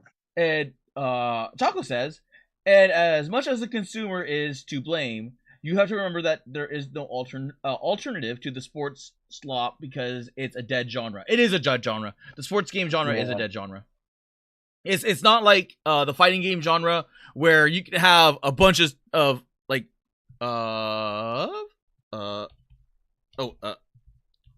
bunch of like this, like like indies, like straight up indies doing indie stuff in the fighting game genre, or like in the FPS genre, like with Brazilian drug lord cartel. Brazilian drug dealer 3 open the portal to hell in the favela trying to revive mid-AI. I need to close it. Thank you, Splats. Because there will always be that, like there will always be the indie scene. In the sports, there isn't, because every single time someone tries, no one wants it. Because they want the slop. I believe 2K, like, don't they have like the rights to all those companies, like the NBA, NFL, etc.? They own the rights. They have exclusive. They have mutual exclusivity, and it's not just them. It's a global brand at that point, because when you're dealing with that many multinational what is it called, leagues, or what is that thing called, the teams, multinational teams and leagues and all that other bullshit, you have to get so many licenses, and that's not even remotely talking about any and all the players. So they have that on lockdown. You're not gonna get an NBA 2. It is literally a monopoly. Yeah, it is a monopoly. It is a monopoly. You're not going to get NBA 2. You're not going to get NFL 2 because they own those rights. So all you'd have to be is like basketball, the game. And most people that play basketball, the game, or sports ball, the game, want sports player to be in that game. So they want the actual sports player in the game so they can play along with their imaginary like sports betting bullshit. Right. So that way they bet it becomes like this gigantic thing. So they bet on the sport. God. and then they Fucking sports betting. yeah, they bet on the sports betting, and then they bet on the sports betting in the game as well. Like, no matter what I'm listening to, like the news or whatever, I get advertisements for sports betting, which is somehow, I think, legal. Yeah, it is and legal. for online fucking casinos. Yep, that's legal too. Which, as a degenerate gambler, I should be for that, but they're usually slot machines, and slot machines take no skill whatsoever. You just keep pushing money or pushing buttons, and eventually the money just stops coming out. But then you don't even get to stare at balls. No, you don't get to stare at balls, do you? Like in pachinko, you actually get to watch the balls bounce and do the whole little shinga, like tinga dinga dinga dinga. And not even the ones with microplastics. Well, no, some might have microplastics if they're the plastic balls. Yeah. But it's just insane, man. It's like on the one hand, as an old fucking hag, I know a lot of shit has passed me by. But I feel like I know when something is fucking wrong when I see it. I would say so, yeah. Because even though like online gambling should not be a thing, it is a thing. Like, right here, Kick is in essence a lost leader for Stake. Silent you. Actually, I probably could just mute the tab. Yeah, I heard about that. Like they really actually put it together. Like, yeah. Where like browse? everyone was up in arms over it for a little while, and then nobody seemed to care anymore. Yeah. So because the whole thing was that Kick was the big thing. Kick is like OG Twitch. But before all the boob tubers started taking over, and then the boob tubers became the OnlyFans or the OnlyFansly girls, and then the OnlyFansly girls just became whores. It's less. So, but before all of that happened, like Kick is the OG stuff. It is kind of the Wild West at this point because they do have all of that stuff and then some. Except and then you get the fucking horrible stories coming out of some of these channels. Those mostly come from very select few. Like Johnny Somali was one of them, and then he got banned. And I think Neon. Who was the one longtime YouTuber or whatever it was that like had a raid called in on himself or something? Like bring police to my. Oh, you're talking about the fucking yeah. I remember his name. Fusi. The absolutely crazy person that thinks he's friends with Drake. And they have not committed the guy at all. Well, you must be crazy these days if you're going to be friends with Drake. Not after. Oh my God, you're right. I didn't even think of that. I don't watch the guy. I just know like all the clips from him and the people that cover him because he just has complete and total meltdowns. And he goes and attacks people. The coverage is kind of rewarding him for that too. Just any streaming service rewarded him. Twitch rewarded him for doing that shit, and then they banned him. Then Kick rewarded him for that shit, and then they banned him. Then YouTube rewarded him for that shit, and then they banned him. And then he magically somehow becomes unbanned on all of this. I don't know how, other than just like knowing people behind the scenes, or knowing that he pulls in numbers. That's the only thing I can think of is that he pulls in the numbers to watch what crazy shit he's gonna do. And that people, and it's like we were talking about earlier. It's like they'll put out that product because they know that people are gonna consume it. They know people are gonna watch that shit. Yep. Because it's much the same with like the IRL streaming, all this stuff. Oh no, Neon's back on Kick. Okay. The IRL streaming, things are gonna go bad. Things are gonna go bad because it's IRL streaming. You have the whole, what is it called? The voice announcer thing. The police are gonna get called. There's gonna be a fight. There's gonna be some sort of degree of throwdown going on. But people do it because it gets the numbers. Right. It is stupid. It is so stupid. But they do it because, number. And then people get like maybe they don't get sponsorships. They don't get as much, sponsors. They don't get sponsors. but Most you can still turn that into other things like making your own merchandise and stuff. you would that's kind of no, because you have to realize something about the IRL side of things, is that most people that tune into that IRL stuff, that do that stuff, they do it to get a reaction, and the fan base that they do don't necessarily stick for them. They just want to see the shit show go. People want to watch a train wreck. I think what they want to watch is what was that thing called? Where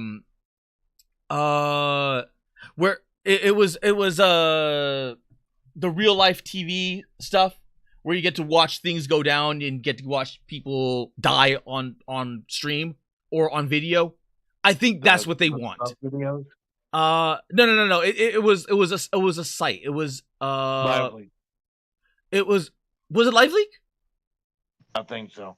I remember like Kira doing a documentary on it one time. Okay. And then a lot of that ended up coming to, like, not as bad, but coming to the surface with that one new video site that was like trying to pump.fun, I think it was. The new crypto video site where people were doing horrible things to get people to buy their tokens. Oh jeez. Fucking I'm glad I never touched that shit. But that goes down a dark path. I think, like, legitimately people just are doing this. Like the streamer is doing it to get, the clout, the money, the easy views, yada yada yada. I think the people that watch that shit want to see the bad shit go down. And the people that are donating really want to see it go down. So, gee. It's a fucking shame, but there is a market for it. There is a market for it. You almost can't blame them for doing it. I at the same time, it's fucked up that there has to be some degree of responsibility taken. Right. Because eventually people are going to get fed up with that shit. And laws get put into place because of the bad actors. And then the bad actors go, derp. Like, what did I do? Wasn't there a case recently, like, going to the Supreme Court? I don't know how this ended, where they were doing was Google or something, or YouTube or something, liable for hosting the videos. It was something about, like, net neutrality, not net neutrality, but the thing where, fuck. I try not to watch too much news anymore, but it was something from Google going to the Supreme Court about websites being liable for the content that they host, and everyone was like up in arms about it. Yeah, I know what you're talking about. I know that fell through, but they keep trying to push it through. Every single time it gets struck down, because at least for us in the US, we have the Constitution which protects it. Because everyone knows that the people that are pushing this through want to use it as a blanket censorship tool to just start wiping the floor with everything that they don't like. It becomes a very gray area. It becomes a massively gray area, because, like, you could point to the exact people that are doing it and say, no, just punish that exact person. That's all you have to do. Just the laws are in place, just enforce the laws. But Right. A lot of people want this to keep going, because inevitably it will start to boil over and spill over, and then you'll get people that want to call for laws that put down when it gets bad. And then you can bring in large sweeps of, essentially now at that point government orders of censorship, and then, rights restrictions. And that's where things get bad. Because at what point Because is it you're old enough to remember when Let's Plays were considered piracy? I don't think I was into Let's Plays at the time. Oh, But I okay. do remember reading about that. Yeah. Yeah, because there was a major push. It was a push mostly by game developers and game companies, where they were saying Let's Plays show what our game is, yada yada yada. That it's a tenement to piracy, and it made massive pushback, and for a while they were winning because they're like, yeah, the Let's Plays are clearly like you're just playing the video game and profiting from it, like you're just straight up pirating it, like, and then they're like, no, it's transformative content because the person is being entertaining. Like there could be an argument if for a silent playthrough, if they're just completely silent all the way through playing the game straight. Right. But, and a lot of that came back and forth, and eventually, boom, it was like, no, because of the U.S. Constitution, it was deemed fair use because it was transformative enough, or more more than enough, because you could watch it. Because oops, sorry, yeah, you're actually interacting. Yes. With unlike watching a TV show or movie or something, you are actually having a hand in how things progress and how things proceed, and that would definitely make it more transformative. Correct. And that's what ended up happening. But as a direct result, you see on the reverse end where like stuff like Japan does not have that. So they have to get permissions every single time they want to play something. And most of those permissions require a cutoff time. So it's like, okay, here is your permission from X period to X period. You have this time to play as much of the game and or beat it. Otherwise, you don't get permissions anymore. So it's why you end up seeing people like HoloLive and other JP that ask for permissions, like other JP stuff, like companies based in JP, doing like having problems because on the back end, these companies and a lot of these devs never did lose their ways. They still want you. They don't want Let's Plays to be a thing. They don't want streamers to be a thing. They want you to buy bad game or buy good game and just kind of take a risk on it. Yeah, because I'm old enough to remember back in the day, and I believe I talked about this during the San Ruby talked about it during the Shaq Fu stream. Back in the day where it was easy to sell a bad game to people because all you had was like a magazine review, or box art, or a few still screens and a overpriced shoddy commercial. These days, thanks to streamers and everything, you can see the full fucking thing and you can see the full thing. Yeah. So you can see the gameplay, you can see everything that you because even back then, the game journalists did not have any morals or codes because they would be bought off. They would I forgot who it was, but someone did a documentary on ye old gaming magazines and showed that people were being bought off even far back as then in order to get exclusivity. Bundy Jr. used to bring that up a lot back when he made videos regularly. I think it was him. Maybe it was. I don't about, remember. Shady review scores and stuff. Yep. I can't remember. I just remember I watched like a mini doc on that stuff, and you get to see like the behind the scenes stuff that you like even of the age you didn't see it. You didn't get to see.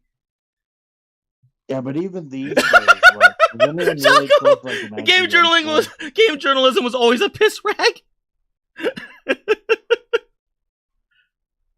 I don't know. I have happy memories of like game players and EGM back when I was a little fucking splatooly.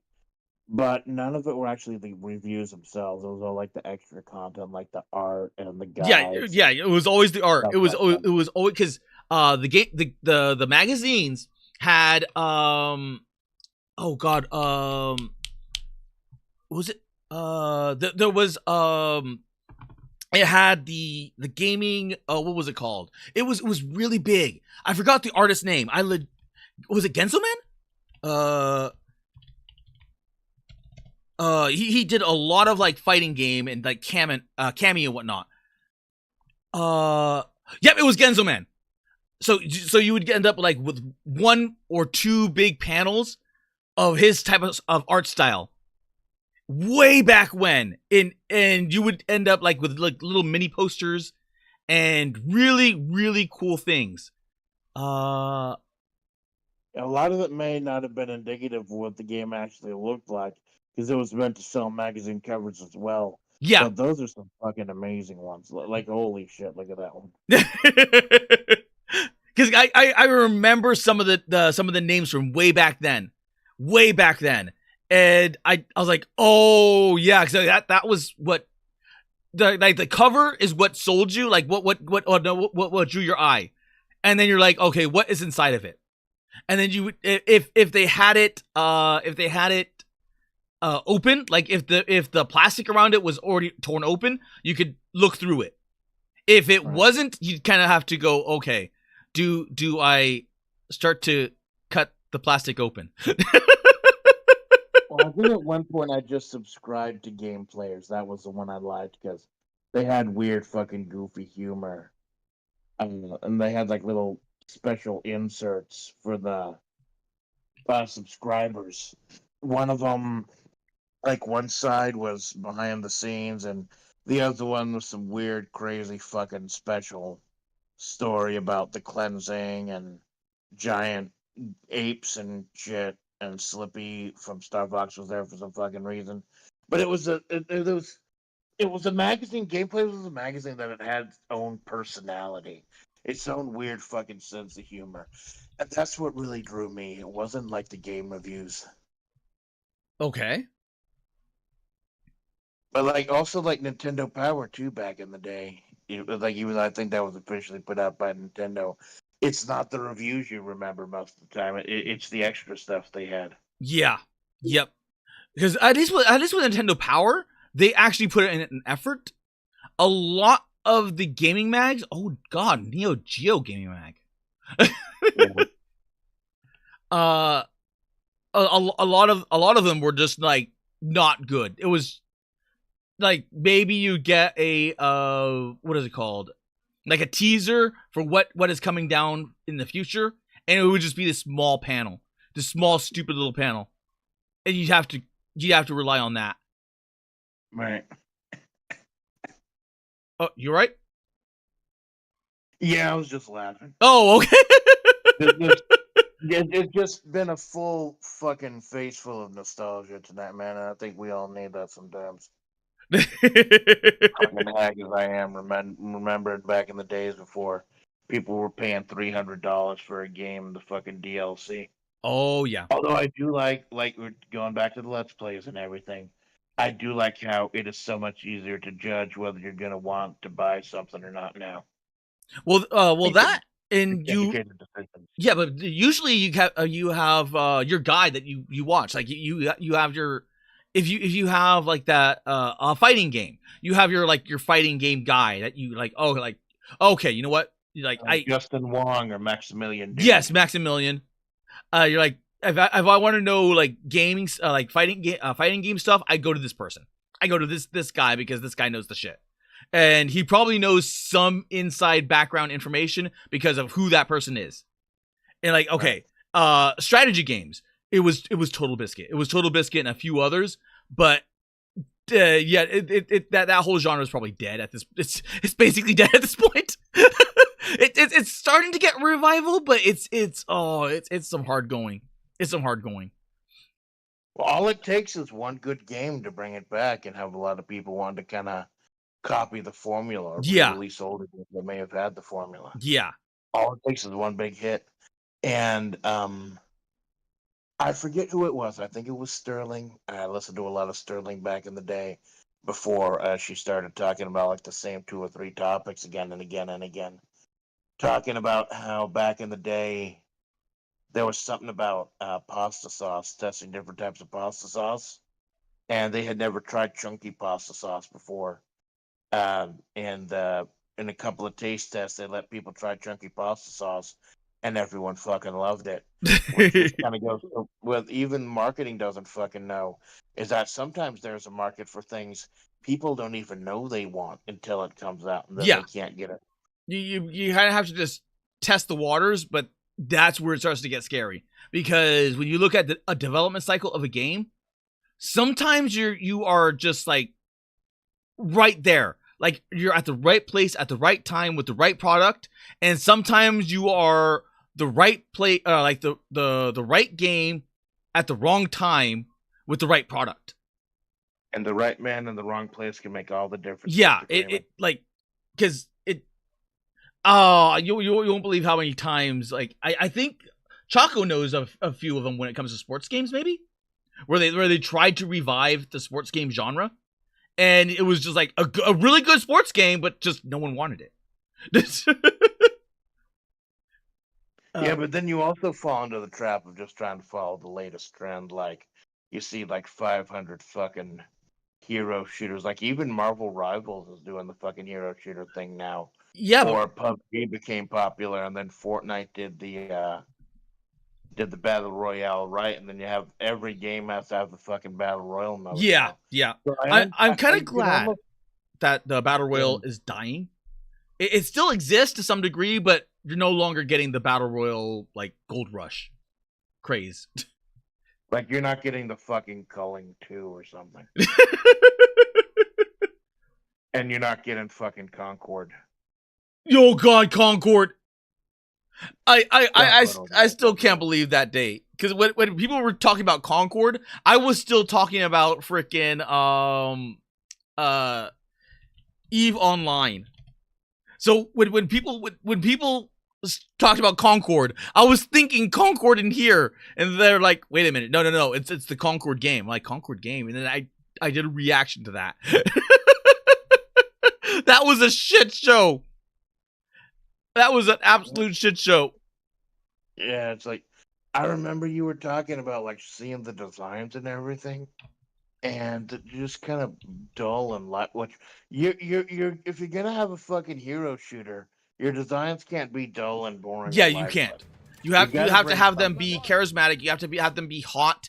You have to have them be just larger than life. You have to like you're going for the hero shooter. Make them look like heroes. Who the fuck is this guy with the bubble gum on his fucking face? I do not know. What the fuck is that armor? Fuck if I know, man. Fuck if I know. But there is like that one's vaguely racist. like the hat and the eyes together. That's vaguely racist. Oh my god, you're right. It's got the whole Asian thing. The whole Asian thing going on. Look at the hat and the eyes. Okay. Let's do. Because I don't think I caught that. Fight is won. Well, he doesn't. He may not have the racist Asian voice,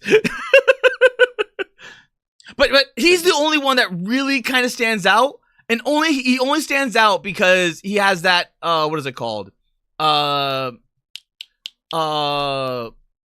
Oh god, what was it called? Star-Lord, Rocket Raccoon, Guardians of the Galaxy look. But that's only because he has that Guardians of the Galaxy look. It's not because Concord did something good. It's just that he has that Guardians of the Galaxy look.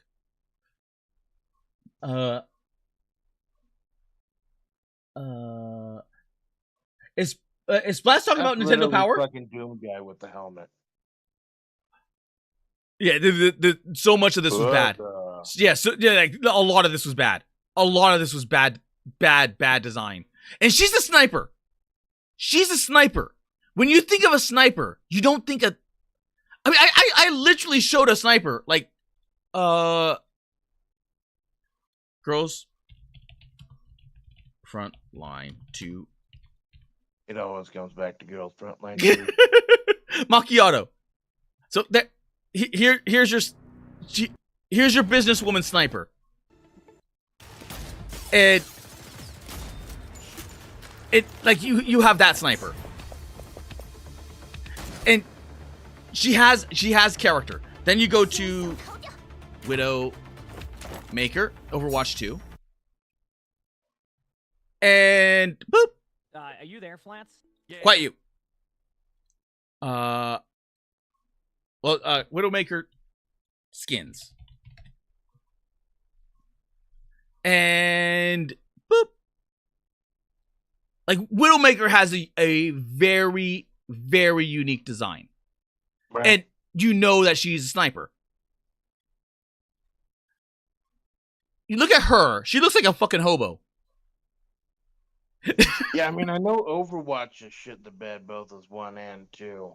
But like, you know, at least those characters are memorable. Yes. You know who they are. Well, that like, and there's a reason why I actually had to go looking for porn for this, and when it was like, even the artist knew that the characters were ugly, so they made them prettier. You never have to go looking for porn, Malone. No, what I mean is that I could look up Overwatch. I can find it easily. Like everyone knows Overwatch for the porn, for the Rule 34. I had to look for this because it is so low, and I think it was like only like a few dozen for Concord. So it was bad. This thing was bad, and I think it's like a whole bunch of concept artists are going through the whole thing as well. Going through and criticizing the same exact art. Even TF2. Yeah, even TF2, you know exactly who you're looking at. Right. And then you can tell elements of the character design yes. by looking at it. Yep, and this does it exactly here. Because you know, boom, sniper. You don't need to know anything about the sniper, you just know sniper. Oh, I love the pyro, like the fucking flamethrower. You summoned me by saying TF2. Oh my god, Weasel. But you could tell, like what kind of gun they're using, and by their movement, and how rigid this guy is. Like, okay, soldier. The only real thing would be this guy right here, the flamethrower versus the medic. Because the medic kind of looks like a flamethrower as well. But you know that the big heavy guy. I think he actually has the cross on. No, the medic, doesn't he have like a chainsaw looking thing? He has the doctor's bone saw. He has the medic gun, the medic spew liquid gun, whatever that is. And I forgot what else. I legit forgot what else. I never play medic in these games. I never played medic, and I never played Widowmaker. Not Widowmaker. Mercy. So I legit have no clue. But then you have all the healer characters are usually the type that I play. Like when we were playing Dungeons and Dragons, the 2 beat 'em ups by Capcom. Oh no, I played Eric's healers and FPSs are entirely different breed. You have to not only keep the healing on, but a lot of the cases, the healer is also the buffer. So they play multi-roles. So you have to not only keep the healing up, but also buff the character while simultaneously looking out for enemy fire. Because as long as you're buffing or healing a character, you can't shoot. And if you're shooting in a defensive way, then you're not healing and or buffing. So you have to manage so much, and you have to keep actually let's look at this. Top Mercy gameplay. Just to show a difference of what we're looking at. Because you're not like it is a lot, like, because you have to make damn sure you're not being shot. So you have to keep close to your allies, but far enough to where you're not directly in the line of fire of everyone there. So because if they see healer, they're gonna shoot the healer, because it's the smartest thing to do is to gun down the healer first, so that way you deal with that threat. Because if the healer's alive, they're just gonna continuously healing either the tank or the DPS, and that healer's got to go. The healer's got to go. It's just smart. if you're running Vestal in the back line, Yeah. you gotta use whatever you can to take out the Vestal. Yep. So healers are not healers in these kind of games are not a passive role. They are an active role, and it is scary. Actually shoot, like actively keep shooting. Yes, you have to actively keep shooting. You have to actively keep moving, and even what this Mercy is doing is pop tarting is very risky, because if the enemy team has a sniper and you pop tart and they have a good sniper, that Mercy's gone. It's just one shot dead to the head. Pop tarting. What's fucking pop tarting? Pop tart.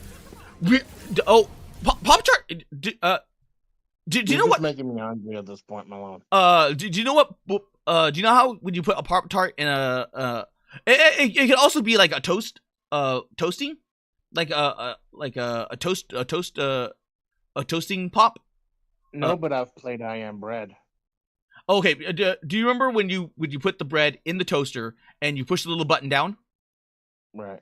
It goes into cover, so you can't see it, but inevitably and eventually the little thing pops up, and then you get to see the toast or the Pop Tart, and that little movement is called pop tarting.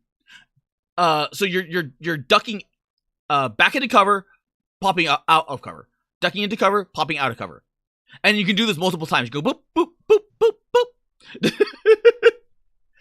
The problem with that is that most of the time when you want to pop tart like that, you're doing so as a sniper, or you're doing so as, well, just as a rocket launcher or any kind of thing like that thing. You're pop tarting to get shots off, but the enemy player, if they notice that you're pop tarting, can kind of predict where you're gonna go, because you're gonna pop tart somewhere.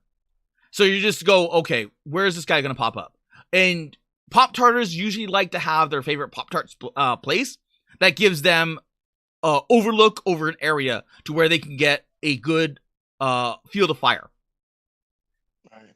So when you're pop tarting like that, what ends up happening is that you expose your top half, and the top half is your worst part, because if you're pop tarting, like if you're running past like this area, and let's say this person's down here, you can only really see the feet from this angle.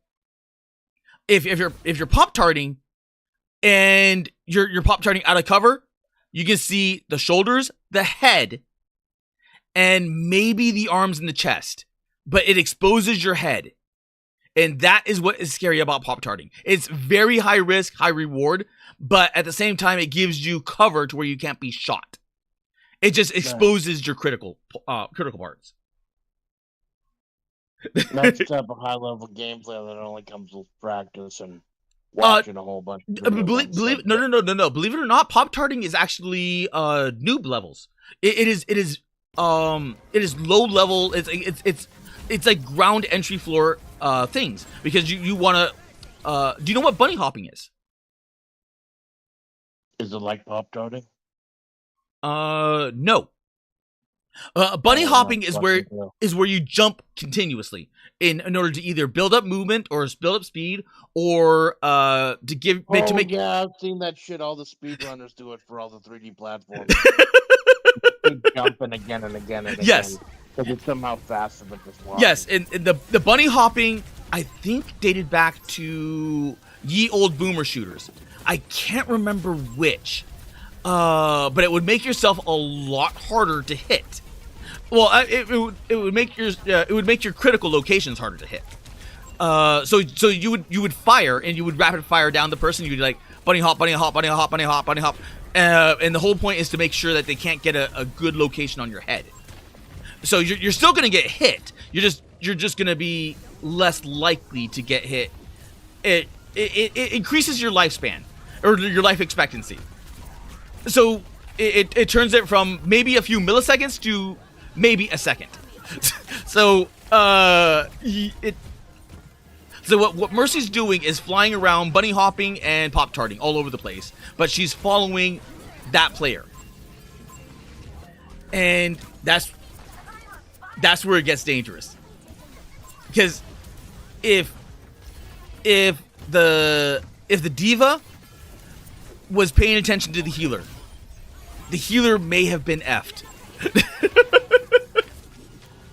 The minigun. Engineering gaming. I will now go. Or not! I don't know what I want to do. Go on, lay the beat down. Okay, and then Choco. Whatever the genre gets popular, there immediately comes the X-Killer games. Oh, yeah, Exactly. yep. Exactly. It happened once in video game history where Fortnite killed off PUBG, but then everyone thinks that they can do it. Yeah. Well, it also had the reverse effect with the wasn't was it EverQuest Killer, which was World of Warcraft. It was one of the, I can't remember which was the big boy in the block at the time, but then World of Warcraft became the big thing, and then everyone else after that wanted to have the Warcraft Killer, and there just never was, because you're stuck in an MMO. You're talking about large amounts of time investment. So even if you did have the better game, the better MMO, and there were some out there that actually were like legit better. It's just that you're talking about time investment. So yeah, and so many of these, and that's what pisses me off about a lot of these modern games. That I have a full-time fucking job. I can't spend an extra 40 hours every dailies and everything. But really, a lot of these do really become a second job at some point. A lot of them, yes, a lot of them do become like second jobs. It's why so many people get into gacha gaming, because it gives you that nice spurt of an actual game or a real game, while simultaneously, cutting a lot of the grind. And to a lot of gamers, or even streamers for that matter, the grind is the whole thing. Because you have the time, or this is that like unironically, this is your job to sit there and grind all day at a game. Most people in the world don't have that time and don't have that luxury.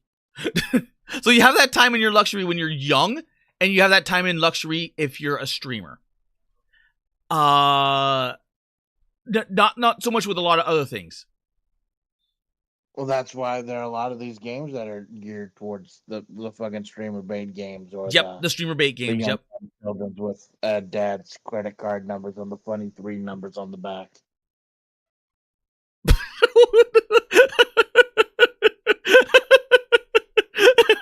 Okay, that is one way to look at it. Yes,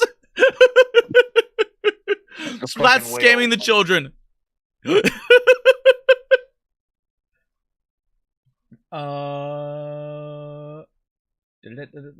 genre, but the games take too much time to develop nowadays. People have to call their shots at least 5. Yeah, people have to call their shots 5 years in advance for a game. In development time, that's an eternity, because you could have the right game and just miss that time frame. Because imagine being the RTS. The like revolutionary RTS in a time when the RTS genre is dead. It's not gonna matter. It's not gonna matter. No one's gonna play it. And then trying to get it out in time devolves into crunch. Yes, and we've had so much work. Crunch kills. Crunch kills. Crunch kills the passion. Crunch kills the gameplay. Crunch kills a lot of things. Day one patches of games, and it's just. Ouch. It just becomes pain. It legitimately just becomes pain. Yeah, just putting out an unfinished product, and I think we were talking about this earlier. Putting out an unfinished product and expecting to just patch it up and add to it fucking later. Mm-hmm. Like not everyone can immediately put out the type of perfection that is Brazilian Drug Dealer 3 up with Portal and Hell, and I tried to admit I need to close it.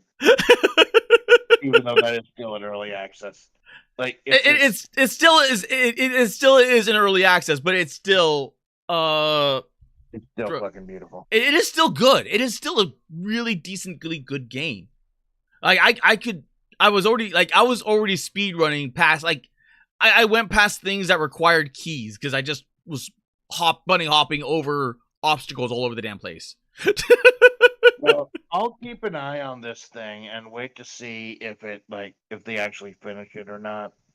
Or is it just kind of a joke that it's an early I access forever? I think it's a joke. I think the whole meme of this game is that it's a gigantic joke. Because if I remember right, the last level that's finished is actually heaven. So you do actually end up finishing the arc of bringing Aya back. Whoever that is, I think he's like a 70s musician. Oh, okay.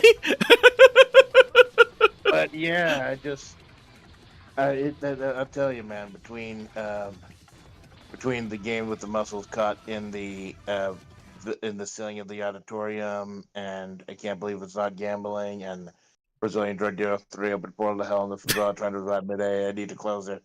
Up, holy shit! This is like the best $6 over. I had fun with this game. I legitimately had fun with I can't believe it's not gambling. I was hoping for more. I was hoping for more when it came to the Animu. It's a fucking parody, but you legitimately do get addicted. That's because all it is just loot crate opening. It's just loot crate opening. And occasional gameplay. Yeah, and the occasional gameplay. I was hoping that this was not just a Dragon Ball, like just like they could what like that was a missed opportunity to have like anime figures here, or it's just anything.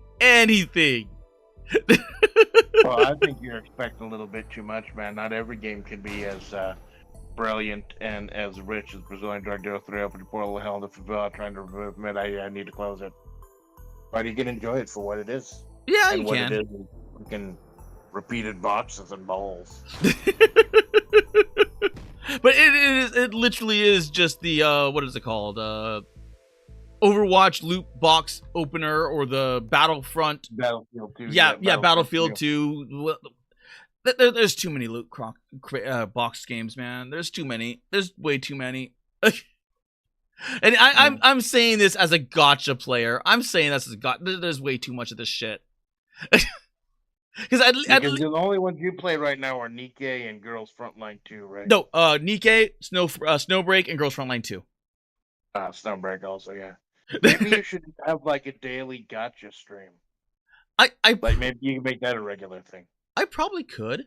The preload is here. It's not gonna replace Witcher Wednesday. I mean, that's my fucking job. But it might be something to think of for another day of the week. I mean, Snowbreak does have a new character coming out. Snowbreak. Oh. What? Why? Internet fucking break. Snowbreak. The Geomancer, this character. So. Yeah, no, like the Snowbreak devs know their audience. It's not like Tamani and Asagi levels, but holy shit. At this point, it may as well be. She has that tiny little flap covering what little is there. Just gives them the yeet. Yeah, she does the yeets. She does. Well, she certainly does have the boo-boos. She has the boobs. She has the butt. And they recently added butt physics to the game. Butt physics. So I'm not even joking. That like you run and it jiggles. You shoot your gun and it jiggles. Wow. So I mean, the only thing that they lack now is the thigh jiggle. If they got the thigh jiggle, then yeah. 4 out of 10. So she's thigh jiggle. She's some kind of a thingy, like a mage she's of some some kind kind. of thingy, all right. Holy shit. Okay. Let's see. Acknowledging right, or exaggerating, making fun of differences of characters or races and not racism. Anyways, have you seen the concept art for Concord? I have not seen the concept art for Concord. Let's see. Yeah, I hadn't read about that. Concord. Like, you'd expect that kind of shit to leak now after everything that's happened. At this point, it's... Oh. Might as well. Wait, is that real? Oh, God.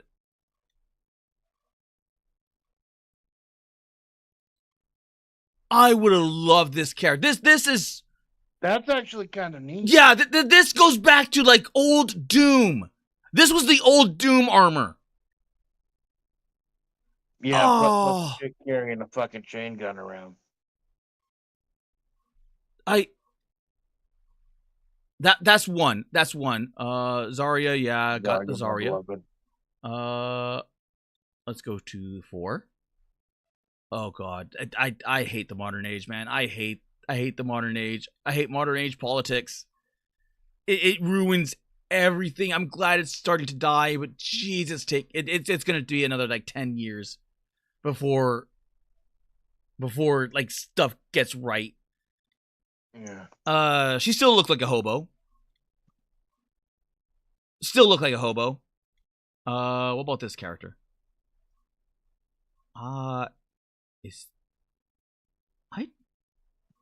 no, that's Fable. I'm like, wait a minute, what that?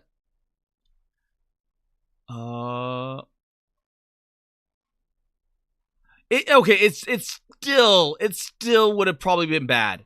It still would have probably been bad, but it could have been serviceable.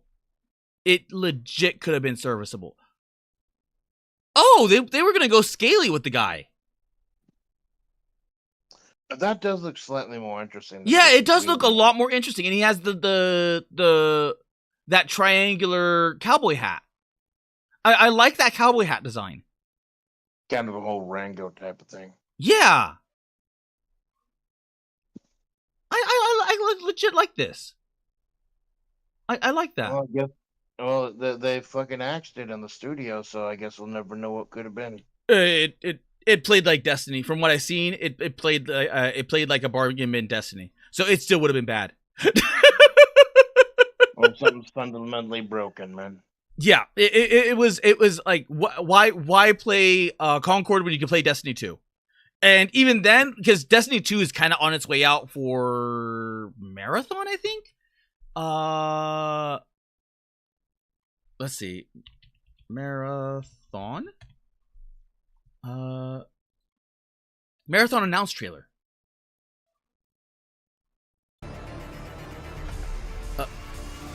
Destiny 2 is going to be inevitably abandoned for Marathon.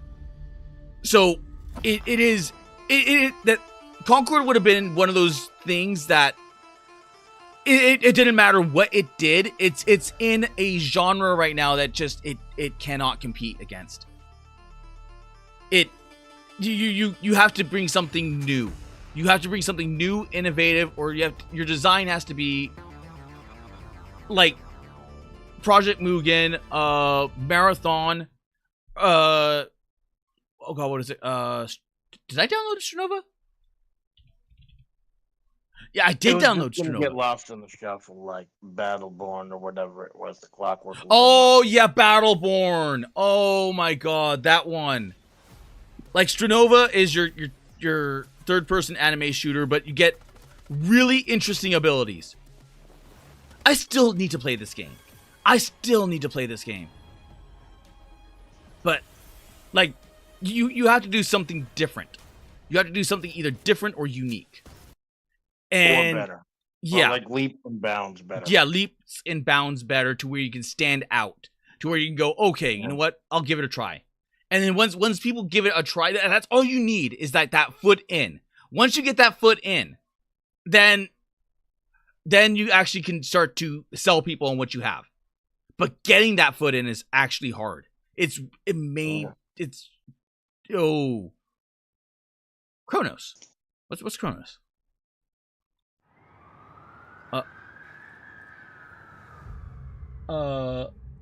Okay. Control. Wait. It actually looks dope as fuck. If Concord actually looked like the concept art, it would have had an audience. It looks like the inside of a Mecha Godzilla. All the plastic tubing that looks like internal organs and shit. I think bunny hopping started in Quake. I legit don't remember. I remember it was all the old boomer shooters. It was either, because it definitely wasn't in Doom, so it had to be either Quake or Unreal. maybe the Duke Nukem versus, but that is E. No, wait, that was rocket jumping. Modern age politics is not dying, Malone. It's going into, oh yeah, it's going into hiding. The pendulum is always swinging. Yeah, it will always swing. Okay, this looks kind of interesting. I don't know what... I legit don't know. Maybe it's, what is it called? There was an old it was a mutant FPS. I can't remember it. I legit can't remember what the mutant FPS was, but it kind of reminds me of that.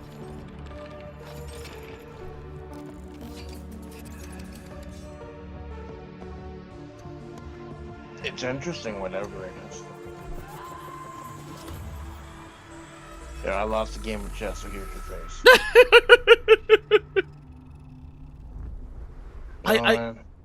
Oh wait, there is gameplay. Oh, so it's a third-person shooter. Apparently, I thought it was going to be first person. Over the shoulder seems to be a little bit more popular. Like that's how they did the Silent Hill 2 remake. Yeah, the over the shoulder is always a good way to go, because what ends up happening is that when you're actually in the first person shooter, you lose the character. Because if I were to show you just what is it called? Overwatch. Just Overwatch in just Overwatch in general. Overwatch gameplay. Like unless you know specifically like who what character is, like what character, what these characters are or who they are, do you know who this guy is? Like that, like to an average viewer, you probably don't. You like how is that, how is what's different from this guy right here versus this guy? Because if you did, and I do believe that's the thing a lot of manga and anime do, and a lot of VTubing does as well. You've got to be able to recognize, discern certain things yes, about these characters at a glance, and that's why a lot of tropes exist. So you yes, can see right from the first bat if this is something that you might be interested in or not. Yep. So I know immediately because I played Overwatch, but I also know that this is due to that hand, it's a big fat guy. And due to this big gun, I know exactly, like, this is a big guy. He's probably all DPS or whatever. Like this is Roadhog. He's really not a DPS, but he kind of can be. He's mostly a tank / DPS. Versus this right here is just gun dude. Your basic average soldier. And oddly enough, his name is Soldier 76. But with over the shoulder, you actually have the character in the sequence. So you know exactly who the character is and you can recognize them. Yeah, that's what I've said in the past. I don't like first-person shooters because even though it's supposed to help with your immersion, I kind of lose some of the immersion not being able to see who I am. But that definitely does help with over the third-person shoulder. Plus, of course, with that perspective, you can truly admire the butt physics. Yep. That's another thing, is that the third-person shooter, if you get a female character or female lead, you really enjoy the what's it called, because of Stellar Blade. There we go. Wasn't this the game that had controversy because the lead had a nice house? It had controversy because the character was too attractive.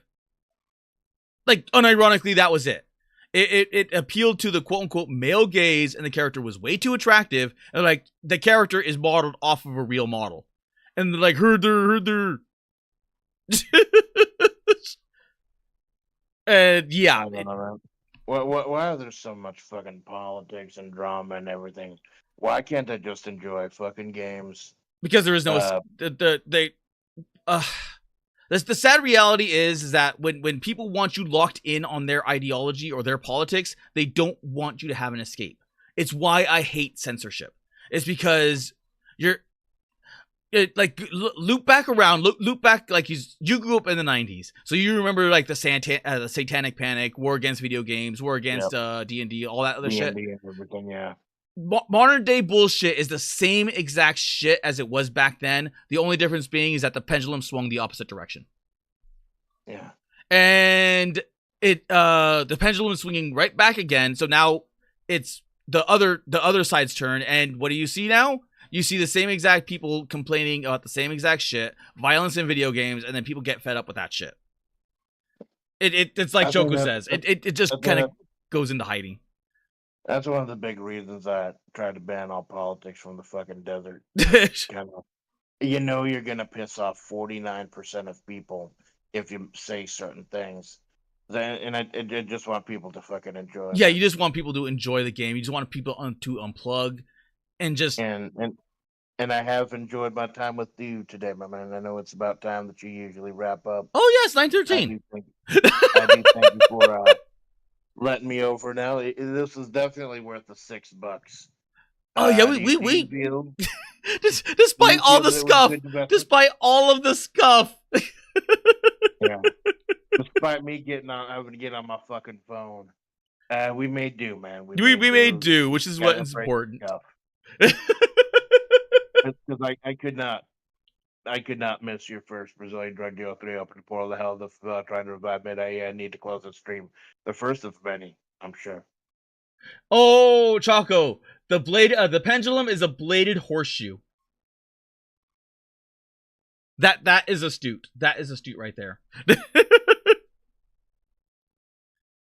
Okay. Well, yeah, let's end it. Doot. Go ahead and thank everyone, because I can't see the fucking chat from this resolution. Oh, right. Because I had to get up. I just got pissed off. I got on my phone. I mean, you don't need to get pissed off, Splats. I mean, you sat there for God knows how long. Well, no, it's not even that. Like you watched me download a video game for what, 4 hours? I miss Nicola. I miss Nicola too. No, you're doing okay, Nicola. Come, I really want to sing some karaoke with you again soon. Yes. Car can't handle a fucking girl in a suitcase. So one of these days, Nicola. One of these long and laid breathing nuts. Okay, on Twitch, thank you, Weasel. You've been holding down the Twitch front. And on YouTube, thank you, Christmas Kirby. Thank you, Amanda Splats. Thank you, Tommy. Thank you, Croc. Thank you, Choco. And that is all. And thank you for the bot that popped up and died swiftly.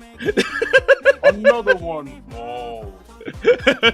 Slowly, gently. This is how a life is taken. Wait, you want to be taken slowly and gently?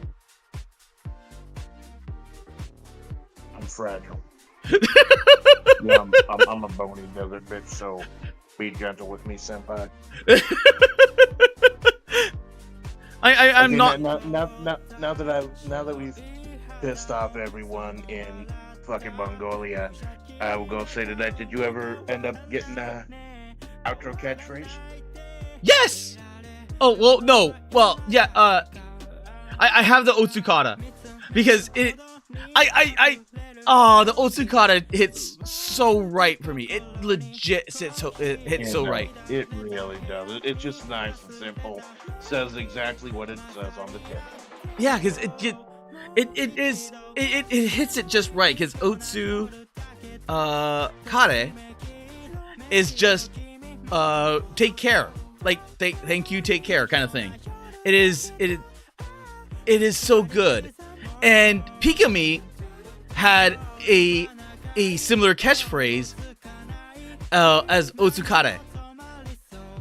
So it makes sense that Otsukara is in the same lane. Yeah, Pikami used to be really smart. I'd venture to say she's a fucking genius. Yes, I love Pikami. I love Pikami a lot.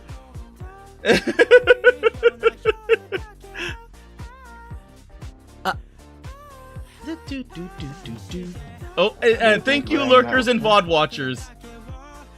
Would you second city?